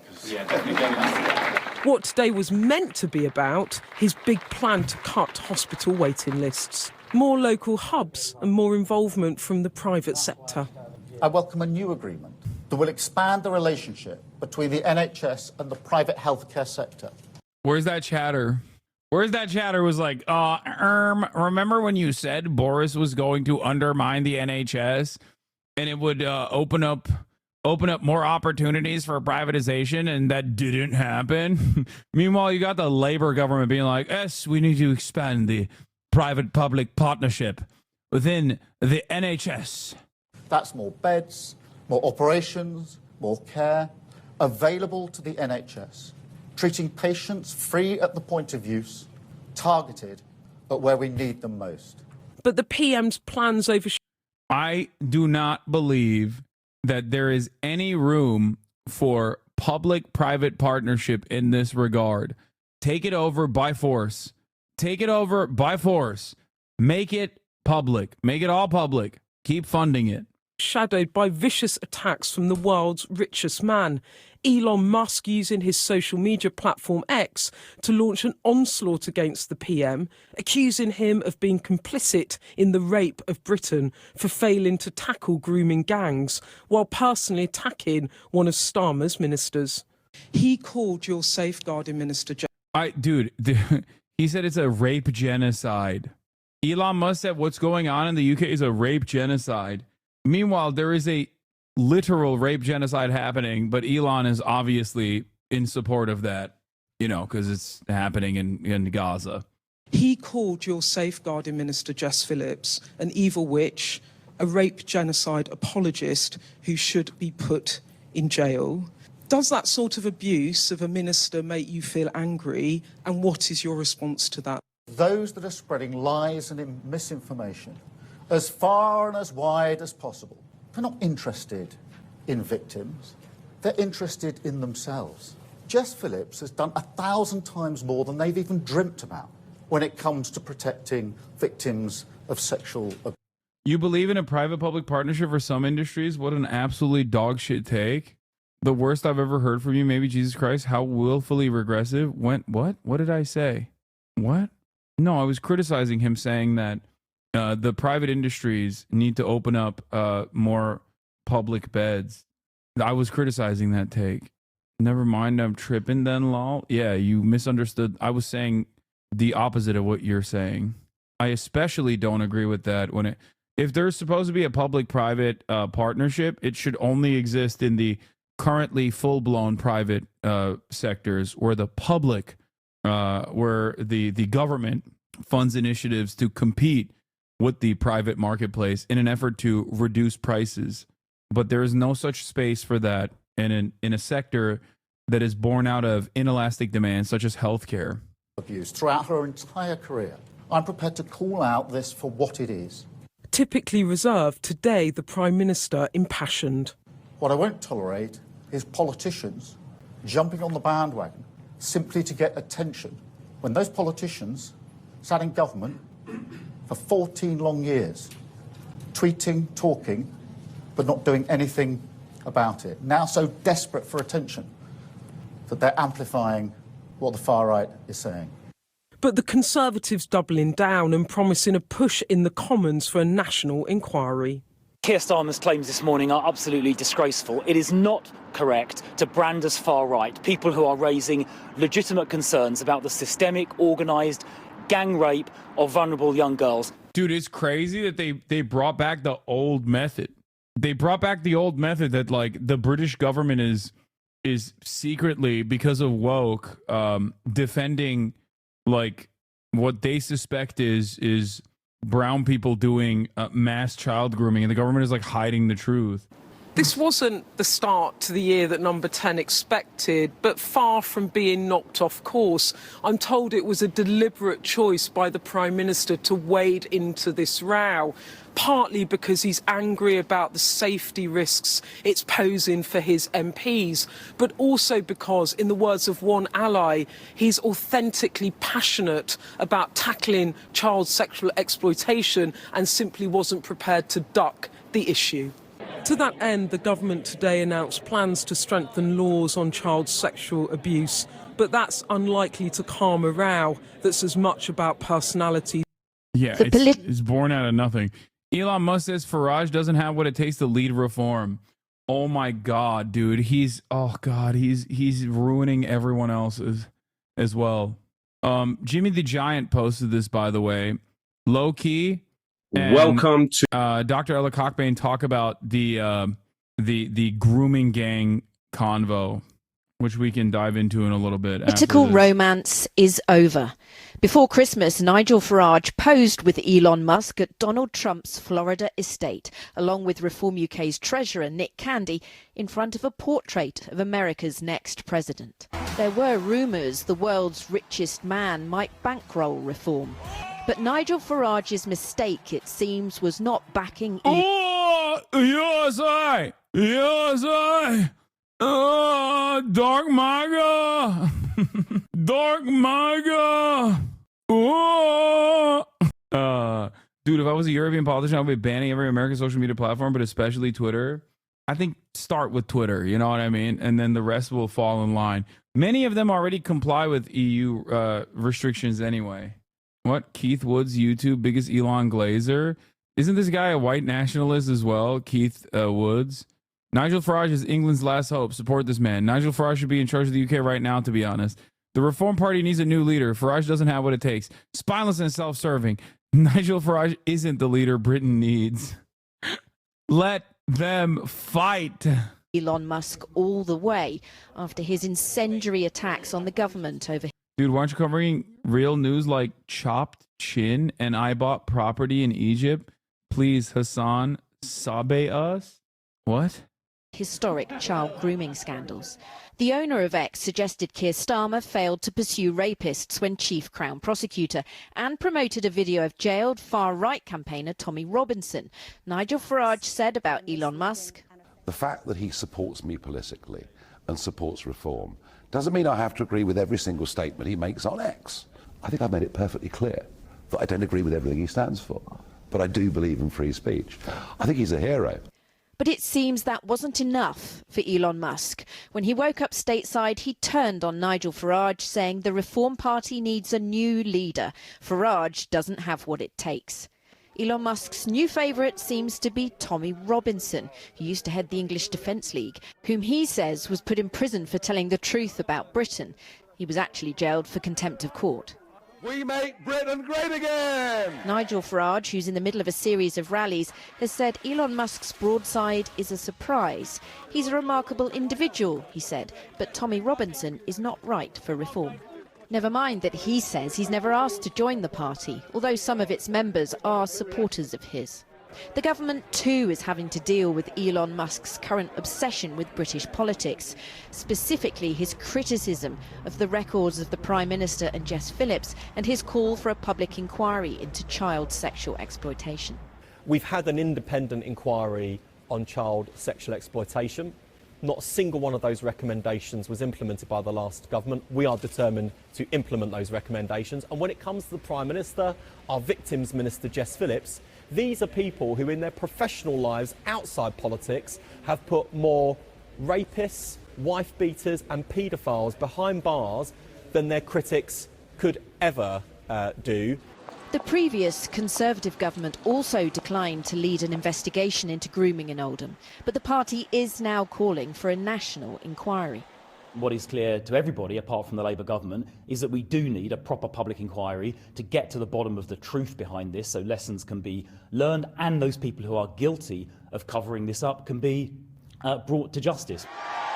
Elon Musk has power and influence and did have a soft spot for Nigel Farage.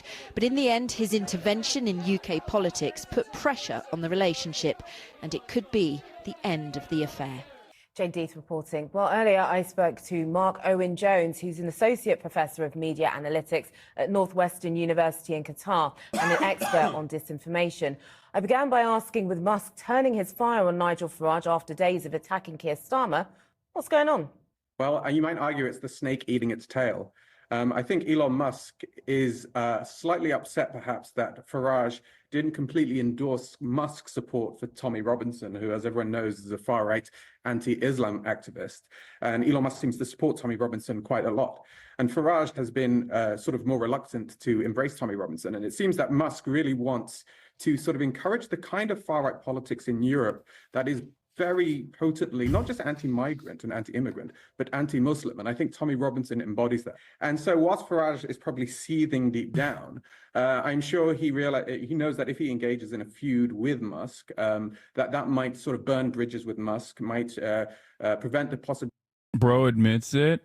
Insane thing. We're currently losing money on OpenAI Pro subscriptions. People use it much more than we expected. Okay, dude. Ability of getting a lot of money to reform and ultimately burn an important bridge with Donald Trump. Let's not forget that Farage is trying to position himself as a link between the UK and the US and talking about how he can perhaps facilitate a trade deal. Why do you think that Musk is going about this in this way? Why do you think he's posting more, getting more stridently involved in other countries' politics?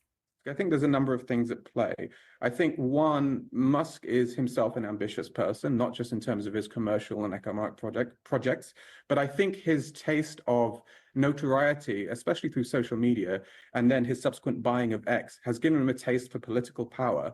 And if you look at Musk's tweets over the lifetime, you can see that increasingly he's tweeting more. His tweets are getting more neurotic, more political. So I think increasingly Musk is showing himself to have been, I argue, radicalized by his own platform and by his own fame. Well, he would call himself a free speech absolutist. I do wonder what his end game is, what his strategy is to fire off all of these different tweets. There's a number of things that I think are at stake here. You could argue that his backing of Trump was... Oh yeah, this was awesome. I saw this FUR word right after he said, please post a bit more positive, beautiful, or informative content on this platform.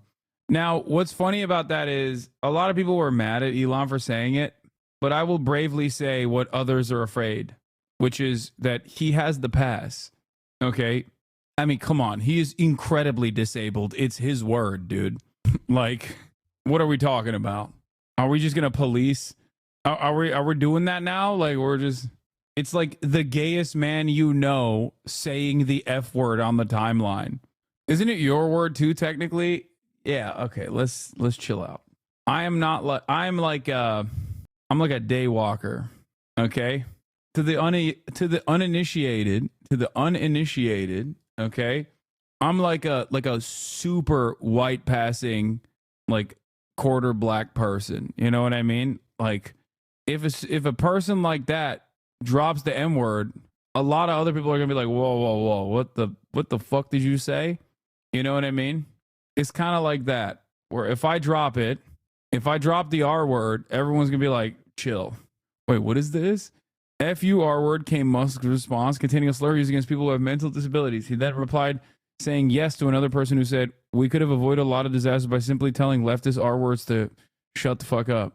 Musk appears to have made a conscious choice to reintroduce the word into the right-wing parlance of late, often using it on his X platform.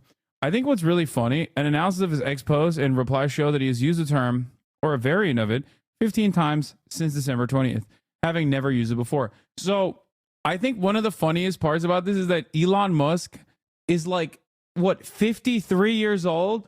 Like, who was like, oh man, I'm going to reintroduce a slur into my lexicon at the brittle old age of 53. I thought you meant N-word pass for a second. What? Yeah, not that. This is Tiny's biggest impact on the political discourse, getting people to say the R word again. I don't think you can give that to him. To hopefully win power, and that was a bet that would basically allow Musk to essentially get rid of all the legal cases against his companies. I think there's a lot to be said for power and impunity. Let's not forget that he's endorsed Trump and Tommy Robinson, both of whom are, well, Trump's a felon, a convicted felon. Tommy Robinson's in prison. And I think for someone like Musk, he sees his influence and the access to power as a form of impunity, which for him means that as long as he's in power or attached to power or has the ability to influence politics, he is essentially untouchable. But will he have that power if he falls out with President-elect Trump? The question is, if he does fall out with Trump, yes, Trump is the president, argument more powerful, but I think Musk has the ego and the level of narcissism that he might... The R word never went away, dude. Yeah, I know. In most circles. It's just, I feel like when you go above a certain age, or if you're like in a relatively professional space, though, yeah, no one's going to say it. It's like the workplace, okay? You know, it's just not commonly used. Start to eventually see himself as a sort of person who could even rival Trump. Think of Icarus. You know, Icarus was ambitious and flew too close to the sun. That could be Musk. He could play with fire, incur Trump's wrath, and then lose grace. Or the way Musk sees it, he might be able to actually position himself in a way that he might make Trump look bad. And just finally, I wanted to ask you about Musk's influence on the world in general. Should there be stronger sanctions against someone like Musk being able to post what he's posting? As Musk demonstrates himself to be someone engaged in often what we criticize other countries of, like Russia, foreign interference, which is this. You're done for, buddy. A life-threatening destructive windstorm is expected to hit Ventura and Los Angeles counties from Tuesday into Wednesday. The regions could experience wind gusts of 50 to 80 miles per hour. I'm gonna take this bitch out and have to staple her fat ass to the ground. She doesn't even know it yet. She can fly away. You think she's too heavy to fly away in a gust of wind? I feel like she's too fat to fly away in a gust of wind, but I don't know. What are you looking at? Huh? What are you looking at? She's so dainty. Hold on tight. Tina is more likely to fly away than her. Tina might weigh less than Kaya. Bro, stop fat shaming her. Look at her. You're making her depressed, you monster. Okay. Stop body shaming. I will never stop body shaming my big beautiful daughter. Okay. Hold on. Let me take a look at her belly real quick. I had to do a little Kaya break and check in on her scars. Your daughter is going to stop talking to you when she goes to college if you keep body shaming her? She's never going to college. I'm never letting her go to college. What'd you do with the donut? I don't know. Somewhere in the house. You don't deserve Kaya. You leave the queen sitting in the same place 8 hours a day. The queen is unimaginably well taken care of, okay? Her living standards are better than the average person in the United States of America, not around the globe. She gets ample fun, an unimaginable amount of activity, the most delicious treats. She gets everything she wants, and she deserves it all. She deserves the world. All right, let's continue. Essentially what he's doing. The governments might have no choice but to take... Bro, why do you keep sending this? I've already watched this.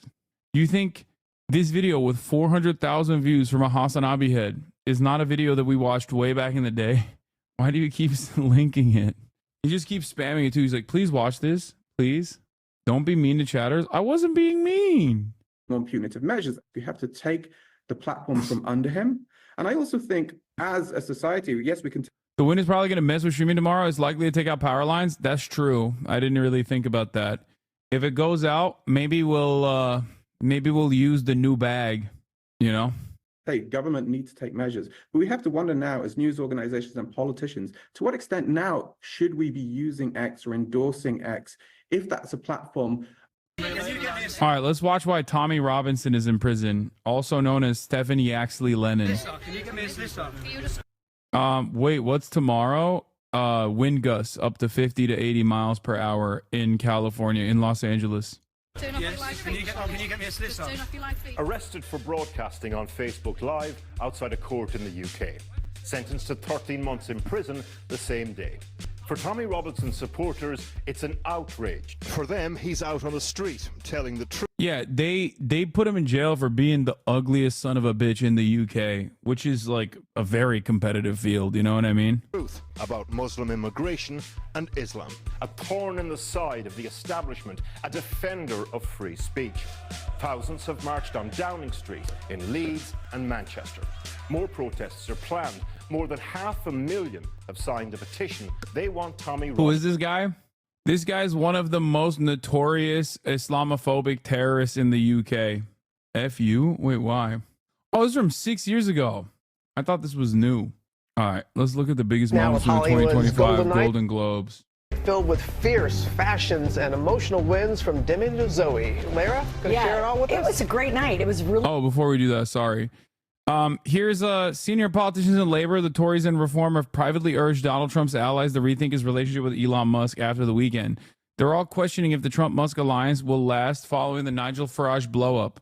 Rare unity on this between the three parties. A source well connected on both sides. I love that the one guy that could unite the entirety of the British Politburo is uniting them on how bad his vibes are. Everybody's like, come on, dog. This guy is so bad. Please stay away from him. He is no good. He is no bueno. Trump is going to drop Musk as soon as he gets into office. I think so too. Trump supporters in Britain are warning Musk's posts risk damaging the president-elect's reputation abroad.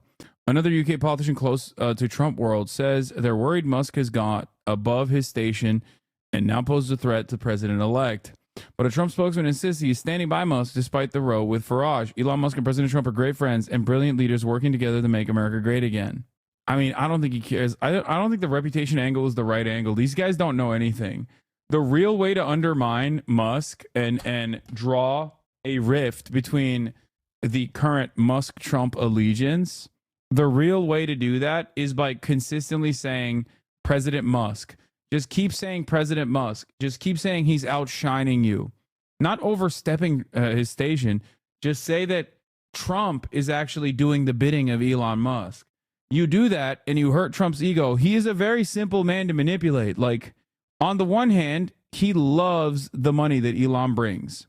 On the other, he absolutely, I think, is a narcissistic, spiteful man and will respond very angrily to any sort of statement that threatens Trump's power and authority. What's up with JD Vance? It's a little worrisome how under the radar he is at the moment. I mean, JD Vance is doing the right thing. He's doing the smart thing. New York Times Maggie Haberman reports that Trump has started to complain that Musk is around a lot. It's not there yet, but it will get there. I think that's the real. Did you see the Marvel's Rivals Fantastic Four lady Thurston going around? No, I haven't. Oh, also, here's something that we got to talk about. TikTok. That was very important. That was one. And also, I guess, somewhat tangentially related to Canada. Here is Kevin O'Leary on Meeting with Trump. I've joined with Frank McCourt to buy TikTok. It's a multi-billion-dollar deal. I wanted to let him know, as well as others in his cabinet, that we're doing this. We're going to need their help. One topic, but I had another agenda item that was very important to me, and we announced that this morning. I have joined with Frank McCourt to buy TikTok, and this is a very complicated deal. It's a multi-billion-dollar deal. We're going to have to work with President Trump. This is a bipartisan situation. We have to work initially with Biden, and we want to. And then on midday, 12:05, Trump will be who we have to work with to close the deal in the months ahead. So I wanted to let him know as well as others in his cabinet, that we're doing this, and we're going to need their help. Well, that's going to be very... They're going to turn TikTok into a right-wing haven. Yeah, they're going to turn TikTok into X if they are able to purchase it. Right now, it's like a decent balance, which is why everybody says TikTok is making people woke. That's the irony of it all, is that it's not that TikTok is making people woke. It's just that it allows leftist comments and it allows leftist commentary to exist on the platform. That's it. Okay, I think this is really funny, and I want to show you some of the choice TikToks from operators like this guy. CCS, we have the join or die roast. This is a lactic fermentation process from Colombia. This tabby varietal literally translates to good. I spritz water on 15 grams of coffee and then grind at 800 micron. After grinding the coffee, I rinse my filter and preheat my brewing kit. He's tactically ascertaining the coffee beans and engaging in kinetic action in the process of a thermal implosion event to ensure that the coffee beans are sufficiently warmed up. There is nothing funnier than also playing dress up as like the Sicario guy, because this guy is literally, he's doing the Sicario fit. He's not gay because he makes coffee with a plate carrier on. Exactly. Uniform grind and stable temperatures translate to consistent cups. After dosing our coffee, we'll bring our water to 200 degrees Fahrenheit, then do a 45 ml bloom at 45 seconds. Next, I bring the water to 210 ml and then swirl. This technique prevents channeling and increases extraction. The final result is a cup with buttery texture and creamy mouthfeel, paired with bright acidity and notable... Talking about creamy mouthfeel in your tactical Java deployment is, you know... I'm sorry, dude. This is gay as hell. Look at Black Rifle Coffee. What is happening? I'm not gay, though. Don't say it. That's what my ex-wife Barbara also said, and she knows not to say it any longer. Red fruit. So if you feel like getting creamy with the homies, do yourself a favor and subscribe to this month's CCS. There's nothing fake about conservative gun guys being so scared of the world that they have to arm themselves to go from the driver's seat to the trunk. This funny take as well. Yeah, he saw Jeffrey Donovan and Sicario and decided to make it his entire personality. It's literally a one-to-one fit. It's crazy. I had a roommate like this coffee guy getting creamy with the homies. Water to 200 degrees. It's just funny because, like, this is... Like, he's combining so many different things. One, this level of, like, care into your coffee-making process is still something that very much exists on TikTok. It's just not expected from, like, a hoorah... Black Rifle Coffee guy. But like the fact that he's in a Cybertruck with like his tactical gear is so funny. Is it not satire? I can only view this as satire. Please tell me it's satire. No, it's not. It's not satire. It's just Black Rifle Coffee. Also, Trump says many people in Canada love being the 51st state. He just keeps talking about how he's going to annex Canada. This was fantastic as well. White boy lunch versus Hispanic boy lunch. And then we'll talk about the Adrian Dittman saga as well. Before I move on to some more stuff. Beef man, let's eat lunch. Tell me what you got, dog. I had 2 sandwiches.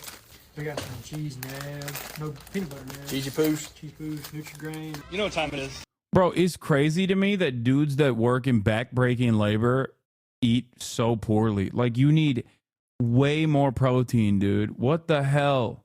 You need so much more protein. So much more protein. That's all carbs and fat, my man. But then, look at La Raza. Lunch check, Jose. What do we got today? Una amiga nos regaló arroz. Arroz. Nos regaló tortillas recién hechas que nos regaló. Muchas gracias por la comida en bistec en salsa. They're poor. Okay, well, it's good that you said that they're poor, because I'm glad that you said that, because this is supposed to juxtapose white boy lunch versus Mexican boy lunch. Okay, they're working at the same job site, brother. What's up? You got me adult lunchable. Adult lunchable, God bless him. Cream pie and a dang food round. I ate 5'3", buddy. Mm-hmm. I saw that. I was like, I couldn't believe it, dude. Like, that is nowhere near enough protein necessary to keep you going throughout the day. You know what time it is. Lunch check, Jose. What do we got today? Today is taquitos. Oh my God. Nice. That's good. What you got? Yellow bread? Yellow bread, turkey, mayonnaise. That's regular Pringles. Absolutely. Some dill. Man, I love pickles. Got no cream pie. Cream pie as well. Yeah. You know what time it is. Lunch check. Lunch check, Jose. What do we got today? Menudo. Menudo? Yeah, menudo. Oh, that looks good. Tostadas. Tostadas. Fuck. Nice. How about cheese? Well, is it homemade? Nah, that's what I thought. What Gordon kind is it? or whatever. Yeah, Gordon. Yeah, that's about the best. Antonio. Yo, tortillas, carne con papas que me dio mi hija. Nice. Sí, especial. Caldo de pollo. Caldo de pollo.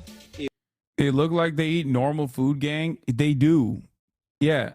The Hispanic dudes on the job site are eating normal food. The white dudes on the job site are eating Cheetos, which is crazy. Y frijoles. Yeah, I'd be angry too, bro. I'd be like, yo, these guys, I'd be mad as hell too. I'd be like, I'm voting for Donald Trump. Fuck this. That's right. Kick him out. Jose's always eating the best food at the job site. What the hell is this? I've been told I'd get the darn American dream. I see Jose every day eating, he calls it mole. I told Deborah, make me some mole. She said, all you're getting is Cheetos today. All right, y'all. Y'all know what time it is. Motherfucking lunchtime. Boom. Got the motherfucking honey bun, some crackers, Snickers, and some chips. Dude, are you serious? Dude's eating like an autistic teenager. What the hell? No, dude, that is not lunch. Dude's eating like he's about to post about how he has a food sensory disorder, and that's why he has to eat Frosted Flakes only. No, that's all carbs, baby. There's no protein there. You need protein. You need veggies. You need protein. What the hell? Oh my God, dude, the amount of injuries that you are going to withstand just by, like, I'm telling you right now, I saw this video and it just like killed me. I work out. I don't work at a job site. A job site is infinitely harder than that, right? There's like plenty of picking up heavy things and being on your feet the entire day. In order to sustain that, and in order to ensure proper rest and recovery, you need to have more protein. You need to have protein. You need to have a more balanced diet. This is unacceptable. And another honey. Drinking, papa. We got the chile verde with the sopa and beans with cheese. Chuletas with arroz. Oh, papa. Oh, chile relleno, papi. Look. Oh, let's see the cheese. Let's see the cheese. Let's go to Sugar Town. Tell me what you got. You got a pecan roll? Strawberry, applesauce, Fritos, Nutri-Grain. Basically the same stuff I had last week. Yeah. It's a Dollar General again. Every single one of these dudes is going to have tremendous issues down the line. There's no way to keep this up. And then you got 2 pieces of pizza. That's good, drinking that water though. Yo, check this out, man. Y'all thought y'all had some parties going on now. This is a carne asada at the house, boy. We got my man Ivan right there. Yes, sir. Everybody grabs a taco, gets to work. Siding going on outside. Everybody's just grubbing, man. I love it. Look at him. He's dancing, too. Okay. Whoa. He's dancing on his way to the food. That's how you know you got a good crew, man. Amazing. And people, man, let me just say, any Hispanics on the job site going hard, baby. Look at this. Whole carne asada with good vibes, baby. Legitimately, this can be explained by the fact that the Hispanic workers have a social support network and the white men don't. It explains so much. Yeah. I think it's a microcosm of a much larger problem. But that's it. Like that, but that's crazy. It's called love. No wonder these guys are always talking about like all the contractors talking about like, what do you mean? All the hired help has to be Mexican. Them white boys, they don't want to work no more. They don't work good. It's like, yeah, I wouldn't work good on Mott's and a bag of Fritos chili cheese either. That's like 600 calories of just carbs only. That's crazy. These boys are proper malnourished, dude. That's why they want to deport us. All these white boys are jealous of us. Yeah. Can confirm I work construction. I had a shit diet. I gained a bunch of weight. I tore my body up and I took longer to recover from injuries. I ended up with several herniated discs and messed up joints. Yeah. Is it better than McDonald's though? No. Ironically enough, McDonald's is better than this. And I'm 100% serious about that. People often say like McDonald's is ultra processed, and it's true. Okay. But McDonald's is still more balanced than this. As long as you're not getting a milkshake on the side and like French fries galore, okay, if you were to just simply stick to the burgers and maybe some chicken nuggets, you would literally get a infinitely more balanced diet than this. You need protein. This is crazy. Like, the one thing we saw on White Boy Lunch is that it's just all carbs and fat, no protein. They're avoiding the protein like it's gonna kill them or something. This is crazy. I think people just automatically go like McDonald's sucks, and it's true, it does. It's not the best way to eat, but I think people just simply don't understand food. Like, you know, they're not trying to build muscle. Carbs give you energy. No, you're wrong. The protein is for recovery. Okay, when you are engaging in back-breaking labor, your muscle fibers are breaking down. In that time frame, you need to have protein to ensure that your muscle fiber heals properly. Also, there's just nowhere near enough. Like, you need protein even if you're not doing labor. What are we talking about? You need to have protein as a part of a healthy diet. What are we talking about? There is no world where like someone's just like, nah, I just sit around all day. I don't need protein. No, you still need it. You eat it at dinner, dog, not during the shift. They should be eating better, but it's awful to eat enough protein at a job site. That's insane. Maybe they're vegan. You're being prejudiced against vegans. Yeah, no, they're not vegan. Another lunch vid going viral. All right, day 5 of Jesus' lunch. Oh, yeah, no, I love this one. I've seen this before. Got today, baby. The turkey sandwich, Slosky. Where? Slosky. Okay, Slosky. Slosky. And 2 jalapenos. Okay. 1 jalapeno. Very little red. Orange. It's very, very hot. Pero it's okay, me Mexican. Don't worry, me no white boy. And that's the best one. Me no white boy. Would it be beneficial just to add a protein part then? You need more. People don't realize you're wearing your muscles out by using them. They don't understand the first thing about nutrition and caring for themselves. Grown-ass children need women so desperately. I'm a dietitian that works with the largest hospital in Arkansas. The rates of diabetes at the job site is insane, which leads to a lot of these guys losing both of their legs from untreated diabetes. Jesus Christ, dude. It's so crazy that like we have bountiful, endless information ready at our disposal in 2025 in the United States of America, the wealthiest nation on earth, and people still operate like medieval peasants.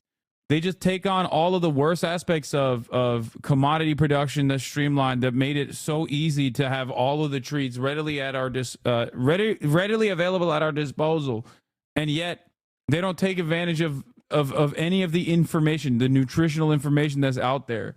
You need protein at the job site. You need protein at no matter where you are. Okay, no matter what you're doing, you just need protein automatically. Even if you're vegan, vegans will be the first to tell you. Here come the lifting normies and health nuts. Shut the fuck up already. No, you need protein too, chatter. You're crazy. Anyway, speaking of all of my haters that are wrong, proven once again, here's Jeff Nippert. Hydration impact of different bevs. Basically, any common drink you drink will hydrate you well. Coffee doesn't dehydrate you. It just hydrates you slightly less effectively than water. Milk and orange juice are just about as effective as an oral hydration solution. There it is. Okay, still water, sparkling water, cola. Diet cola seemingly hydrates you better than still water. Look at that. Look at that. Let me crack open a diet cola. As a soda boy, I stay on top, baby. Soda boy's on top, baby. Let's go. Water cells seething. Soda chads on top. That's right. Nutritionists cost money, dude. Does it look like I'm made of money? What are you talking about, brother?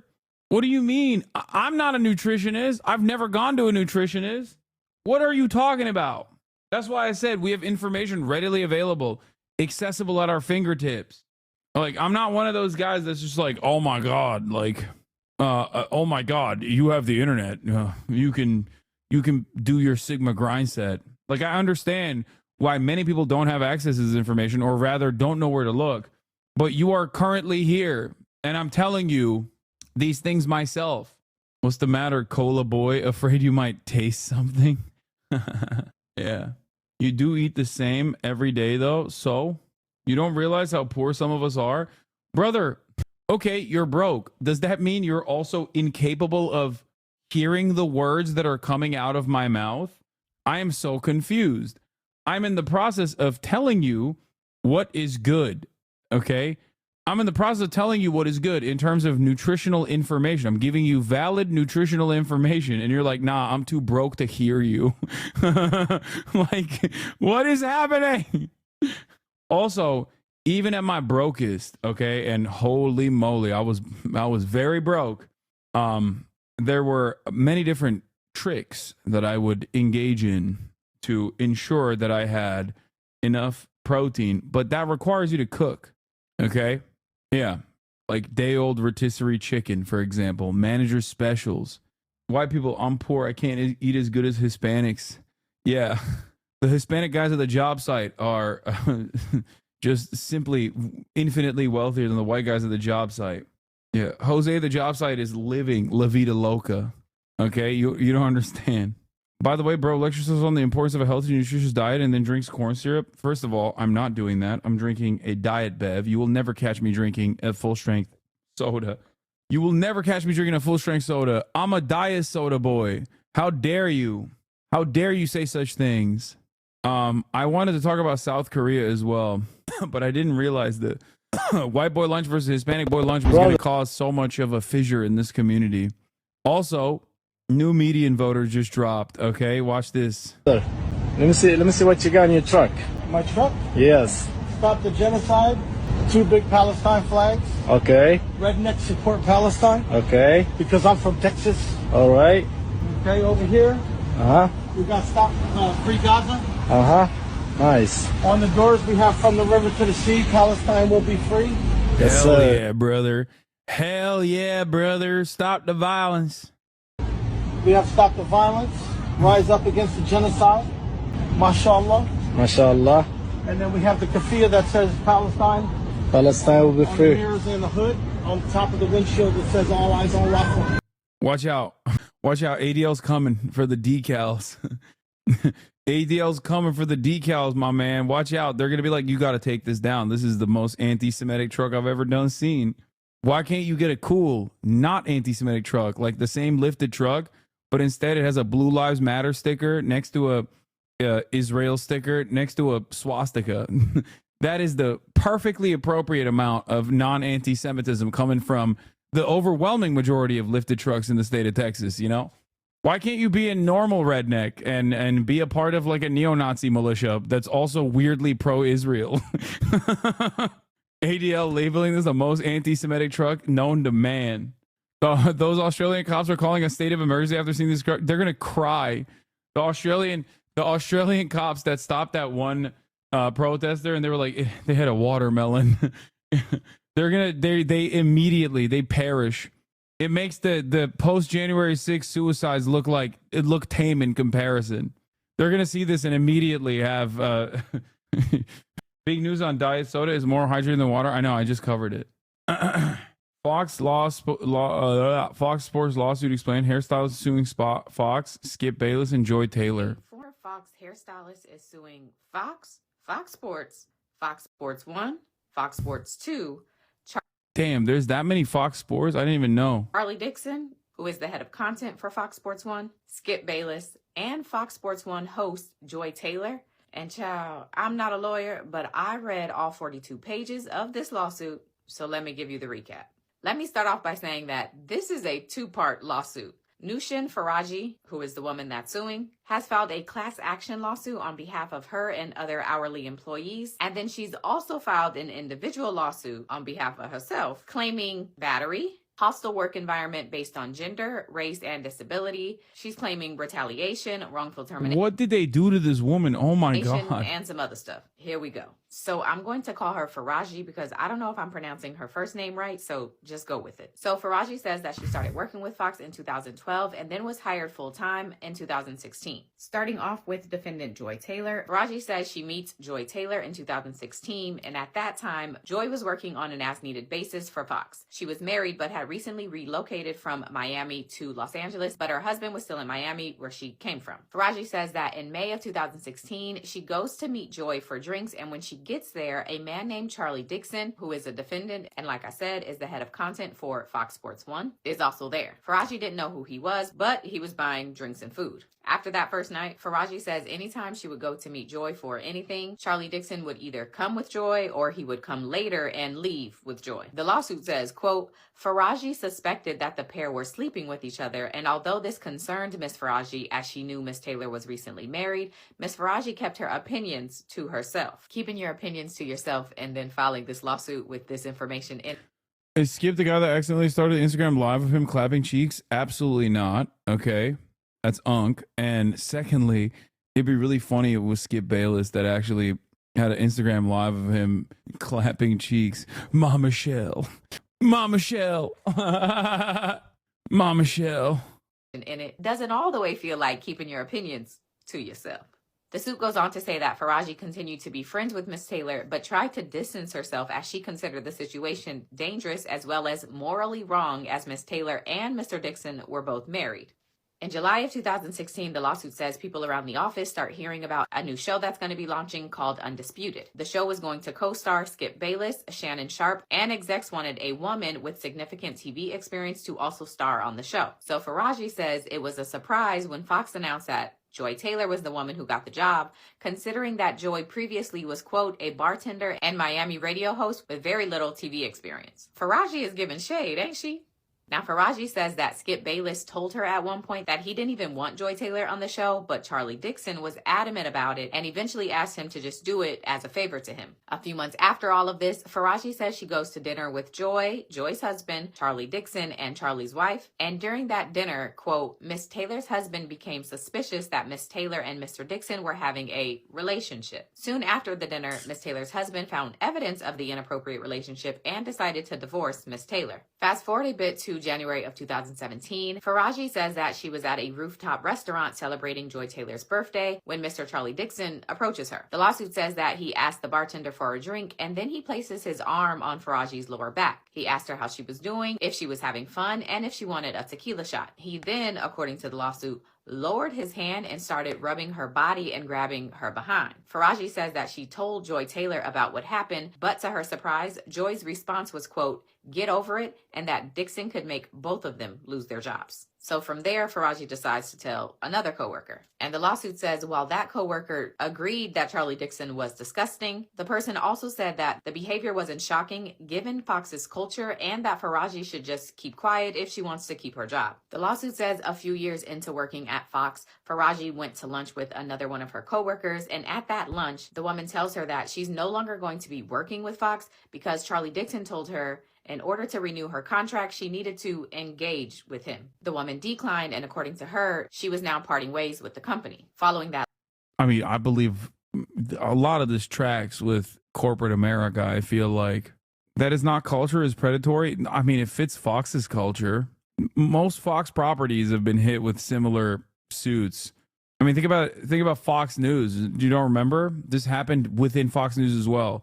And it's not just Fox either. It's just like, I think it's just most of media has these issues. at lunch, Faraji calls Joy Taylor to report what she learned at lunch. And according to her, Joy says no one gives a blank about that coworker. Now, in addition to what's claimed about Charles Dixon and Joy Taylor, Faraji also has some claims about Skip Bayless. Faraji was hired to give Skip Bayless haircuts once a week for Undisputed, and at first these appointments were fine. But eventually he, quote, began finding excuses to touch her. He would give her lingering hugs after each haircut, putting his body against her own, pressing against her, and he even began kissing her on her cheeks. In the summer of 2017, while Miss Faraji was giving Skip Bayless a haircut, he told her that she was, quote, voluptuous. Now, Faraji, whose first language is in English, asked him what voluptuous meant, and he said she should figure it out. Eventually she does, and she says she was mortified. Faraji says that she decided to...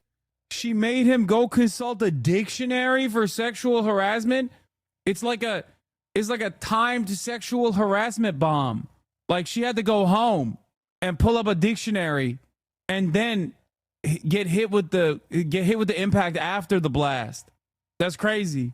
A delayed attack. To keep quiet about all of this because she was a single mom and needed the job to care for her and her son. In an incident from 2021, Faraji says that she told Skip about some medical issues she was having, but instead of him being compassionate, Faraji says that he told her he wanted to be with her and then allegedly grabbed her hands, began kissing them, and offered her $1.5 million to engage with him. About 1 week after the $1.5 million offer, Faraji says Skip tries her again, and this time Faraji tells him, quote, "Skip, stop, you have a wife." To which Skip responded, quote, "Aren't you Muslim? Doesn't your dad have 3 to 4 wives?" What? And then Faraji What? He hit the double. Sexual assault, sexual harassment, and also Islamophobia, the triple. He's dual wielding bigotries. He's dual wielding bad behavior. He went akimbo. Her dad was dead. In April of 2022, the lawsuit says that Faraji walked over to Skip's fitting room on set. And when he answered the door, he, quote, began to angrily accuse her of engaging with Shannon Sharpe. Faraji tried to explain that that never happened, but she says Skip didn't believe her. This back and forth goes on for a number of days, and then on April 16, 2022, during a phone call between Skip and Faraji, Faraji says that Skip tells her he could tell from her body language that she had done what he was accusing her of. He then also stated that he heard her talking to Shannon about her private. There's also an incident from 2018 in which Faraji says that around that time, Joy Taylor's then fiance, so this seems different than the husband she had back in 2016, learns that she had been sleeping with Charlie Dixon. Joy's fiance breaks off the engagement after learning this news and threatens to go public with everything he knew. The lawsuit says, upon information and belief, Charlie Dixon paid for everything it took to cancel the wedding in exchange for the fiance not saying anything. Faraji also says that a man named Bobby Diaz, who mics up the talent for Fox, openly gropes, harasses, and is inappropriate with women at Fox, including her. And the only reason he hasn't been fired is because he supplies narcotics to Fox employees and talent, even after an incident where he removed his pants on live camera. What's going on over at Fox? In February of 2020, Faraji says she meets Joy for lunch, and when she gets there, Emmanuel Acho was also there. Faraji didn't know who he was, but she says, quote, she could tell that the two were romantically involved. Faraji. Why is Okay, listen, I'm not discounting the accusations here, but like these guys seemingly were always inviting the hairstylist to virtually every sexual outing that they were doing. Like, that's crazy. They literally were like, hey, I'm about to go have sex with someone who's not my wife. Can you please come over? We're going to Buffalo Wild Wings. What the hell, dude? He's like, listen, when I am having sex with people that are not my significant other, I like to make sure my hair is on point. Okay? I'm freaky. She says she tells Joy Taylor that she probably it's hairstylist-centric adultery kink. Shouldn't be sleeping with Emmanuel and Charles Dixon because Dixon is a very powerful man who might get angry. But Joy allegedly responded saying she is also very powerful, and once Charles Dixon was no longer useful to her, she would just tell the company that he forced himself on her. Faraji says Joy wanted Acho to recommend her for the show Speak for Yourself, and in September of 2022, she was in fact hired on that show. By October 2021, Faraji says the friendship between her and Joy Taylor had ended. And when it does, Joy begins insulting her on a personal and professional level. Joy allegedly openly mocked Faraji's English and complained about Faraji's humming. The humming is apparently involuntary, and it's a subconscious coping mechanism Faraji uses for PTSD. Joy Taylor also then began saying that she needed a black hairstylist on set instead of Faraji, who is in black. Time goes on, but eventually Faraji is told that she is no longer needed as a hairstylist at all. And when she asked the head of operations if she had done anything wrong, the woman responded, quote, "You remind me of my dog, and when I take my dog out, he barks at bigger dogs. That's like you." I don't even know what that means, but comparing somebody to a dog is not okay. In August of 2023, Skip somehow learns that Faraji never actually engaged with Shannon Sharpe and decides to apologize to her. While he's doing that, he also tells her that Charlie Dixon wanted her fired because she knew too much and was talking too much. There's some HR meetings, some internal investigations. I like that they put the sexy photo of Shannon Sharpe on there. Like, respect. Put some respect on Unc. He puts a lot of work. He puts a lot of work to stay that way, okay? And on August 8th, 2024, Faraji is officially told that after an investigation, she is being fired because Fox can only afford to have one hairdresser on their 3 shows, 2 of which Faraji had been working on. Faraji says after much therapy, she is now at the point where she seeks justice. So she's suing for battery, which is specific to Charlie Dixon for that alleged incident that took place on the rooftop bar, Skip Bayless for those lingering hugs, pressing on her body, kissing on her cheeks, and Fox because according to her, they required their employees to appease the talent or do whatever they needed to keep them happy. She's also suing for hostile Why work do you environment. glorify sexual abusers? Wait, what? Shannon Sharp didn't do anything. He was what? Yo, your lack of reading comprehension and critical thinking skills is not my fault. Okay? Why are you Unc is innocent? Why would you come after him like this? Failure to prevent harassment, which is specific to Fox for not taking reasonable steps to prevent this kind of stuff from happening. Retaliation. Except for the Instagram live thing? Yeah, what? You mean clapping his wife's cheeks consensually? I didn't realize that was a crime, dude. Ma Michelle.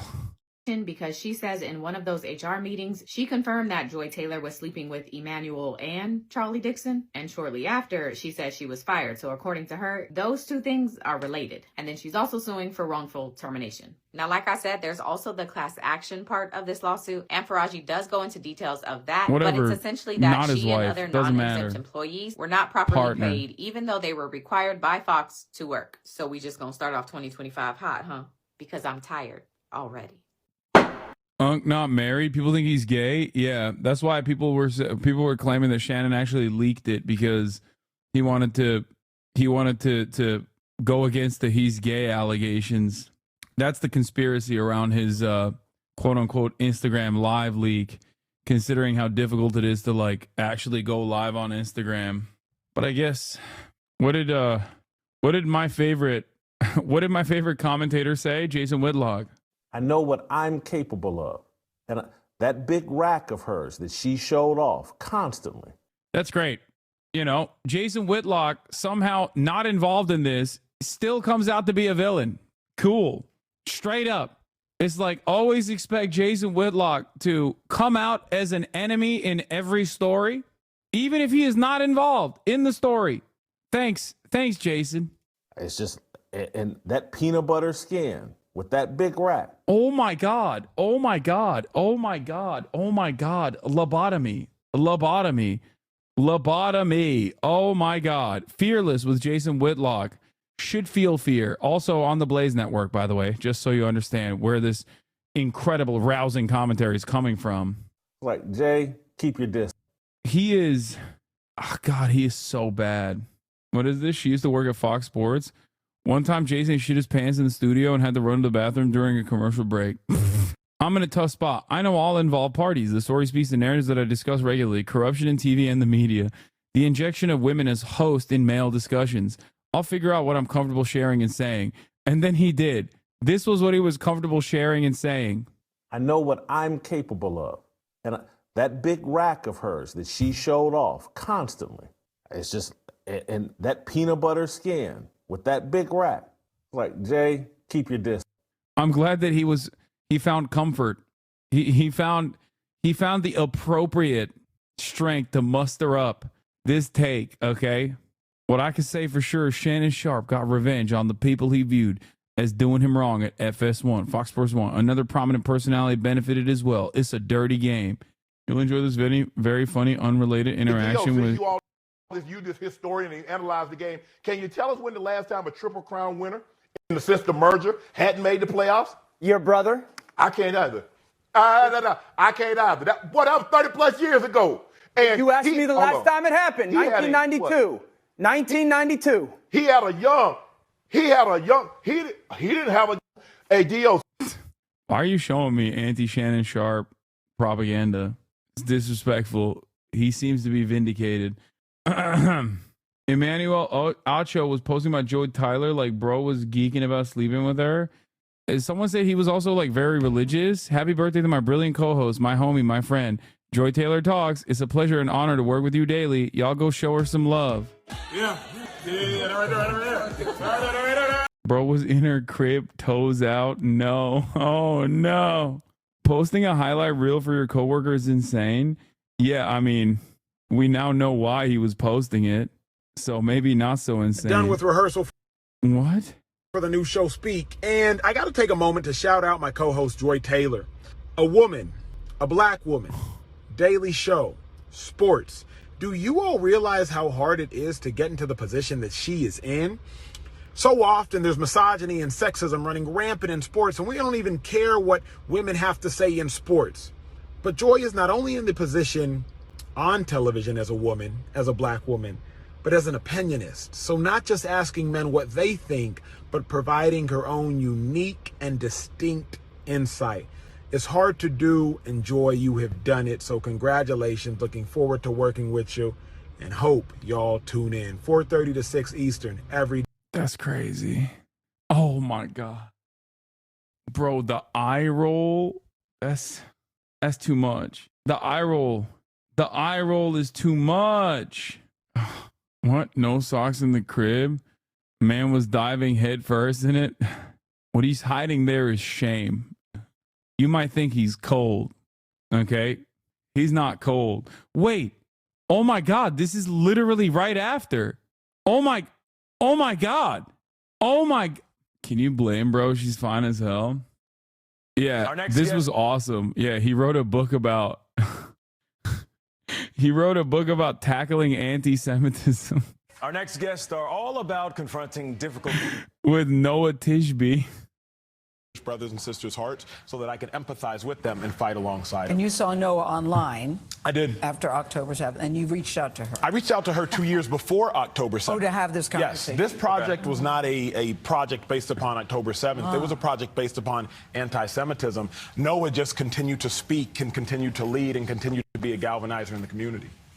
Emmanuel actually reached out to me over a year and a half before October 7th because he noticed the rise in anti-Semitism, which I really want to commend him for that because a lot of people from outside the Jewish community did not notice that. So we. Okay. Did you see Whitlock piped up to say he knew something was going on and that's why he stayed away from Joy? No, he didn't say that. He said the grossest. He said perhaps the grossest possible thing he could say about the situation. That's a very funny way to interpret what he said. He said peanut butter skin and a big old rack.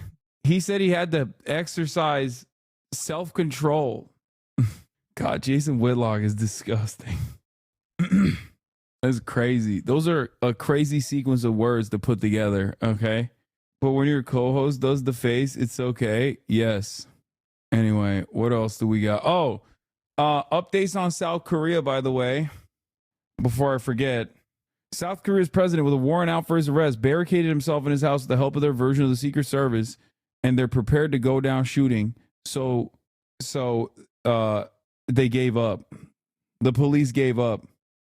The PSS blocked the CIO from placing Yoon under arrest for approximately 5.5 hours on Friday, eventually leading the CIO to back down. At the time, the PSS blocked entry into the residence by using buses and military vehicles, and 200 or so PSS agents linked arms to form a human barrier against CIO investigators attempting to gain access to the residence. There are also claims that military forces were employed to secure the area, which the PSS has since denied.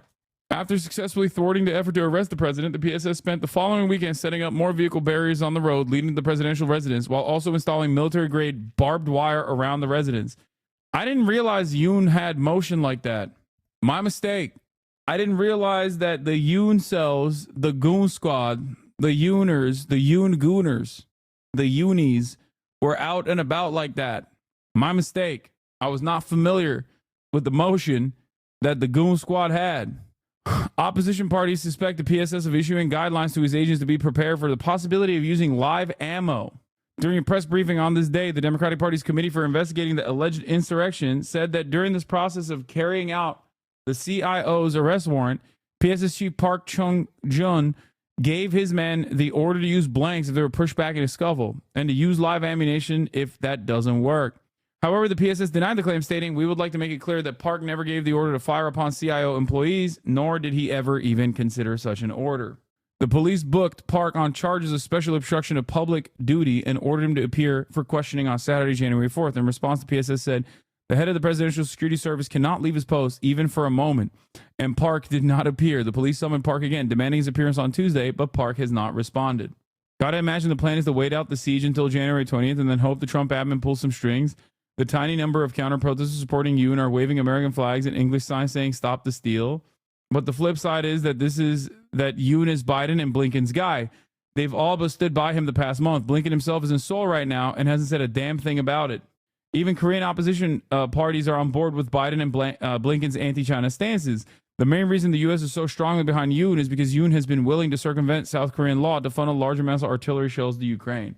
Or maybe they're just friends. It's been a while, but... Have you ever thought about that? Maybe they just love one another. A long, long time ago, I can still remember how that music used to make me smile. And now I knew if I had my chains, that I could make those people dance, and maybe they'd be happy for a while. A February made me shiver with the paper I deliver. Bad news on the doorstep. I couldn't take one more step. I can't remember if I tried when I read about his widow bride. Something touched me deep inside the day the music died. Oh, come on, you're not going to sing the best part? Now, there's a fellow who wrote that song, Miss American Pie, that couldn't be here tonight. 노래를 쓰신 분이 있죠. But he wanted you to have his signed guitar. 그분의 사인이 들어있습니다. Why was the Biden White House so musical? I feel like there's far too many devastating events that have taken place under the Brandon regime that you can splice with footage of like someone directly involved singing shittily. What is happening there? Biden was there when music was invented. Not as musical when RBJ died during the Trump admin. True. I mean, here is well, what is this? I thought you were gonna send me the Blinken Rockin' in the Free World. Here it is. U.S. Secretary of State Anthony Blinken performs Rocking to the Free World in a bar in Kyiv. They cut his mic out, dude. They were like, come on, dog.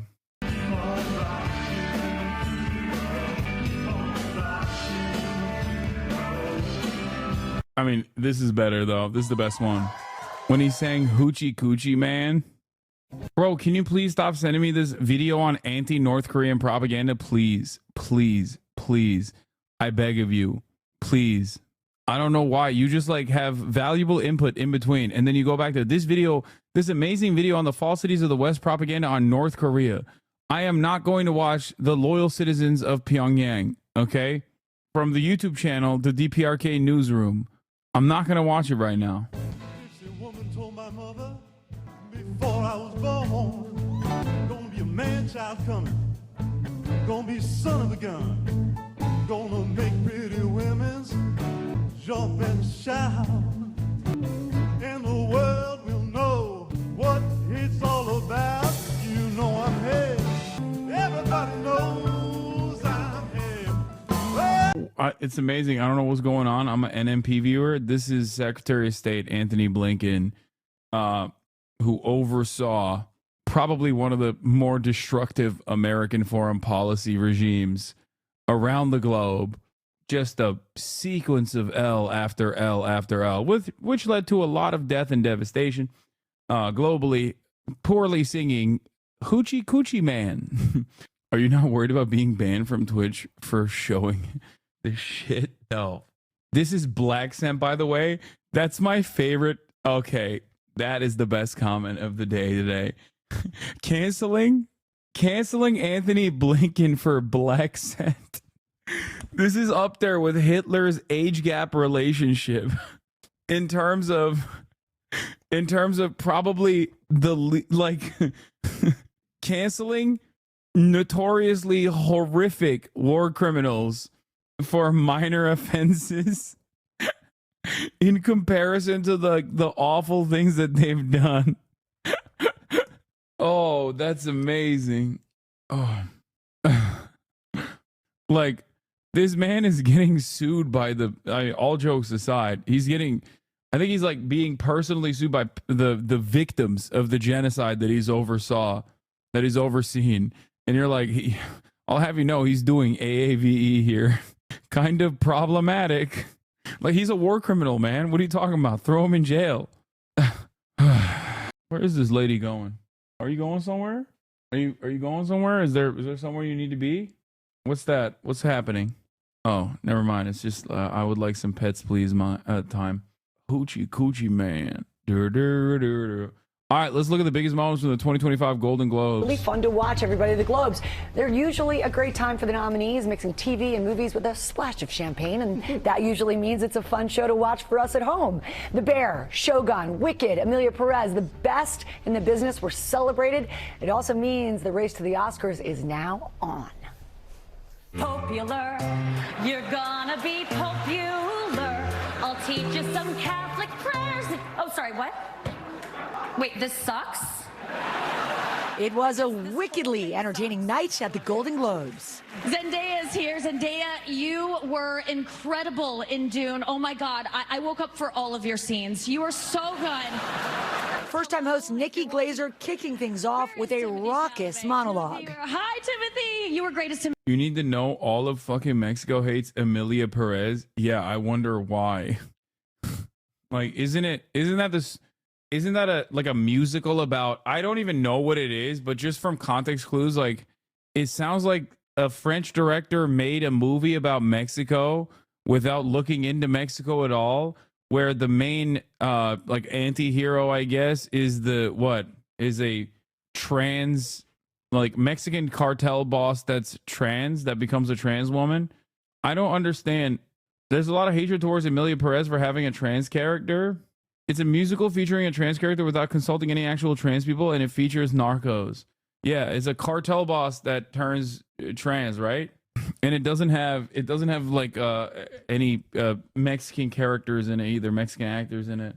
Yeah, I just saw this and I was like, this is everything. Very nice to meet you. I'd like to know about sex change operation. I see. Men to woman, or woman to men. Man to woman. From penis to vagina. This is all I needed to see. I saw this and I was like, okay, yeah, no. Give it all the awards. Please watch this clip of it, please. Nice to meet. Yeah, I just did. Why are you sending me the clip I just watched? Emilia Perez was my dad's movie of the year.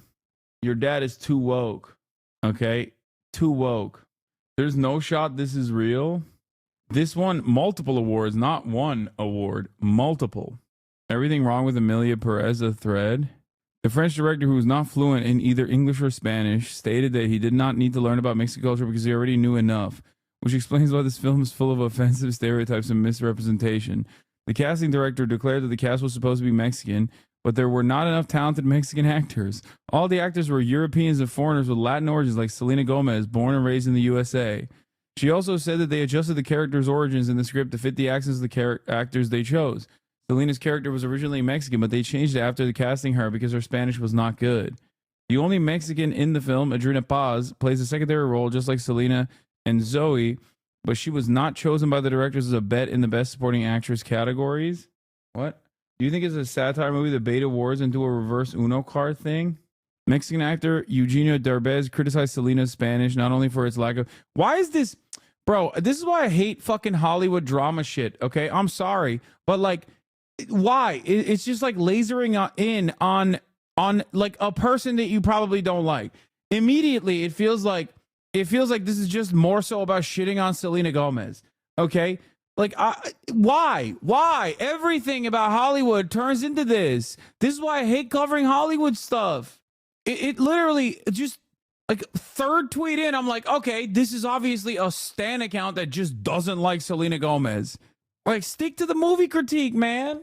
Every single thing turns into, and I'm saying this as someone who does not care about Olivia Rodrigo or Selena Gomez or Ariana Grande or any number of different people that were up for awards or not up for awards. I don't care. But it's like, it's so obvious. Like, it's so obvious that everybody has an axe to grind with whoever they have perceived is like slighted their favorite content creator, their favorite musician. So they just like take on these like supposedly political, they take on these like, political roles as though they're Azan, no defending Gomez will get you on Twitter. They'll get you. I'm not defending Selena Gomez. I just don't care. I don't care about Selena Gomez's role in this. Okay? Like, Selena Gomez not knowing enough Spanish is not the major part of this story. Okay? It's so weird. That's a weird... I want to learn about a particular thing that is going on. Okay? And then I resort to this stupid Twitter thread. And immediately it just turns into a person with an axe to grind, a person with a vendetta. It's a bait and switch. Okay?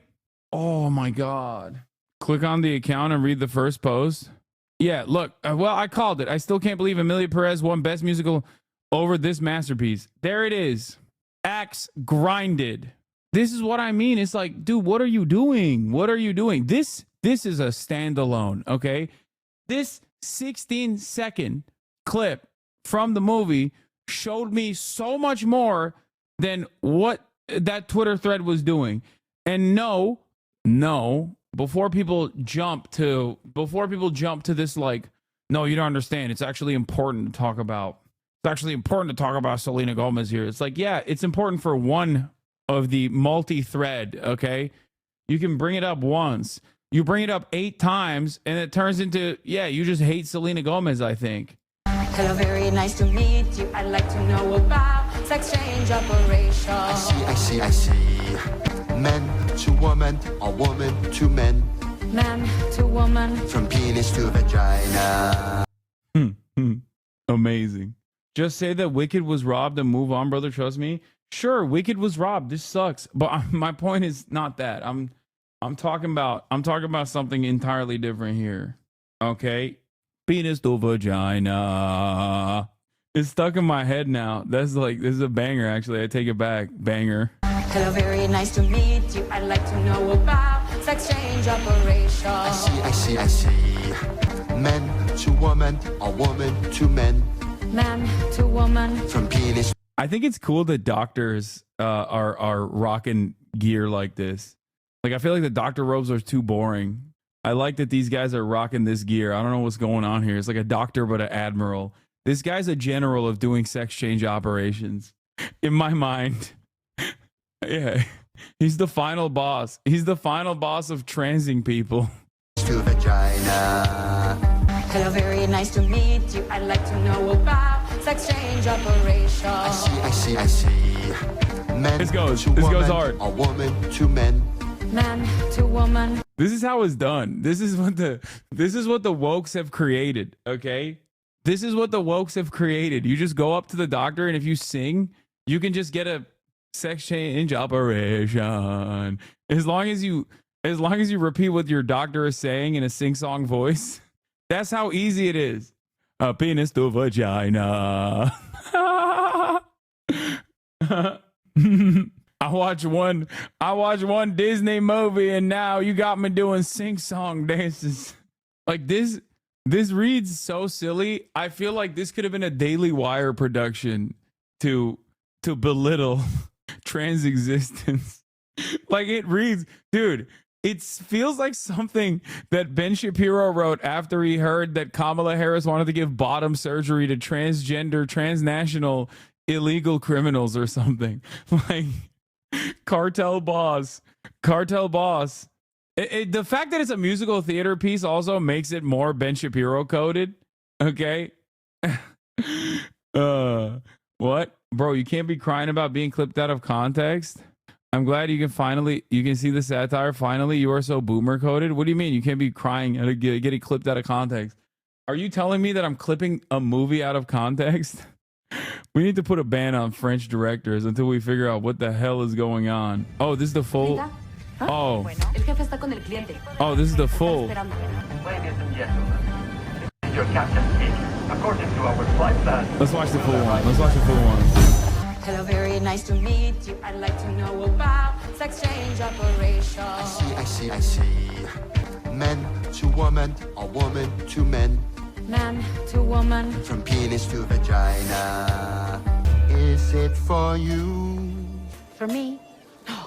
What would you like to know about it, madam? I want to know it all. What is the protocol, the techniques and the risks? How many operations? How much time do you need?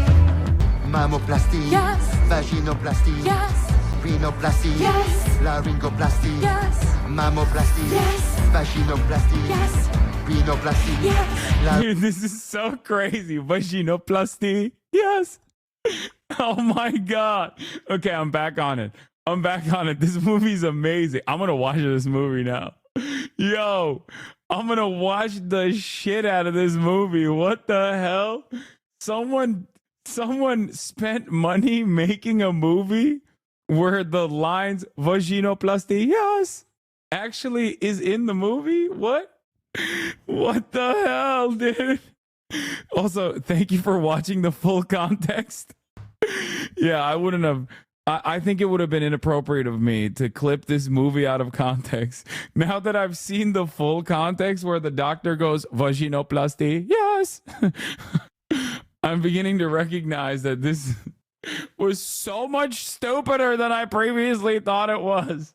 Laryngoplasty. Yes. Control laryngoplasty. What is that? Adam's apple reduction. Yes, yes, yes, yes. Oh, they're still going. Yes.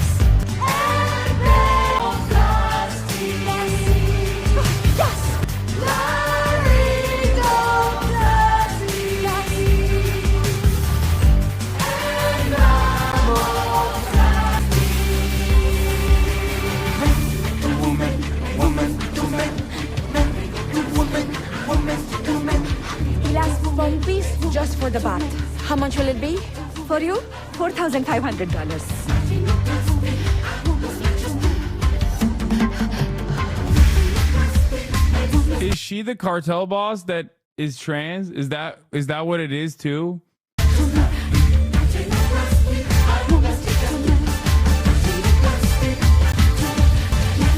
I don't know. Who's the... Is she working for the cartel boss that wants to be trans? This is turning me anti-woke. DeSantis was right all along. No, she's helping the cartel boss. Wow. Chatters that said watch the movie and find out. Think I'm going to have to do that. I'm trans and this is turning me anti-trans. Wow, that's messed up. The right wing have no good artistic sense, but it seems like the wokes don't either. Excuse me. Vaginoplasty. Yes. That was unironically. I turned back around on this. Like at first I was like, this sucks. But honestly, it's after watching it, I'm on board. Meet you, I'd like to know about sex change operation. I see. Men to woman, or woman to men. Man to woman. From penis to vagina. Is it? Like, why did they choose this guy? Because I don't want to be disrespectful, but I don't think he can sing. This is why Trump won. Is this camp? I don't know what is going on here, but for real, neither of those people can sing. Yeah, I don't think she can sing either. I don't want to say that, but what is this? Please look at this number though, real quick. The movie has a musical sequence in Tel Aviv? No.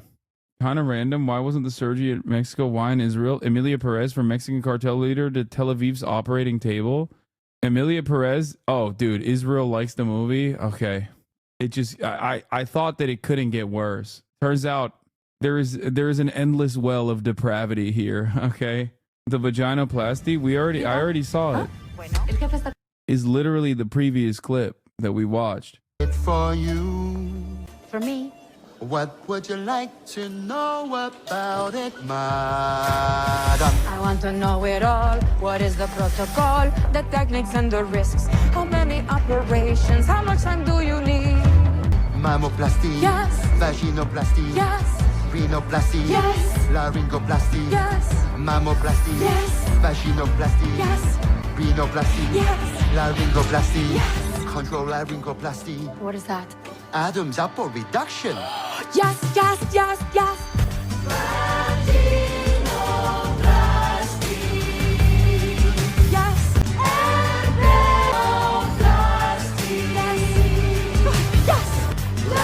I don't know, like Mexico did not deserve this. Okay. I just like nobody deserves this. This is a crime. Like, what did Mexico do? They're just chilling. Why did they do this? Why did Hollywood? Why did French cinema do this to Mexico? This is so bad. It's gonna win an Oscar. And I feel like that's just it's a multifaceted psyop to just harm Mexico and Mexican interests. There might be entertainment value for everyone. It's just not meant to take itself too seriously. If you haven't noticed, they aren't trying to sing like Mariah Carey. Already working on Cinco de Mayo 2.0 just because of this movie. Los Pipos. This is, I don't know, man. Do you think if Mexico says France is gay and woke, the U.S. will help us invade? No, I think it's, I think the United States wants to invade Mexico. This is crazy. Last year we had a trans woman and a lesbian couple in 2 different primetime novellas, and this is how they treat us, bro. This is, would you wish this film on your worst enemies? No. I'm not gonna lie, I think cisgender guilt is real in Hollywood. What? Bro, they are guilty. Okay? The cisgender are guilty for this crime. This is anti-trans through and through. It's wild and it's camp, and I unironically like it. I'm sorry. This is a war crime against the nation state of Mexico. We have to give Texas back to atone, to even begin to atone for the sins. Okay? Yeah, I did see Kendall Roy's fit. I don't know why he did that. I'm just not able to understand, but good on him. The hat is just too much. Like, without it, it would have been fine, I think.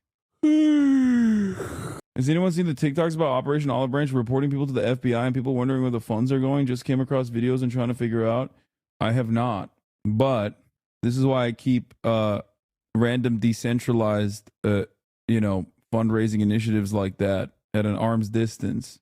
So I'm not going to say anything. I don't know what the truth is. I don't know what's going on. But I'm always, that's why I always work with, previously sanctioned groups that I cross-reference and make sure are working directly on the ground with other, like organizations that are directly having an impact on the ground. I'm sure that there's plenty of people who are, trying to do their very best that are involved in that as well. But yeah, it's not random people in the West. It's Palestinian people that I check with ahead of time. Some quick reactions to menswear outfits I've seen tonight at the Golden Globe show. Please note that none of these comments are personal. I'm just reacting to the outfits. In my opinion, Daniel Craig's outfit has too much velvet. Compare him to Hiroyuki Sanada, who wears a similar outfit but ditches the vest. I think this improves the look, as black velvet can suck up a lot of light. The white shirt here provides some much-needed contrast. My goat. Of course, Hiroyuki Sanada did it better. The legend, my king. Not a fan of these unusual double-breasted jackets made with 1 or 2 button closures. I don't think it improves the traditional design. The lapels are also too narrow for this frame, and his shoes are too inelegant for the outfit. I mean, this is kind of a meta right now. I think that's fine. I think he's being a little too critical of the a new spin on a traditional look. The shoe part is fine though. Many single-breasted black tie outfits nowadays will be improved by the addition of waist covering. In ready-to-wear, this will most likely come in the form of a cummerbund. This covers the white shirt fabric that peeks out from beneath the coat's buttoning point. What? Armholes are too low. Sleeves are too narrow. Black tie rig demands a black bow tie, not a long tie. Hat is, again, not elegant enough for this ensemble. Pretty nice. Would be improved with a fly front shirt or a tuxedo shirt made with a Marcella bib or a pleated front. Black velvet Prince Albert slippers or black patent Oxfords. Copy the Bond look. It's a classic. This looks like the only thing I can afford at Tiffany's. Sorry, Mom. Sometimes guys want to put their own spin on a black tie.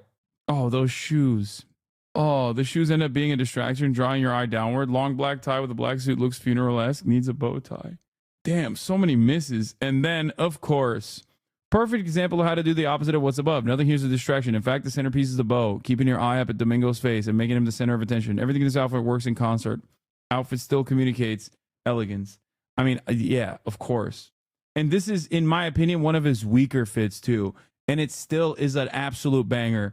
And that is a testament to all of his other fits in general, both on the red carpet and off. Okay? Like, this does not mean that this is a bad fit. I'm just simply stating that his other fits are that good. Okay? This is still a very good fit. Even his weakest slays, is my point. It's actually insane. In my opinion, Domingo and Matheson are some of the most stylish men. Oh, 100%. Matheson as well.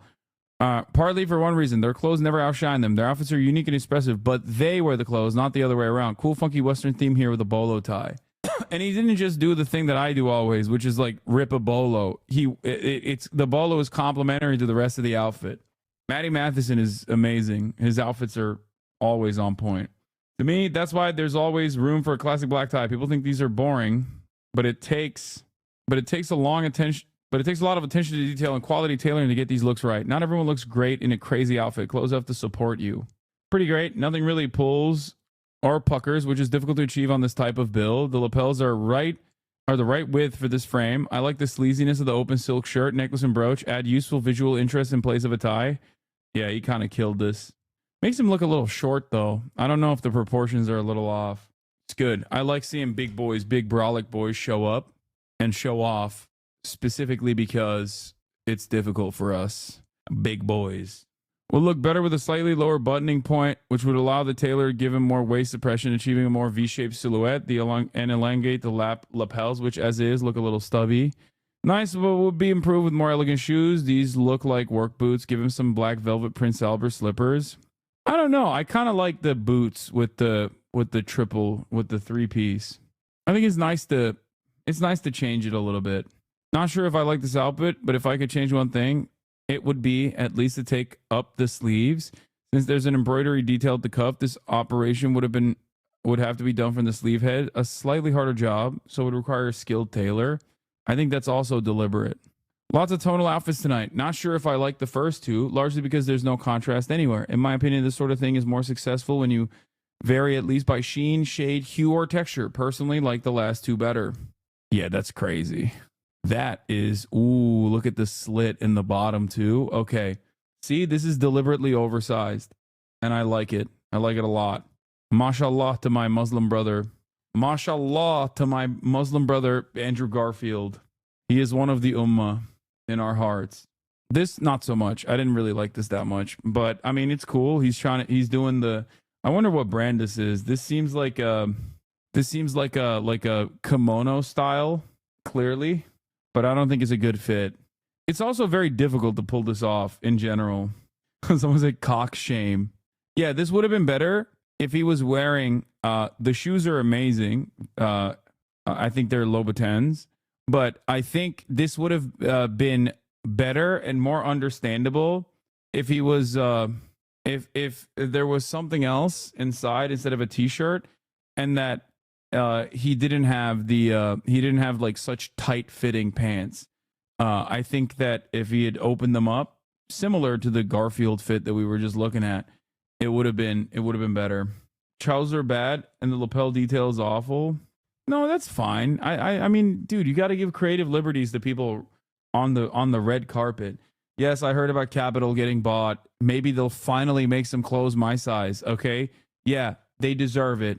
Yeah, that's right, dude. Oh, I'm sorry. Louis Vuitton purchased Capital. Oh, I'm sorry. Is it not going to be exclusive anymore? Guess what? Maybe they'll make some larger freaking clothes. Okay. No. Did they buy Our Legacy too? No. No. No. Leave Our Legacy alone. They were doing great. They didn't need to be bought out. They were making large things. Our Legacy sucks. Wait, no, it's not. You're wrong. Our Legacy mid anyways? No, I don't think Our Legacy's mid. Obviously, Capital is an infinitely cooler brand than Our Legacy. And I totally understand why a lot of people hate that this is, that they've been purchased. And they absolutely will go downhill after this acquisition. There's no way that they will remain this, like, unique designer that they were. Visvim over Capital. Okay, first of all, they both do very similar things. And secondly, they both don't make clothes my size. So I don't care. Capital goes up to size 5. Do you think you'd be a size 6? No, I am a size 5 in Japanese size. I'm a size 4 as well, depending on which brand you're talking about or depending on which cut you're talking about. For Yoji, I can wear everything from 3 to 5. It's just entirely dependent on the cut. Problem is with Japanese sizing, Capital Japanese size 5 is not a real size 5. Okay, and Issey Miyake is the same as well. Exactly. That's why Yoji is on top. Yoji is forever my goat. Yoji Yamamoto, forever my goat. What is this? Since Japan is coming up soon, I feel like it's important to start thinking about getting a traditional haircut from a traditional Japanese barber. waves. Inspired by the black community, some people in Japan try to replicate waves by perming their hair. A specialist barber uses metal heating tongs and a comb to twist rows of hair follicles into mini curls. The mini curls replicate thick afro hair and create the waves look. The full process includes a scissor buzz cut and perm and takes around 1 hour to complete. After perming the hair, the barber washes hair and leaves the customer with waves that last as long as 2 months. Would you do this? Japanese people love waves. This is Norman Osborn appropriation. Yeah, what's on? If someone wanted to get into fashion, how would they do it without having to use social media? Are there any good sources you use for fashion trends and such? I mean, social media is a good one, but also, you know what else is a good one? Go to a place where cool people congregate. That's it. Like, you know, whatever the lame, like cheap in the process of being gentrified neighborhood there's always an art district somewhere. Okay, you know, go there and look at what people are wearing. How do you feel about Uniqlo men's stuff? Didn't Uniqlo just do a collab with JW Anderson? That's what I saw, which is exciting. But also, it doesn't really matter to me. Once again, Uniqlo, another freaking brand that I can't fit into, so it doesn't matter to me at all. What? Our male fashion advice to start? Our male fashion was more avant, and there's always brand communities? No, what? No, do not go. Of course, the our male fashion advice is telling me to get acronym drop crotch pants, dude. Brother, look at how I've improved my style in the last year, and then talk to me again and be like, oh yeah, go on r/male fashion advice. Yeah, no, I'm good, man. I'm good, thanks. I don't want to get my advice from Reddit. Redditors, so I can wear the tech bro build. Hey man, you just gotta slap on some common projects, okay? You gotta slap on some common projects to tight-fitting jeans, okay? And a regular white crew neck t-shirt, and buy a theory jacket to put on top, you know, inoffensive. That's how you gotta rock all Rick. Man, all this Rick on me like I'm mortified, you know? Sufu style form for the OGs. Yeah, you need a quarter zip. Bro, you were wearing Teddy Fresh like 4 months ago? Okay, dude, chill. How do you feel about Balenciaga? Ugh, so many misses. Balenciaga is like, for every one piece that's like incredible, there is like 7 million awful things that they just straight garbanzo that they put out. It feels like a factory of doo-doo. And then like, there's just one thing that's amazing. For every one article of clothing that they come out with that's like fantastic, and sometimes they have decent collabs, virtually everything that they put out on top of that is just awful. I don't know how. I mean, I guess it's because it's just what Balenciaga is now. It's like, haha, it's so ironic. I was just gifted a Theory jacket for Christmas. Okay, there's nothing wrong with wearing Theory jackets. I was just kidding. Don't get upset. Hassan, what are those oversized carpenter pants-esque pants you wear a lot? What, the one with the big pocket is JW Anderson. Most of the big pants that I wear, like the parachute pants I wear, are JW Anderson. The pants I'm currently wearing are JW Anderson as well.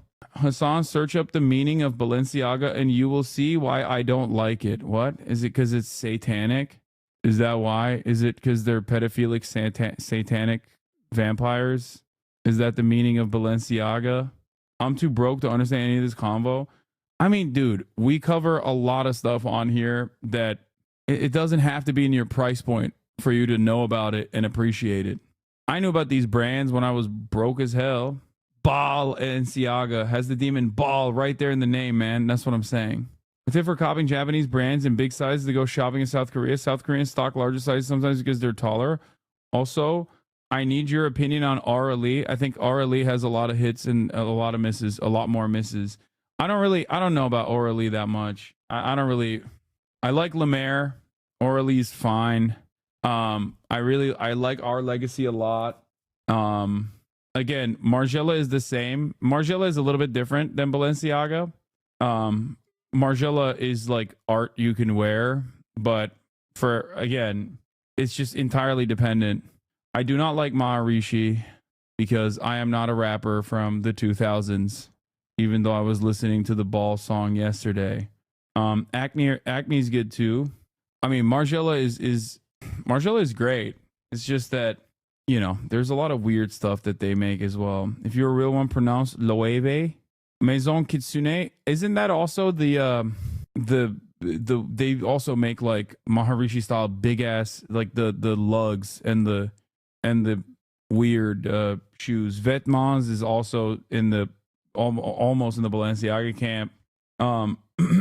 What else? I hate those shoes. 9 times out of 10, there's always a cheaper alternative, especially for simple pieces like Hasanabi's fit right now. Absolutely. I like engineered garments. Yes. I like Vivienne Westwood as well. And I actually do like Prada. I used to hate Prada, but I like Prada. Prada has some cool stuff. It's just so insanely expensive and not worth it. But if you're asking me, does it look good? Yes. Do you wear Dickies? Yes, I do. I don't care what I wear. I let my mommy pick out my clothes. That's the best. Mommies know the best. Laura Piana? Absolutely not. Okay. Don't come at me with that. Oh, rich people, quiet money nonsense. Okay. I think that is for the birds. Okay. Keep that shit on TikTok. Don't come in here with that. Oh, Laura Piana. Real fashion heads are having a conversation right now. What's next, dude? Philip Plein? I will never understand why Philip Plein exists. I think if you wear Philip Plein, you should be lobotomized. I think that I will never understand why there is such a concept. It's like entirely created for cryptocurrency holders. A brand that is entirely designed around cryptocurrency owners that literally existed before cryptocurrency ever did. And it makes no sense. Why does it exist? Who wears this? I've never seen one out in the wild. I feel like if you own anything from Philip Plein, you probably also have to have one of those ugly ass toy watches, you know, the big face toy watches that everybody wears. What's it called? Richard Mille or whatever. Absolutely unacceptable. Terrible. It's Alec Monopoly. Oh man, I follow Alec Monopoly. He's got the best art. I said I like Acne Studios. This is great. In my country, only the criminals wear Philip Plein and Interpol fugitives. Yeah, exactly. It's like you gotta have Philip Plein on if you're doing international sex trafficking. What do you think about the football hooligan Stolen Island? CB Company? Not for me. I'm not an oi bruv. I don't shank yous. I don't wear Stone Island. CP Company's fine. Again, some misses, some hits. Rude is overall not great. I have a couple like Archival Margiela MM6 etc. since 2010s, but I recommend buying into the philosophy more than worrying about Margiela's specific item. It's about items being worn, being imbued with memory over time, embracing the ordinary, imperfections, etc. It's wonderful. Yeah, okay, here's my counterclaim to that, okay? Are you ready? Where is it? My counterclaim to that Margiela statement is those like underwear Margielas, like the triple. What is it called? Let's look at Maison Margiela pants for men. CP Company is fine. Wait, let me see if I can find it. It's so silly. I hate those pants. The half denim, half like fabric. Ugh. Lucky Brand. Okay, dude, we're having a conversation about high fashion. You're coming at me with some Ross Dress for Less fits. I have infinitely more respect for you if you wear Kirkland brand over like Lucky Brand. What are you, crazy? Yeah, just go out and get a normal Levi's jean instead of Lucky Brand. Off-White. I've never been a fan of Off-White. No disrespect to Virgil Abloh. It played a formative role in a lot of the current fashion trends, but especially since his passing, it's not, neither here nor there. Mugler, it's fine. It's crazy. I like it. Levi's quality is abysmal now. I didn't know that. I haven't. Bro, you were talking about Uniqlo like it's not just the Gap. Someone asked me about Uniqlo, so I answered. But what do you mean? So what? You can wear Gap. You can wear Uniqlo. You can wear Forever 21. Every time I wear something, not everything I wear is expensive. It doesn't have to be at all. You can have one piece that pops out, that stands alone, and then pair that up with like normal stuff. That's why everyone always asks me like, oh, where did you get your t-shirt from? Or, whoa, where did you get your like vest looking tank top from? And it's almost always Amazon, because there's no reason to get like a $500 t-shirt. It's just stupid. You like Moschino? No. Also, Uniqlo has some cool, very cool collaborations and much better pieces than just like the average Gap. Exactly. Amiri, one of the worst brands of all time. Ugh, yuck. Ew. Amiri, ew. I think Rude is even better than Amiri. Bro is recommending $100 shirts? No, I'm not. None of the things you guys asked me about, I'm recommending you go out and purchase. You're simply asking me what my take is, and I'm giving you what my opinion is. This doesn't mean I'm telling you to go out and... the only thing I recommended you purchase is cheaper alternatives, many of which exist. Thoughts on the Ideology brand? Excellent. The best. The best of the best. Since you were a fat rich kid, did you wear Ed Hardy? No, I never liked Ed Hardy. And no, my parents never... I was a rich kid, but my parents never bought me anything I wanted. They bought Murad everything he wanted. What about Chrome Hearts? Again, it's, I get the culture and the brand. I get the story behind the brand, and I like a good story. But having said that, it's just so expensive. I mean, unless you're getting some jewelry. Murad had sane asks. No, he had asks that revolved around robotics. And they thought, oh, that's an investment for his future. Move on, man. Why am I moving on? Thoughts on Aura-Lee? I said it's whatever. I mean, it's not my favorite brand. Some dude complimented me on your merch the other night, and I asked him if he knew who you were, and he immediately started yelling at me about how much he hates you. That's insane. Well, even my haters love the merch, though. You should wear Bape? Absolutely not. I think wearing brands makes you look dumb. Stop hyping up bougie lifestyles. Gives people the wrong priorities. When have you ever seen me do logo mania? When? I think it's despicable. I hate it. Like, people will say Gucci shirt, but even that one is like not logo mania. It's supposed to be created in the image of like a cheap old Hawaiian shirt. I don't do logo mania. I hate it. Are there any hype street style brands that you still enjoy? I feel like streetwear is on the downtrend. It's kind of gone now. Bro thought you were about to tell him to buy a $3,000 Supreme hoodie. Your Heron Preston turtleneck doesn't count? No, it doesn't. Does it say Heron Preston on it? No, it has some like Russian lettering on it. NVIDIA 5090 announcement. You getting one? Tokens teach robots what to is move this? like the masters. Are you showing me another streamer reacting to the NVIDIA keynote? Why would I watch another streamer with 81 viewers reacting to the NVIDIA keynote instead of just straight up sending me the NVIDIA keynote? No CDG for me. Hi, Emma. We're going to take your blood sample today, okay? What is this, Don't the NVIDIA worry. keynote? I'm gonna be here the whole time. They bring meaning to numbers to help us better understand the world around us, predict the dangers that surround us, and find cures. What is for the going threats on? within Why us. are they doing AI hype? What is this? It's just AI slop? God, I hate everyone. AI is gonna solve the world's problems. And restore what we've lost. Zachary, I got my voice back, buddy. They help us move forward, one small step at a time, and one giant leap together. NVIDIA's an AI company now. I'm just waiting for the bubble to burst. It doesn't matter. NVIDIA is an everything company. When will you not? When will you understand? NVIDIA is an everything company. They literally say whatever the new trend is because that's what the market responds positively to. They were also a blockchain company. They were also a cryptocurrency blockchain company when that was what was popping. Are they still a blockchain company? No, I don't think so, but it doesn't matter. They said it at the time. Founder and CEO Jensen Huang. Just put the 5090 in the bag, little bro. I don't care about any of this other stuff. This is all for the birds, okay? All of the AI and the blockchain and whatever, the everything app, whatever they're saying is just for all of the stupid institutional investors to go, oh, Pog, they said the right words. From Gary Shapiro. I'm in Las Vegas after all. If this doesn't work out, if all of you object, well, just get used to it. I really think you have to let this sink in. In another hour or so, you're going to feel good about it. Well, welcome to NVIDIA. In fact, you're inside NVIDIA's digital twin. And we're going to take you to NVIDIA.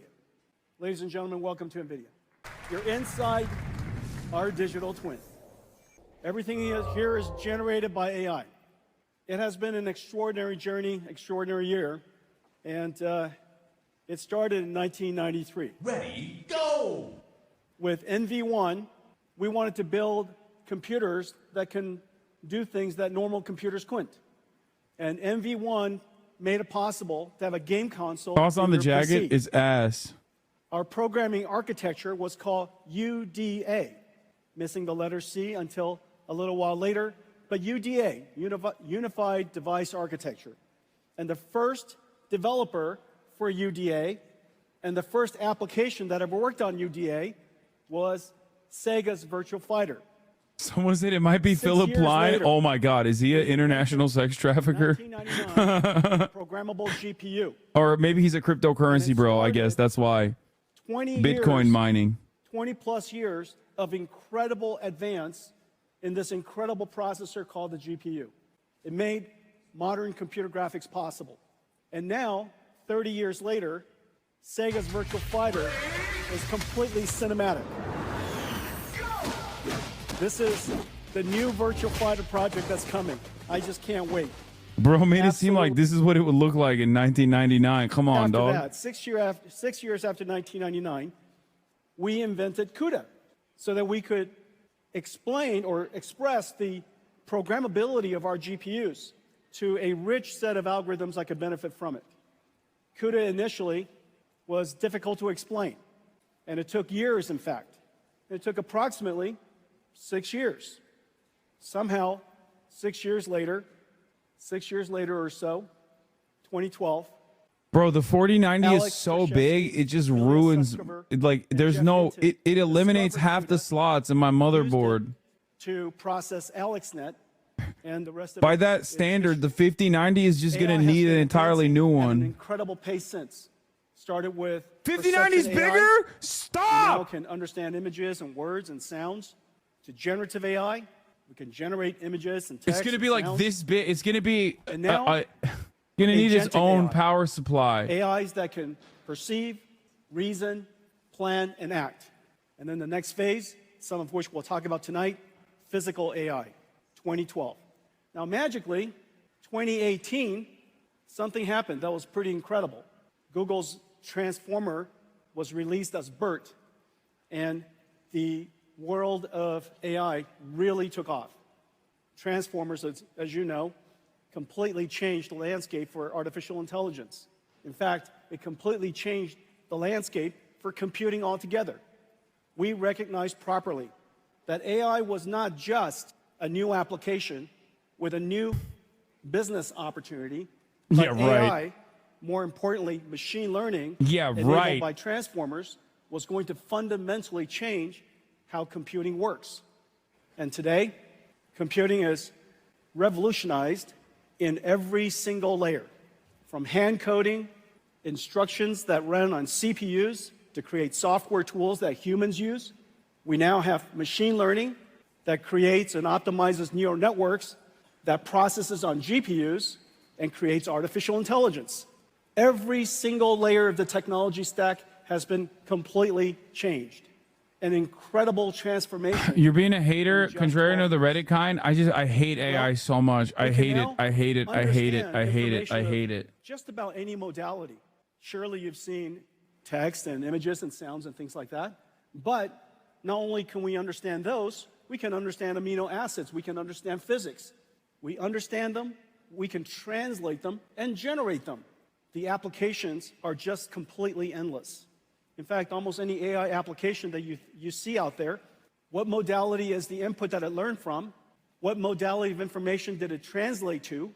And what modality of information is it generating? If you ask these three fundamental questions, just about every single application could be inferred. And so when you see application after applications that are AI-driven, AI native, at the core of it, this fundamental concept is there. Machine learning has changed how every application is going to be built, how computing will be done, and the possibilities beyond. Well, GPUs, GeForce, in a lot of ways, all of this with AI is the house that GeForce built. GeForce enabled AI to reach the masses. And now, AI is coming home to GeForce. There are so many things that you can't do without AI. Let me show you some of it now. What is this? Personally, I read a bunch of classics in high register in college. I guess it was fun. Recently, I ChatGPT Aristotle into readable English, finished it around 5x as fast as the translation. I felt I got the main gist of things. I don't know, does the pain incurred actually teach much? What? Okay, this looks awesome. Okay, I'm backing on the AI train. That guy sucks. The Aristotle ChatGPT nonsense, but this is sick. So AI makes it less costly on the computer. Is that what it is? Like, I'm too stupid to understand, chat. Some of you nerds need to explain this to me. I guess DLS is cool. Was real-time computer graphics.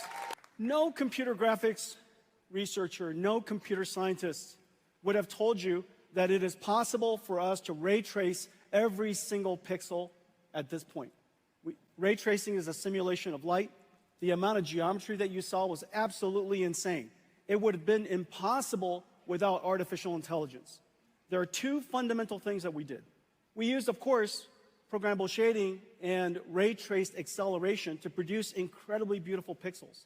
But then we have artificial intelligence be conditioned, be controlled by that pixel to generate a whole bunch of other pixels. Not only is it able to generate other pixels spatially, because it's aware of what the colors should be, it has been trained on a supercomputer back in NVIDIA, and so the neural network that's running on the GPU can infer and predict the pixels that we did not render. Not only can we do that, it's called I banned him DLSS. already for a day. The latest generation of DLSS also generates beyond frames. It can predict the future, generating 3 additional frames for every frame that we calculate. What you saw, if we just said 4 frames of what you saw, because we're going to render 1 frame and generate 3, if I said 4 frames at full HD, 4K, that's 33 million pixels or so. Out of that 33 million pixels, we computed only 2. It is an absolute miracle that we can computationally using programmable shaders and our ray tracing engine, to compute 2 million pixels and have AI predict all of the I other. saw a leak video of having gay sex with Drake. Oh no, it's result, out, dude. That's we're able crazy. to render at incredibly What is high wrong with performance these chatters, bro? because AI does a lot less computation.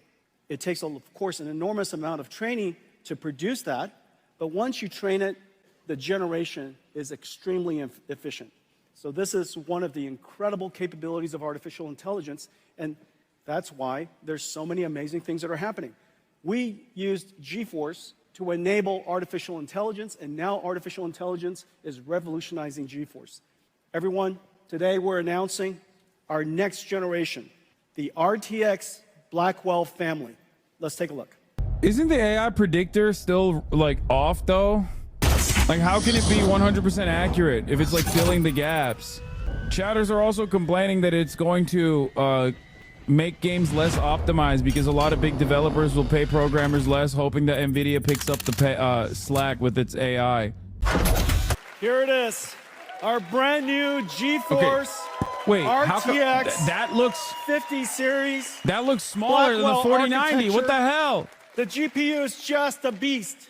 92 billion transistors, 4,000 TOPS, 4 petaflops of AI, 3 times higher than the last generation Ada. And we need all of it to generate those pixels that I showed you.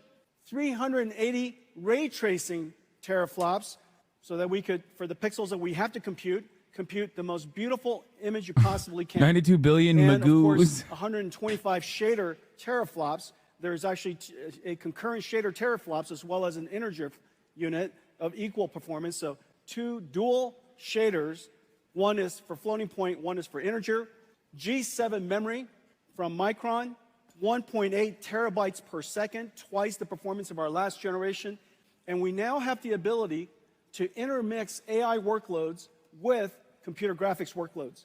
And one of the amazing things about this generation It's is a the Founders programmable Edition. shader You have a third-party is also 4080 able with an extra fan. I to thought I now had a process neural 4090. networks.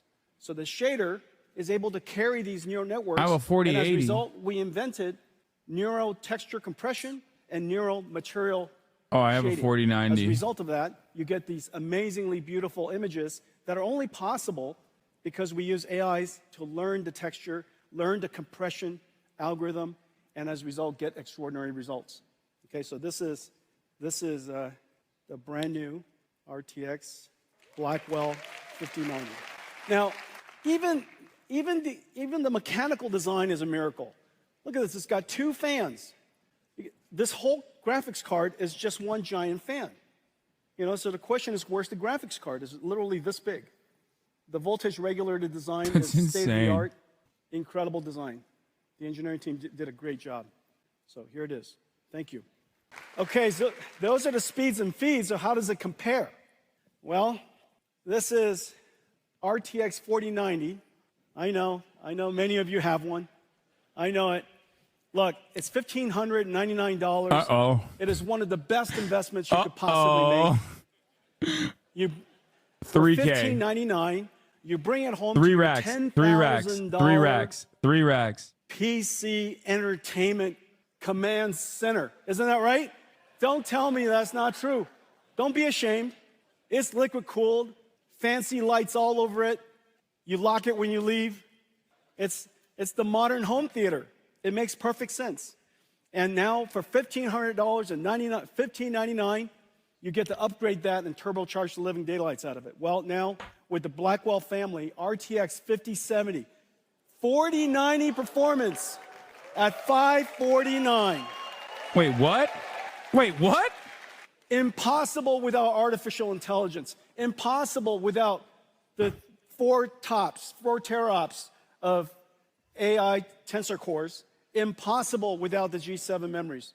Okay, so wait, what? 5070, 4090 performance, $549, and here's the whole family.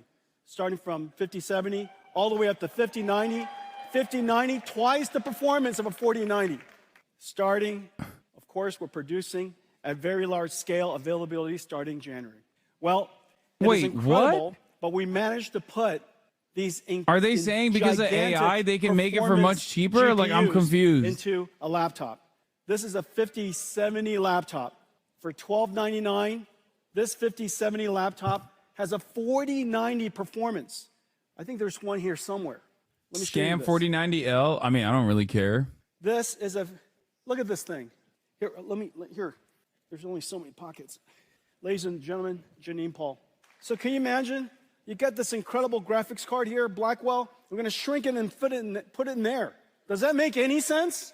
Well, They're you saying can't with do that FrameJet and without bullshit is artificial comparable to a intelligence. And the reason 4090. for that is because we're generating most of the pixels using our tensor cores. So we ray trace only the pixels we need, and we generate using artificial intelligence all of the other pixels we have.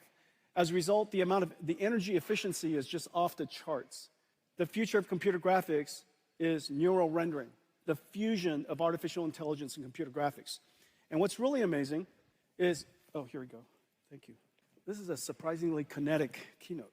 And 4090 really worth $500 now. GPUs. Yo, calm down, chatters. And so the 5090 will fit into a laptop, a thin laptop. That last laptop was 14.9 millimeters. You got a 5080, 5070 Ti. Wait till the reviews come out and they actually test the performance of these cards, okay? And match it up against the real power of a 4090. They said a 4090 equivalent, okay? Something about this smells a bit fishy to me, but I am also a Luddite, so I don't know. Well, GeForce brought AI to the world, democratized AI. Now AI has come back and revolutionized GeForce. Let's talk about artificial intelligence. Let's go to somewhere else at NVIDIA. Yeah, they democratized it. This is literally our office. This is literally NVIDIA's headquarters. Okay, so let's talk about AI. The industry is chasing and racing to scale artificial intelligence. And the scaling law is a powerful model. It's an empirical law that has Is been what they're observed. doing even AI, or is he just simply slapping on the sticker of AI to make it more appeasing to investors? The more data you have, the training data that Like you as have, far the as like larger frame model that you have, generation. and the more compute that you apply to it, therefore, the more effective or the more capable your model will become. And so the scaling law continues. What's really amazing is that now we're moving towards, of course, and the internet is producing about twice the amount of data every single year as it did last year. I think in the next couple of years, humanity will produce more data than all of humanity has ever produced since the beginning. And so we're still producing a gigantic amount of data, and it's becoming multimodal.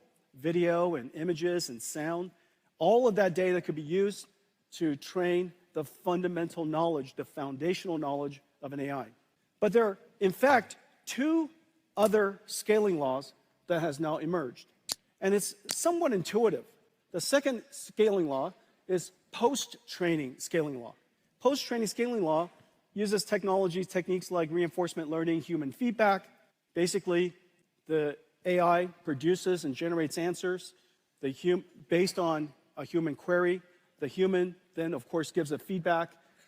It's much more complicated than that, but that reinforcement learning system with a fair number of very high-quality prompts causes the AI to refine its skills.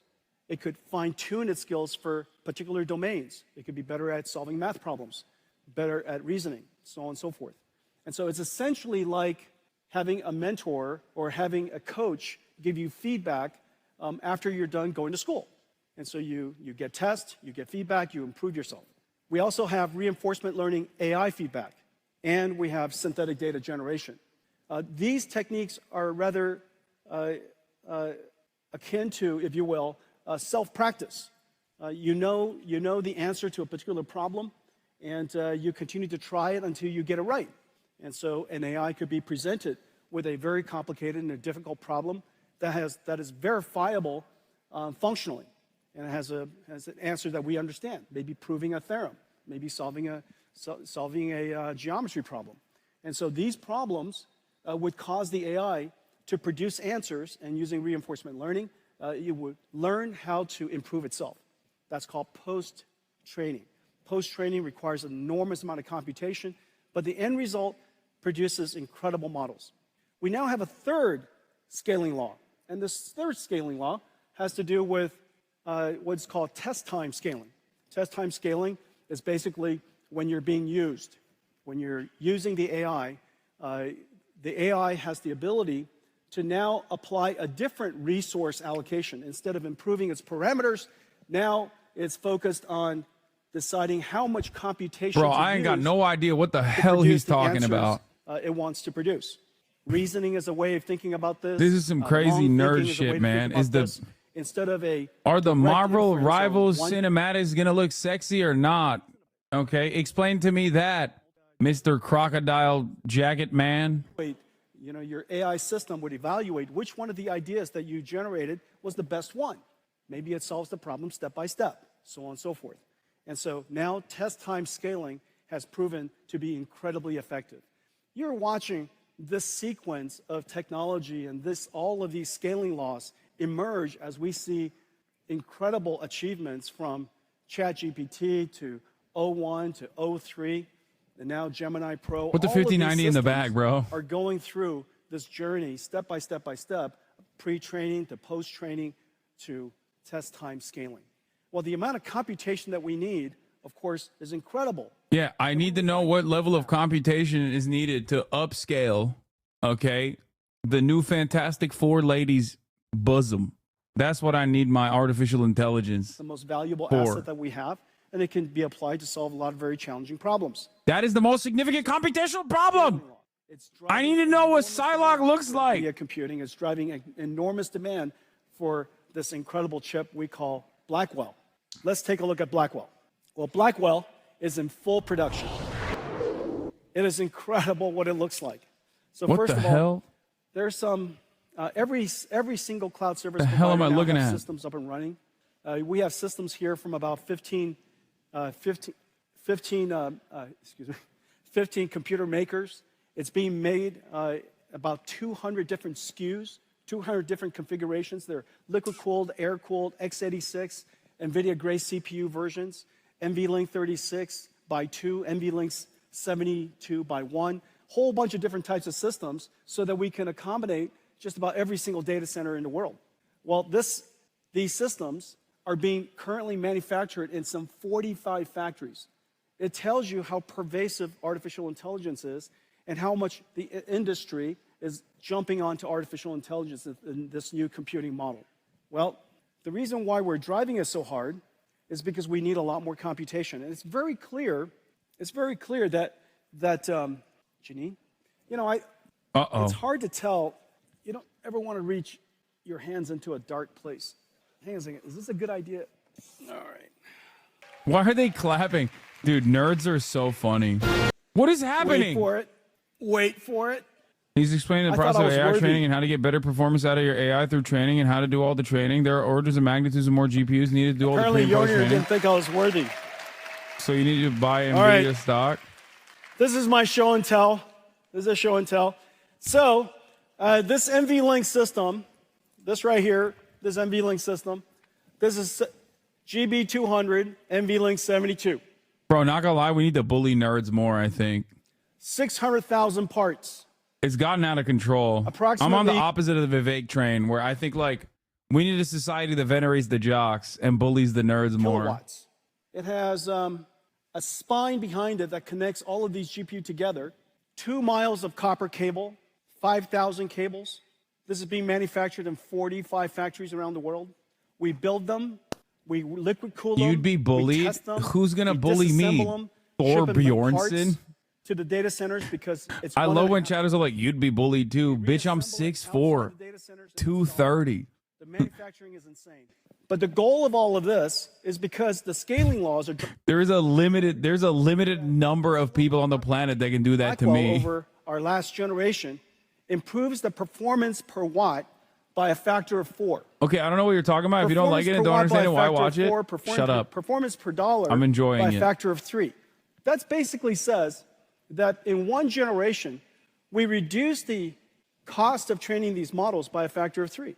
Or if you want to increase the size of your model by a factor of 3, it's about the same cost. But the important thing is this. These are generating tokens that are being used by all of us when we use ChatGPT or when we use Gemini, use our phones in the future. Just about all of these applications are going to be consuming these AI tokens. And these AI tokens are being generated by these systems. And every single data center is limited by power. And so if the perf per watt of Blackwell is 4 times our last generation, then I feel like everything he's explaining is like we are clubbing baby seals with the shield that is in my hand in order to generate enough power to fire up the engines in the server room to do the AI training necessary to upscale the performance of a shittier chip that will give you 4090 equivalent performance through Sorry, the guys. AI training. The amount of baby that? seals That's I am cool. clubbing is Look unimaginable. at that, disco lights in here. I have lit the rainforest on fire. Do not go there. If we had to build this they are as done. one chip, They're obviously dead. this would be the size of the wafer. But this doesn't include the impact of yield. It would have to be probably 3 or 4 times this size. But what we basically have here is 72 Blackwell That shield GPUs, or erased 4 144 Pacific dies. Islands. The coral reefs are no more. I have used this shield to eradicate them. Largest supercomputer, fastest supercomputer, only recently, this entire room's supercomputer only recently achieved. And to be fair, it's worth it. If I could see bouncier titties in my video games, like low key, no matter how hard Naughty Dog tries to make them unfappable, I will fap to them. bandwidth is 1.2 petabytes per second. That's basically the entire internet traffic that's happening right now. The entire world's internet traffic is being processed across these chips, okay? And we have 130 trillion transistors in total, 2,592 CPU cores, whole bunch of networking. And so these, I wish I could Yeah, do this. I petabytes don't- is for Dr. Disrespect. Blackwells. These are our ConnectX networking chips. These are the NVLink, and we're trying to pretend about the NVLink spine, but that's not possible. Okay, and these are all of the HBM memories, 14 terabytes of HBM memory. This is what we're trying to do, and this is the miracle. This is the miracle of the Blackwell system. The Blackwell dies right here. You should learn how to code. Okay, dude. Just put the DoorDash in the bag, okay? In addition to that, Learn This the is, the code. Grace They Blackwell told you to learn the code. Now everyone who learned the code is DoorDashing. This literally eviscerated the industry. Things like this. I could sit down for a second. It's messed up. Just put the chips in the bag, buddy. I thought he said there's no coders. Yeah, the AI. Can I have a Michelob Ultra? AI sounds gonna take over, little bro. Great. What? A Michelob Ultra? How is it possible that we're in the Michelob Ultra Stadium? It's like coming to NVIDIA and we don't have a GPU for you.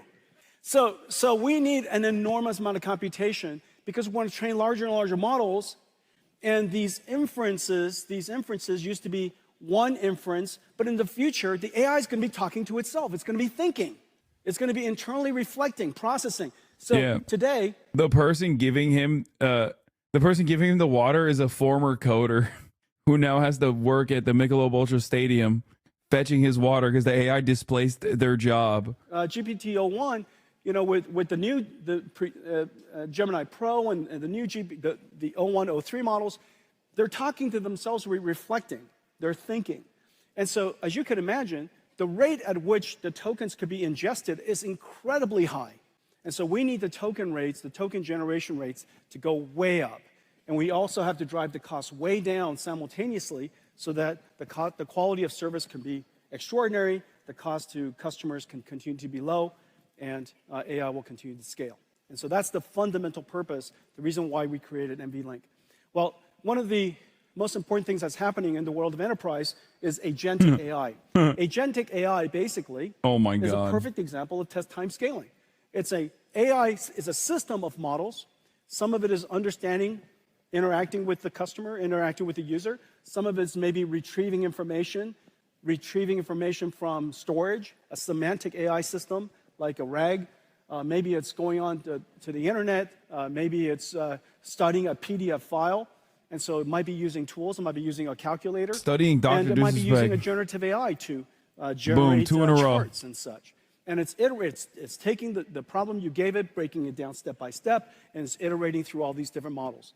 Well, in order to respond to a customer in the future, in order for AI to respond, it used to be ask a question, answer starts spewing out. In the future, you ask a question, a whole bunch of models are going to be working in the background. Pastuchek, I've melted. Time scaling, the amount of computation used for inferencing is going to go through. Okay, dude, I'm so bored. I'm sorry. This is too much for my tiny little brain. Okay, it's so much AI mention, and meanwhile, AI will never be able to make this. Okay. Hello, very nice to meet you. I'd like to know about sex change operation. I see. Men to woman, or woman to men. Man to woman. From penis to vagina. Hello, very nice to meet you. I'd like to know about sex change operation. I see. Men to woman, or woman to men. Man to woman. From penis to vagina. Yeah, that's right. That is going to be an Oscar winner. Okay. Just understand. And the AI could never create that. Another thing the AI could never create is this beautiful song. I'm done for the night, ladies and gentlemen. On that note, I leave you off with a wonderful goodbye and good night. 8 hours and 30 minutes locked down.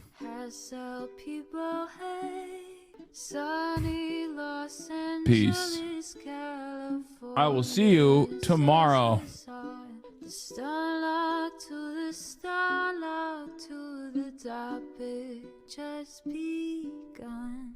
There is again a sun is streaming, a sun is streaming.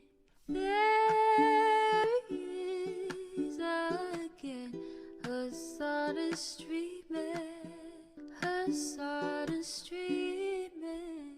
Review in the P.O. box, Uncle Uger's face. Sudden discord at your prop, great names take on breaks. Tiny Bernie Sanders, LGBTQ Air Force.